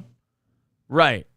It's or do you think I was talking about something and found something that I that was in the same realm of what I'm talking? Right. Yeah. People are saying it's incendiary bombs, not artillery. Still fucking crazy, though. It is. I mean, it is wild. Aren't incendiary bombs still artillery if you're launching them? Oh. This footage shows countless shells raining down on the village, hitting buildings and lighting up the streets. The Ministry of Defense shared the video yesterday saying Russian 9M22S incendiary shells falling on the recently liberated village of Ozern in the Donetsk region. Yeah, they took back Donetsk. They took back Kharkiv. Russia still has Donbass, I guess, in the out east. In the south, they're still kind of, I think Russia's pretty much held on to what they took initially. But yeah, in the east, they're having a rough go of it. Typically used by vehicles. Yeah, so they're saying that's launched artillery at these buildings. Fuck, man. I mean, they are doing a lot of digging in and a lot of fighting for, if you look at, and I know you've looked at those maps, but you look at those maps, they've done a lot of shelling and invading and fighting and all this shit for very small amounts of territory.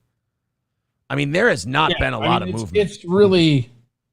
It's really just embarrassing if you're Russia. I mean, again, I know you like war stuff. It's honestly like German-esque World War II fuck-ups shipping-wise for supplying their front lines. Yeah, where Hitler sent the Nazis into Russia without winter clothing. Yeah, well, and Russia basically sent their troops on a three-pronged front, but it was only supplied by one railroad that couldn't quite get to two of their fronts. I mean, whoever thinks Putin is a mastermind militarily, fuck, dude, this war is such a fuck fest. And they haven't even really started their super bombings, they've used one supersonic missile, I think. He did say that they're going to start stepping it up here pretty soon. Fuck yeah, they are. But I think that they really thought that they would be able to just overtake Ukraine with their scrub shit. For the first 2 months, all we saw were decommissioned and recommissioned helicopters from the 70s and 80s. Yeah, I think they wanted to take the country in one piece and just be able to run it. And now he's starting to realize, oh no, I'm going to have to flatten some shit. I'm going to have to really damage some things if I want to take what I want. Yeah. Darian nails it. It wouldn't have lasted this long if other countries didn't interfere. I mean, the aid, the amount of money that they're getting, and that's kind of where I start to get a little suspect of Ukraine, because Ukraine, we did a bunch of stuff with Ukraine. Ukraine's one of the most corrupt governments on the planet. Oh, they always have been. We overthrew their government and installed our own idiots. It's just one of these things. But we installed Vitaly Klitschko. I mean, Klitschko was our guy. As the mayor. I'm talking. He was never the actual president. I just love that. I love that the former heavyweight champion. He still might be. I mean, I don't know. This Zelensky went from television comedian to now he's worth $50 million and he's got estates in London. And he wasn't handpicked by us to run that country for us. I mean, it's a money laundering pit. And then the entire country of Ukraine is basically just an old Nazi hideout and a money laundering den. That's all. That's what they do. Well, aren't they saying that like the weapons, correct me if I'm wrong on this, because again, I don't follow this stuff as closely as you do, but like the weapons we've given Ukraine, they're only using a percentage of them on the front lines, and the rest they're just pocketing and selling. Well, they've lost a bunch of them. Like there was some like there was ones that I was reading about this. We sent them a shipment of something. I want to say they were like javelins or something. I forget what the actual fucking weapons were, right? But we sent them some weapons. They quote unquote lost them. And then very similar weapons started showing up on the black market over in Syria. So they were fucking selling our weapons. Right. And the other thing is it's not just us. I mean, Germany gave them tanks, like Britain's giving them stuff like it's kind of, if you're Ukraine, right, in a roundabout way, you don't really want to beat Russia. You just want to keep them to where you're exhausting them so you can keep the money coming in. Because how much money have they made? You know, we went over ours was like 60 billion, I think it was. 63 billion or something, yeah. Right. So how much do you think they've gotten in just world aid? That's just from us. Right. Fuck, probably over 100 billion, I would think. Or at and least you figure how many citizens have fled, how many citizens have died. So now you're talking they have all this money and even less of a population to quote unquote distribute it to. Not that they would have. Right. And you know that American power brokers, like our politicians and shit, when they sell our weapons, they're getting a kickback. Fuck yeah, they are. They're getting there. I wouldn't be surprised. I wouldn't be surprised if they're the ones selling them to Syria. Yeah, we just cut out the middleman. Because that's our fucking move. Yeah, exactly. So this Denarian, who by the way was yelling at us a little bit ago. He's very much in. Denarian? Not my favorite Game of Thrones character, if I'm honest. I loved Beric Dondarrion. I thought he was criminally underused. But he says, yeah, it wouldn't last this long if other countries didn't interfere. Yeah, Russia would have wrapped this thing up a while ago if we weren't involved. Call me crazy, but Russia doesn't seem to be trying. No, they're trying. They're just inept. They're fucking terrible. They're not good. It's a couple things. One, they are inept for sure. But the other thing is that they're trying. The only thing that they wanted to really do, I mean, they wanted to sweep through and win it right away, right? Yeah. When that wasn't possible, they're going to their old stand strategy that the Russians have used since the beginning of fucking time. You stall out people, you go after their food and their infrastructure, and then the fucking winter will take care of the rest. I think with Russia, they wanted to not only take the country in one piece and just start running it as is, but I think they also wanted to do it with minimal effort and minimal expensive equipment and shit. And I thought they really thought they could do it. And now they're kind of having to go I think they underestimated how much the Ukrainians were behind them. I think they were talking to the people in the Donbass region and shit and just thought that maybe was the sentiment throughout all of Ukraine. Maybe, yeah, I think so. Mick Marshall says Ukraine's Azov battalion was using SS Bolts and Black Suns as logos until 4 weeks ago. Oh yeah, the Azov battalion are as legit close to Nazis as you can get. Those are Nazis. Those are actual Nazis. Yeah, the Azov battalion, they are it's strange bedfellows, I suppose. So you can't be a Nazi here in America. Well, you can't be right of center in America or you're a Nazi. But those same people who accuse all Americans of being Nazis, they'll go ahead and approve of giving billions of dollars and weapons to actual Nazis. It's nice to know they know but what do you expect? These are the same people that advocate socialism and communism as a means for equality. Yeah. Need Trump says exactly right, Corey, and that's why Putin is doing what he's doing, because America is helping this corrupt government. America is one of the biggest corrupt governments also. That's not the only reason why Putin is doing. Putin is doing what he's doing because, it was the right time to do it, and NATO keeps expanding.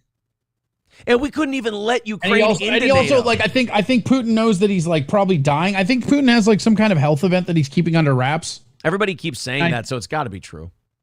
Yeah, and I think he's just trying to make sure he goes down in history as Peter II, Peter the Great. Yeah. I think Skeezy says read the rest of the comment, Aaron. I don't fucking remember. And we aren't seeing the tried and true Russian tactic of bury them in the bodies of our own soldiers. Yeah, Russia has always, you look at every war they fought, Russia sucks at military command. Russia sucks at fighting wars. Russia basically just they pull back, they scorch the earth, they give you nothing, and then they just overwhelm you with numbers. I mean, Russia in World War II, if you would have given competent commanders that Russian army, not nearly as many people would have died fighting the Germans. But they just throw bodies at you. That whole bury you in our own bodies thing is absolutely correct. It's just a swarming kind of a thing. Denarian says, I would love Corey to talk about this topic for a while. Loving it. Well, Corey, put the fucking link in the chat for him to go watch you after the show's over today. Jesus, fine. Stop yelling. That would be nice. I'm sorry. I'm not yelling at you. I want to see Denarian. I just want to see him happy, man. I just want to see him happy. Hold on. Oh, God. Why can't I type? There's the Twitch show. We do Twitch Talk 11 to 2, Monday through Friday. And then we also do YouTube right after this show. Monday through Friday, we do it 10 to 11. But if this show hits overtime, watch this instead. That's a nice thing. I got to say, that is the coolest thing about YouTube is that the live views don't matter as much. No, they don't. And even though ours are going up and continuing to go up, it's the after they're on numbers that grow more exponentially. Like, before your live views start going up, your after you went live views start going up, like, way more than that. That's really cool to watch throughout the day. Like, when we first started, it was like, if a morning show got over 2,000 views, we were like, yes! And then about a month ago, if it was over 2,500, we were like, oh, that's a nice one. Now it's like they're all doing 3,000 and over. So it's like, it's just that continual growth that just wasn't happening on Twitch anymore. Not to mention, we less than 80 subs away from... They did. Oh, sorry, go ahead. Less than 80 subs away from 5,000. Holy shit, we're less than 70 subs away from 5,000. If you like the show, please subscribe to the channel. We are getting close to 5,000 in less than 5 months. Thank you. Principled Uncertainty says Putin must be taken out as he can tell a boy from a girl. No, okay. Lab Glass says, Aaron, were you in Watertown? The lumber yard burnt down. God, that is such a fucking small town thing to say. Yeah, I got bad news. The lumber yard burned down yesterday. That's actually a tragedy in communities like that. Yeah, I'm looking because I had to see where our subs were at.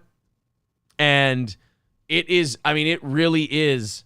You see most people who are like, oh, this Brendan Schaub video is great. It's awesome. But then there are just a few people who are just, I don't know if it's Brendan's. I just don't understand why he has fans. Like, who the fuck? Like, I am a stand-up comedian who loves MMA. If there was going to be a fan of Brandon Schaub, you would think that I would be there with it. I think it might be one of his. He's not funny. He was not a good fucking fighter, and he's boring as dog shit on his own podcast. But I think it might be like that Mark Harley or someone, like one of his guys, one of his lackeys, like creating accounts for him, because it's just fucking weird. And they talk like him too. Like, check out this guy. So this video has like an 87% thumbs up percentage, which is awesome. But then you go to the comments, and it's like insecure Brendan fans. And one guy goes, bro, you just keep repeating the same lines over and over for 15 minutes. And the same 10-second clip, it was annoying. Like, they start with bro, like it's all Brendan's speech patterns.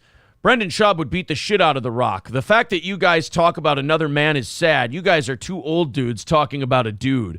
That's sad. Dude, that's exactly what YouTube is. That's what Brendan Schaub is. Like seriously, like half of his interactions are for sure him and what is it, Callan that he's on there with? Who's Callan, this fucking? Yeah, Callan. Yeah. I mean, it's him and Callan talking shit about other people. Simmer down. Yeah, relax, everybody. I mean, I don't know why they feel so threatened. Like, I don't get the only guy whose people react that way are Brendan Schaub fans. And I don't understand where a Brendan Schaub fan comes from. I don't understand it. Patio Monk says, you got your calls cut off. You're a woman now. That's why you have a period. Oh, you're behind in the chat. Sorry. We already figured it out. It is the lack of balls. Yes. Rusty Grammar says, it's nice you still have the views, subs, memberships, etc. without the chat scrolling at 100 miles per hour. It's been getting faster these days. I will say I have a tough time keeping up once. If I leave the chat to go do a story, when I come back, I do have a hard time figuring out where we left off. Did you guys watch the 17-year-old making it to the UFC? No, I don't know anything about that. Got to be good, though, right? Denarian says Uncle Chael is the GOAT of MMA podcast. Chael Sonnen is one of those guys where I don't care what the topic is. I could listen to him talk for a while. See, I'm the exact opposite, and like everybody's gonna hate me for that. I like Chael has very insightful commentary, but he has this really horrible word economy that makes it impossible for me to actually listen to him. Oh, like really? if you're talking MMA podcasts, like I would say Co-Main Event or Joe Rogan when he's doing MMA. Those are the best. Like Bisping too. I can't really listen to his podcast because like half of his fucking podcast is him jerking himself off about him. Like I don't like. It's the same reason I get so pissed at NFL comment. Like Troy Aikman actually. It's exactly why I fucking hate Troy Aikman as an NFL commentator, because they'll be doing something about the game and then just out of nowhere he'll be like, you know, I was playing this pool game last night and blah, blah, blah. Nobody gives a fuck about you. If you're going to analyze it, analyze it. But like Chael and Bisping have this way of trying to shoehorn everything back into their glory days, which I guess is understandable, but like, I don't fucking want to listen to it. So you don't like Chael. And I like Chael as no, like I mean the show. Like and I loved him at press conferences when he was a fighter. So I feel like when he does his like Bad Guy Inc. shit on YouTube, when he does his like he's sitting there dissecting shit. Yeah. Like I would say 30% of it is okay. The other 70 I hate. Who was the other one who you said people won't like that you're not a fan of him? Chael's the one that people hate that I don't really like. Bisping, like I like Bisping, but his podcast becomes just him jerking himself off. So yeah, I was gonna say I usually like Bisping, but I haven't watched his podcast. So what do you think of Ariel Helwani? It's phenomenal though. If you want a book to read, if people just want a book, one of the best autobiographical books I've ever read is called Winners Never Quit, and it's the actual story. Like Bisping is one of those guys where his life story, if you were to just drop it on a fucking Hollywood dude, like here's the script, like get the fuck out of here with this unbelievable bullshit. His fight against Rockhold was one of the first ones that really got me into MMA because it was the Vince McMahon shit that the second one, when he beat him, you mean? Yeah, when Dana White kind of does that Vince McMahon shit where he gives people stories and he kind of lets you know what's up. Like Michael Bisping was a guy you could really root for. It was a cool underdog story, and then when he won, it was like, oh, it's awesome. That so rarely happens. And doing so with. Now, was he fighting with one eye for most of his career? Or yeah, he fucked up his eye in the fight with, I believe it was Gastelum. No. It was fucking Bellator. That's why he fucking hates that dude. Because he fucking, he got his eye basically fucked by a dude who was juiced out of his fucking gills. Yeah. Like that's actually, it's pretty funny too, because like if you just Google Bisping and fucking Vitor Belfort, the amount of shit like watching Bisping talk shit about Belfort is my favorite. And he used to do these like list of like cheating people in MMA, and Belfort is always the number one worst cheater. And he goes like Bisping, to his credit, because he's funny, he's like, I know there might be some other guys that should be above it, but this guy cost me a fucking eye. But it's the thing about him is like he was almost. Like before he got on Ultimate Fighter, he was almost arrested because he used to be a debt collection guy. He lived in this fucking club. I mean, like his life, like he was like a fucking real life collection guy gangster, like what Rocky was in the movie. Like that was what Bisping was doing. He was working for Gazzo. Right. And then he almost went to jail for a shitload of time. He barely finagled his way out of there. He came into an Ultimate Fighter that he had been passed on because I can't remember why they passed on him, but they needed a fill-in. And so he came into this like UK Ultimate Fighting thing, and all the fighters were guys that he had already beat, like in his career. Like everybody that was on his season of Ultimate Fighter, he had already beat. And then he comes in, he almost loses an eye, and then fucking ends up getting Rockhold, who knocked him out. Just like maybe not even the worst knockout for him was Henderson. I mean, Henderson's got a whole fucking merchandise line off that fucking knockout. Yeah. You know what looks really good? UFC 280 looks great.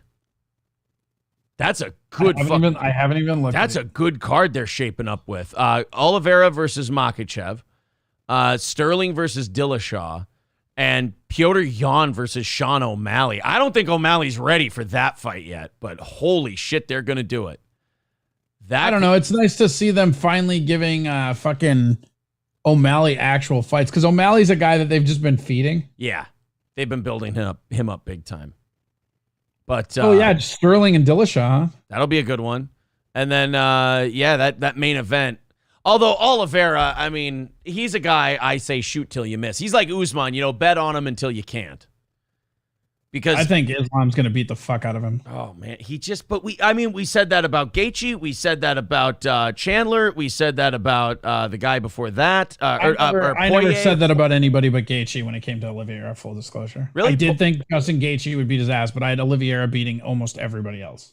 I mean, he's the only guy I've seen in recent memory, like in the last couple of years, where a guy will knock him down and he will not pursue because he's worried about getting submitted. I mean, that's incredible respect. I mean, Chucky Olives is one of the most underappreciated champions. And the other thing is that he's one of only 2 guys that Khabib ducked, and nobody really talks about that. Still, Khabib had the opportunity to fight him twice and passed both times. It's been a few years now. Is there any chance he's gonna come back? Like anybody could entice him to come back? Who, Khabib? Yeah. No, I've said it before, and I'll say it again. The only way we get Khabib back is if by some act of God, Conor McGregor gets that 55 belt, because Khabib will come out of retirement to beat the fuck out of Conor again. Yeah, and I don't see. But barring that, that's it, because he's coaching. He's coaching his own guy. Like Islam is his guy. Like that's one of the like that's the heir apparent. Yeah. I'm excited about the 280. There's a lot of boxing fights that are coming down still this year that are going to be really good. That Spence Crawford showdown in December. Wilder. It's so sad my boy GGG is done. Because I knew going into that fight he was aging and this and that. But you know me, I'm a ride or die with my boys. But it's always rough when you see that one fight because it's like, okay, this is just who GGG is now. Yeah. And I swear to God, if I have to watch him fucking get knocked down to the canvas, I'm going to be pissed, because the whole thing with him is like his professional record and his amateur record. He's never been knocked down. Not knocked out, knocked down. Yeah. You got Wilder versus Helenius in October. You got Fury versus Joshua in December. If I was Helenius, I would take out all of the life insurance, because fucking Wilder's about to hit you as hard as he is frustrated at Fury. Do me a favor though, before you make any bets or anything like that. Do me a favor. Yep. Watch some Robert Helenius. He's good. That is not a gimme. I mean, his last 2 fights against not Albert Sosnowski. What was Adam Konowski, who was supposed to be this heir apparent, this next top 10 guy in the heavyweight division. He fucked him up twice. Robert Helenius is a bad dude. I don't know if he's fast enough to give Wilder troubles, and he's a little too easy to hit, and you can't be getting hit against Deontay. But he's not a walkover guy. Now watch Wilder stop him in the first round.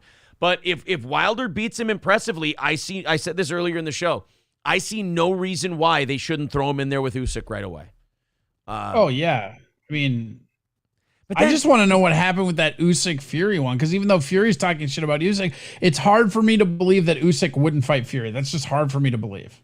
Well, it depends. When they were talking to him about doing a fight, manager bullshit for sure, but I'm just saying, like, fighter on fighter, right? Well, it wouldn't be manager bullshit, because Fury is fighting Joshua next, and Joshua's manager is Usyk's manager, so I feel like they could have put that together. The bottom line is the managers want Joshua Fury because that draws more money.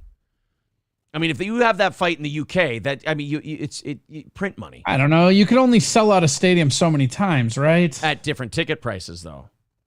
Fair. Yeah. Fair. At different price per unit. That's absolutely fucking fair. But I think at this point, like, I don't know that you get any more. Like, I don't know that you get any more shine off Joshua as you would Usyk. Like, I would say Fury's the draw, and that doesn't matter who he's fighting. Well, in the UK, he's still a draw. It's like, what's a bigger British fight in heavyweight history? Lennox Lewis versus Frank Bruno, or Tyson Fury versus Anthony Joshua? Yeah, Joshua for sure. Fury for sure. I think it's close. People forget how big Frank Bruno was for a little while there, but I just think Lennox Lewis never had the publicity. Like, outside of actual boxing, there's a lot of people who don't know who Lennox Lewis is. I think outside of boxing, most people know who Tyson Fury is. Lennox Like Lewis. he managed to like get himself into this like weird pop icon thing, which like Tyson did, and like Hulk Hogan was probably the first wrestler that ever did it. Like these athletes do this, like Conor McGregor's there. There's just certain athletes that just transcend their sport and become a fixture of society, like Michael Jordan, right? Yeah. And Lennox. And I just don't think Lennox Lewis was ever that. Yeah, that he never crossed over, but he is woefully underrated and disrespected. I mean, he is one of the best heavyweights of all time. You know what? I will say this, full disclosure, you have turned me around on that.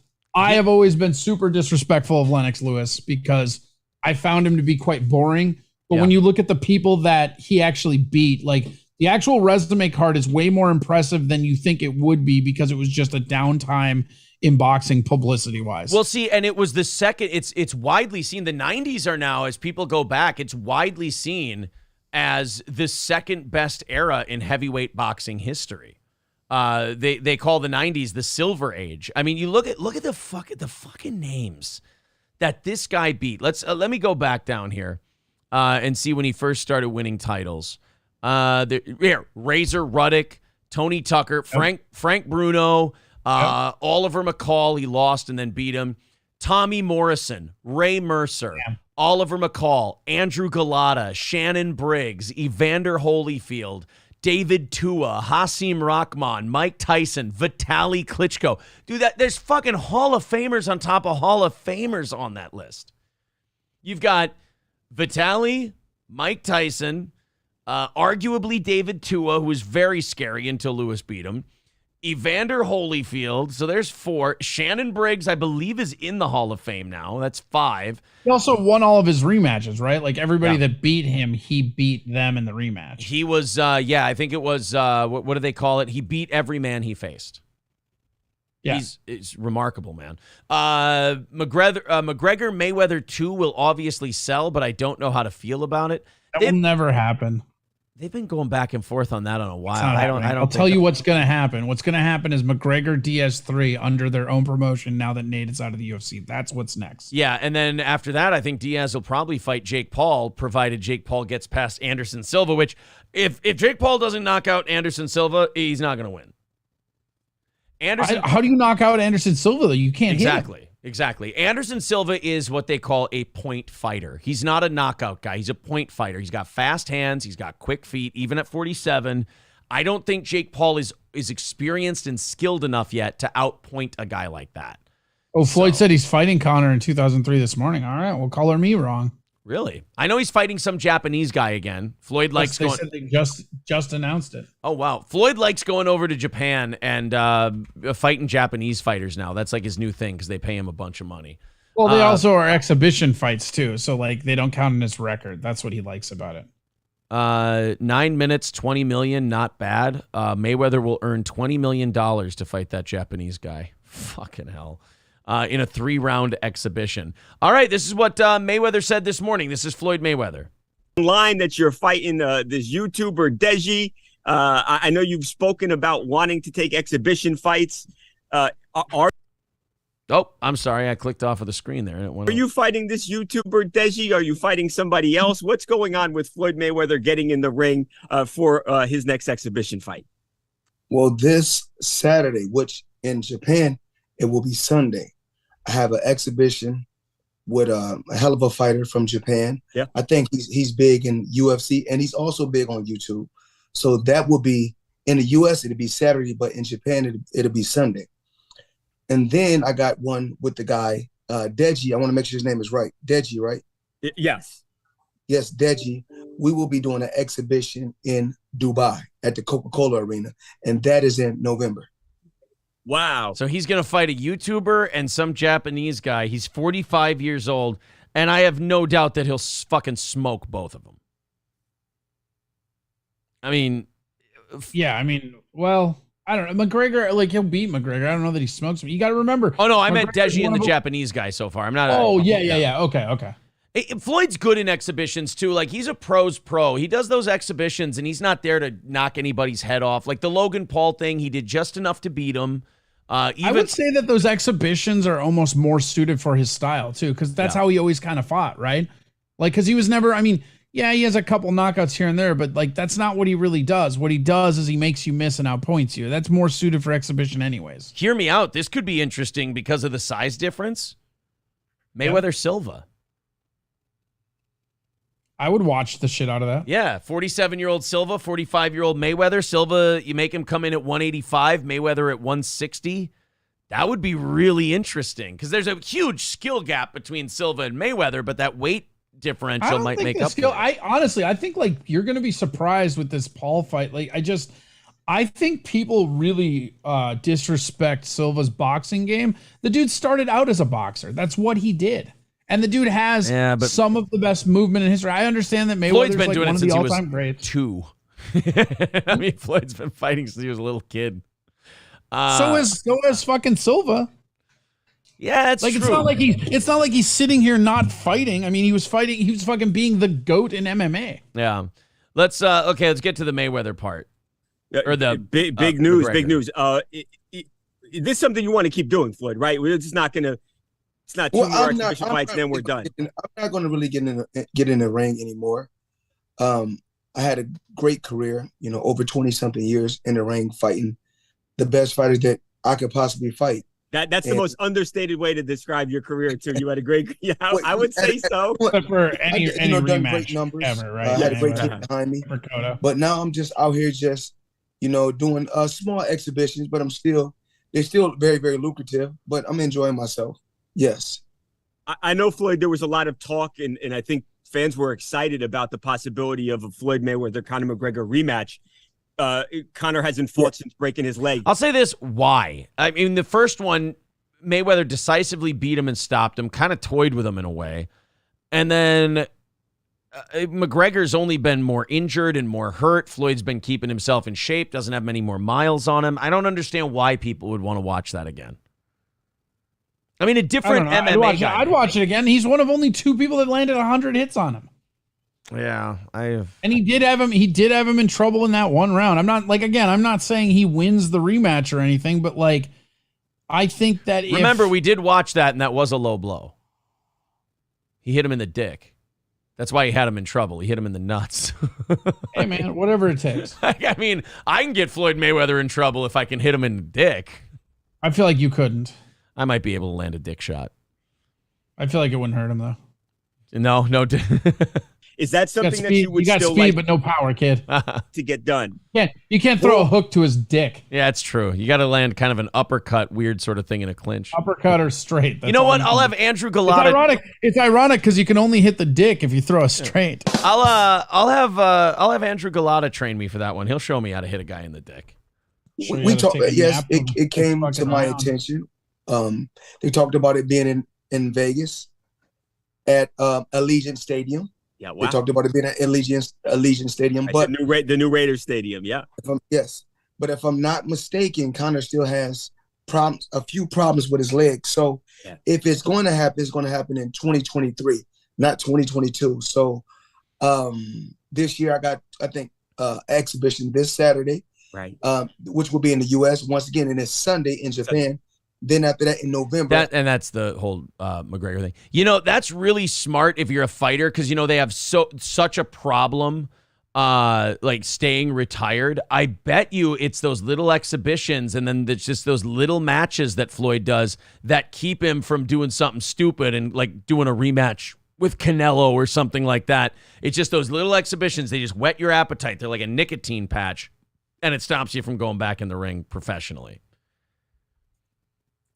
Yeah, I mean, Mayweather was always pretty smart about like the dodges that he did. Well, in fairness, who didn't he fight? I would have to. I mean, I remember specifically him dodging a few people. I would have to look back at it. I remember they said he dodged Antonio Margarito, but then they found out Margarito was using plaster of Paris in his gloves. And then when he stopped using that, everyone kicked the shit out of him. It was. Did anybody have their power decline more than when they took away his fucking plaster? Yeah, when they wouldn't let him make plaster casts out of his fist to punch. His power really took a shit. I remember he fought Miguel Cotto, and he busted up Miguel Cotto's face so bad and stopped him, and it's really ugly. And then they found in his very next fight against Shane Mosley, they did. Nazim Richardson, who was Bernard Hopkins' trainer for years and Shane Mosley's trainer, he was watching them wrap his hands, and he goes, whoa, whoa, whoa, whoa, whoa, whoa, whoa, stop. And they made him rewrap his hands and found out that he was using that hardening agent, and he got suspended for like a year and a half after that.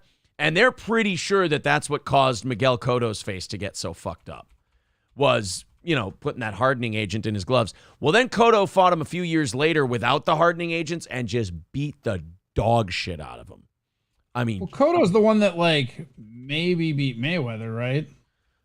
No, I mean I thought he was ahead going into. He fought 4 times, and he had that one fight. No, that's Marquez. That's Marquez. Marquez, that's who I'm thinking. Marquez knocked him out. Marquez knocked out Pacquiao. I'm talking about Pacquiao. I'm sorry, you were talking about Mayweather. No, Mosley had him in trouble, but Mayweather wiped the floor with him. The guy that he won a decision, but it was razor close. I thought it was Cotto. Oh, Jose Luis Castillo. Yes, Castillo. Thank Early you. Early on, Jose Luis Castillo had 2 really close fights with him. People kept saying the Maidana fight, the first one was close. I rewatched it the other day. It was not close. Mayweather beat him 8-4. I mean, that was pretty clear. This is Nazim Richardson on the day he busted Margarito. Let's watch this before we have to go today. Nazim Richardson is a brilliant boxing trainer who works with such stars, packing more in his Margarito was cheating because nobody ever discovered it until you came around. I raised a lot of my sons and my nephews in boxing, so you still had that parental thing that a lot of times Shane and Bernard are like, come on, man, because you find yourself on them. So you're watching everything because you're overprotective as a parent. And I'm watching them rap, and I just saw the cushion on the table, and I picked it up to check it. And the thing was hard. I told the guy, I said, man, this is that deputy commissioner said, feels all right to me. I said, well, don't feel all right to me. And the commissioner felt it. The commissioner said, no, that feels pretty hard. And they opened up, and that block fell out, and I almost messed up. Yeah, so there's a big piece of cotton they put over your fists before they wrap them. Yeah. And because you're wearing 10-ounce gloves, you'll break your fucking hands. And Nazim Richardson, if you're having trouble hearing this because there's people talking, Nazim says he picked it up and he goes, it was hard. It's supposed to be cotton. It's supposed to be the softest thing. He goes, that's fucking hard. And the other trainer for Margarito goes, no, it's not. And Nazim goes, here. No, it's fine. What are you talking about? Yeah, and Nazim hands it to the commission and they're like, what the fuck? No, you can't use this.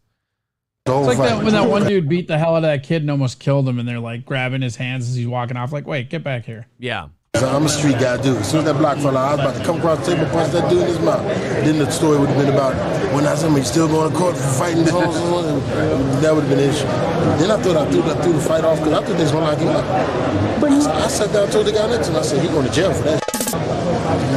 Which I thought he was. That's why I wouldn't release the blocks and nobody put it Shane's lawyer. But no one ever thought about it. No one thinks that boxers cheat anymore. That's old school stuff. But things you see, certain things you can watch a fight, and things look peculiar to you. You see a guy throwing shots, hitting guys on the top of the cranium, hitting guys on the elbow, hitting guys in their hands and never hurting. I'm doing that. Because every fighter, we teach our fighters, hit a guy in that cranium and mess your hand up. Okay, how you wrap that? You see a guy can just come in and just punch anyway. Yeah, so, I mean, that's Nazim Richardson, Mosley, and Bernard Hopkins trainer. He's just a smart fucking dude. He's like, yeah, I saw him punch people in the top of the head. I saw him punch people in the elbows, and he wasn't hurting his hands. And that's not real. You punch someone on the elbows, I've hit people on the elbows before. It fucking hurts a lot. You got to give your fists a few seconds break after that.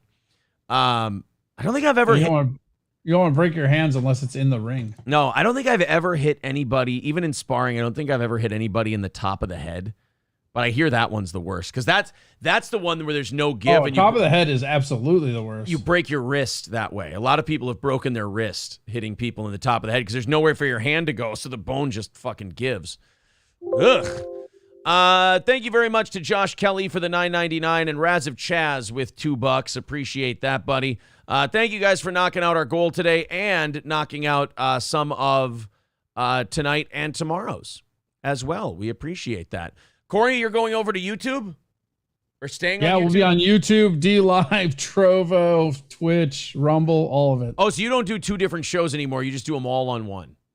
No, I do 2 different shows. So like the Twitch talk is still 11 to 2, but then there's it's like a Steel Toe after show, but it's 10 to 11. All right. But just on YouTube. Keep it simple. Do you think Tampa Terry, Lemmy, and Granny are working together? That was the conspiracy. I don't know. I heard that from 4. I got messages from 4 people yesterday telling me this. I know they used to be, and I know Granny's obsessed with his Ghost Op stuff, so I would not put it past them. Okay. I don't know personally, but that shit was weird, man. Fucking psychotic. If they are working together, I said on the evening show last night, I go, guys, that's not going to get you more viewers. Becoming better broadcasters is going to get you more viewers, not playing around with dumb shit. Well, that's kind of like what's weird, and that's just the whole like Twitch bubble. It's everybody thinks like, oh, if I can just hang out here, I can leech exposure off this, and this. Yeah. And it's like, that's just not how, even Tampa Terry, like, oh, if I do this, I'm going to get all this promotion and people are they're going to show up more. Like, no, they're just going to talk about how fucked up it was. You did that thing on Steel Toe. That's all they're going to do. Exactly. Lemmy says we aren't. Yeah, I have no reason to believe they are, but I like I said last night on the show, I go, I don't care if you were, I don't care if you are, as long as you're not going forward, fine with me. Corey, have fun on your show. We'll talk to you next Wednesday. All right, buddy. Goodbye. Goodbye. And to the rest of you, thank you very much. A great day. We appreciate it. Have a great rest of the day. We've got our last evening show of the week tonight at 7 o'clock Central. Make sure you subscribe and like the video.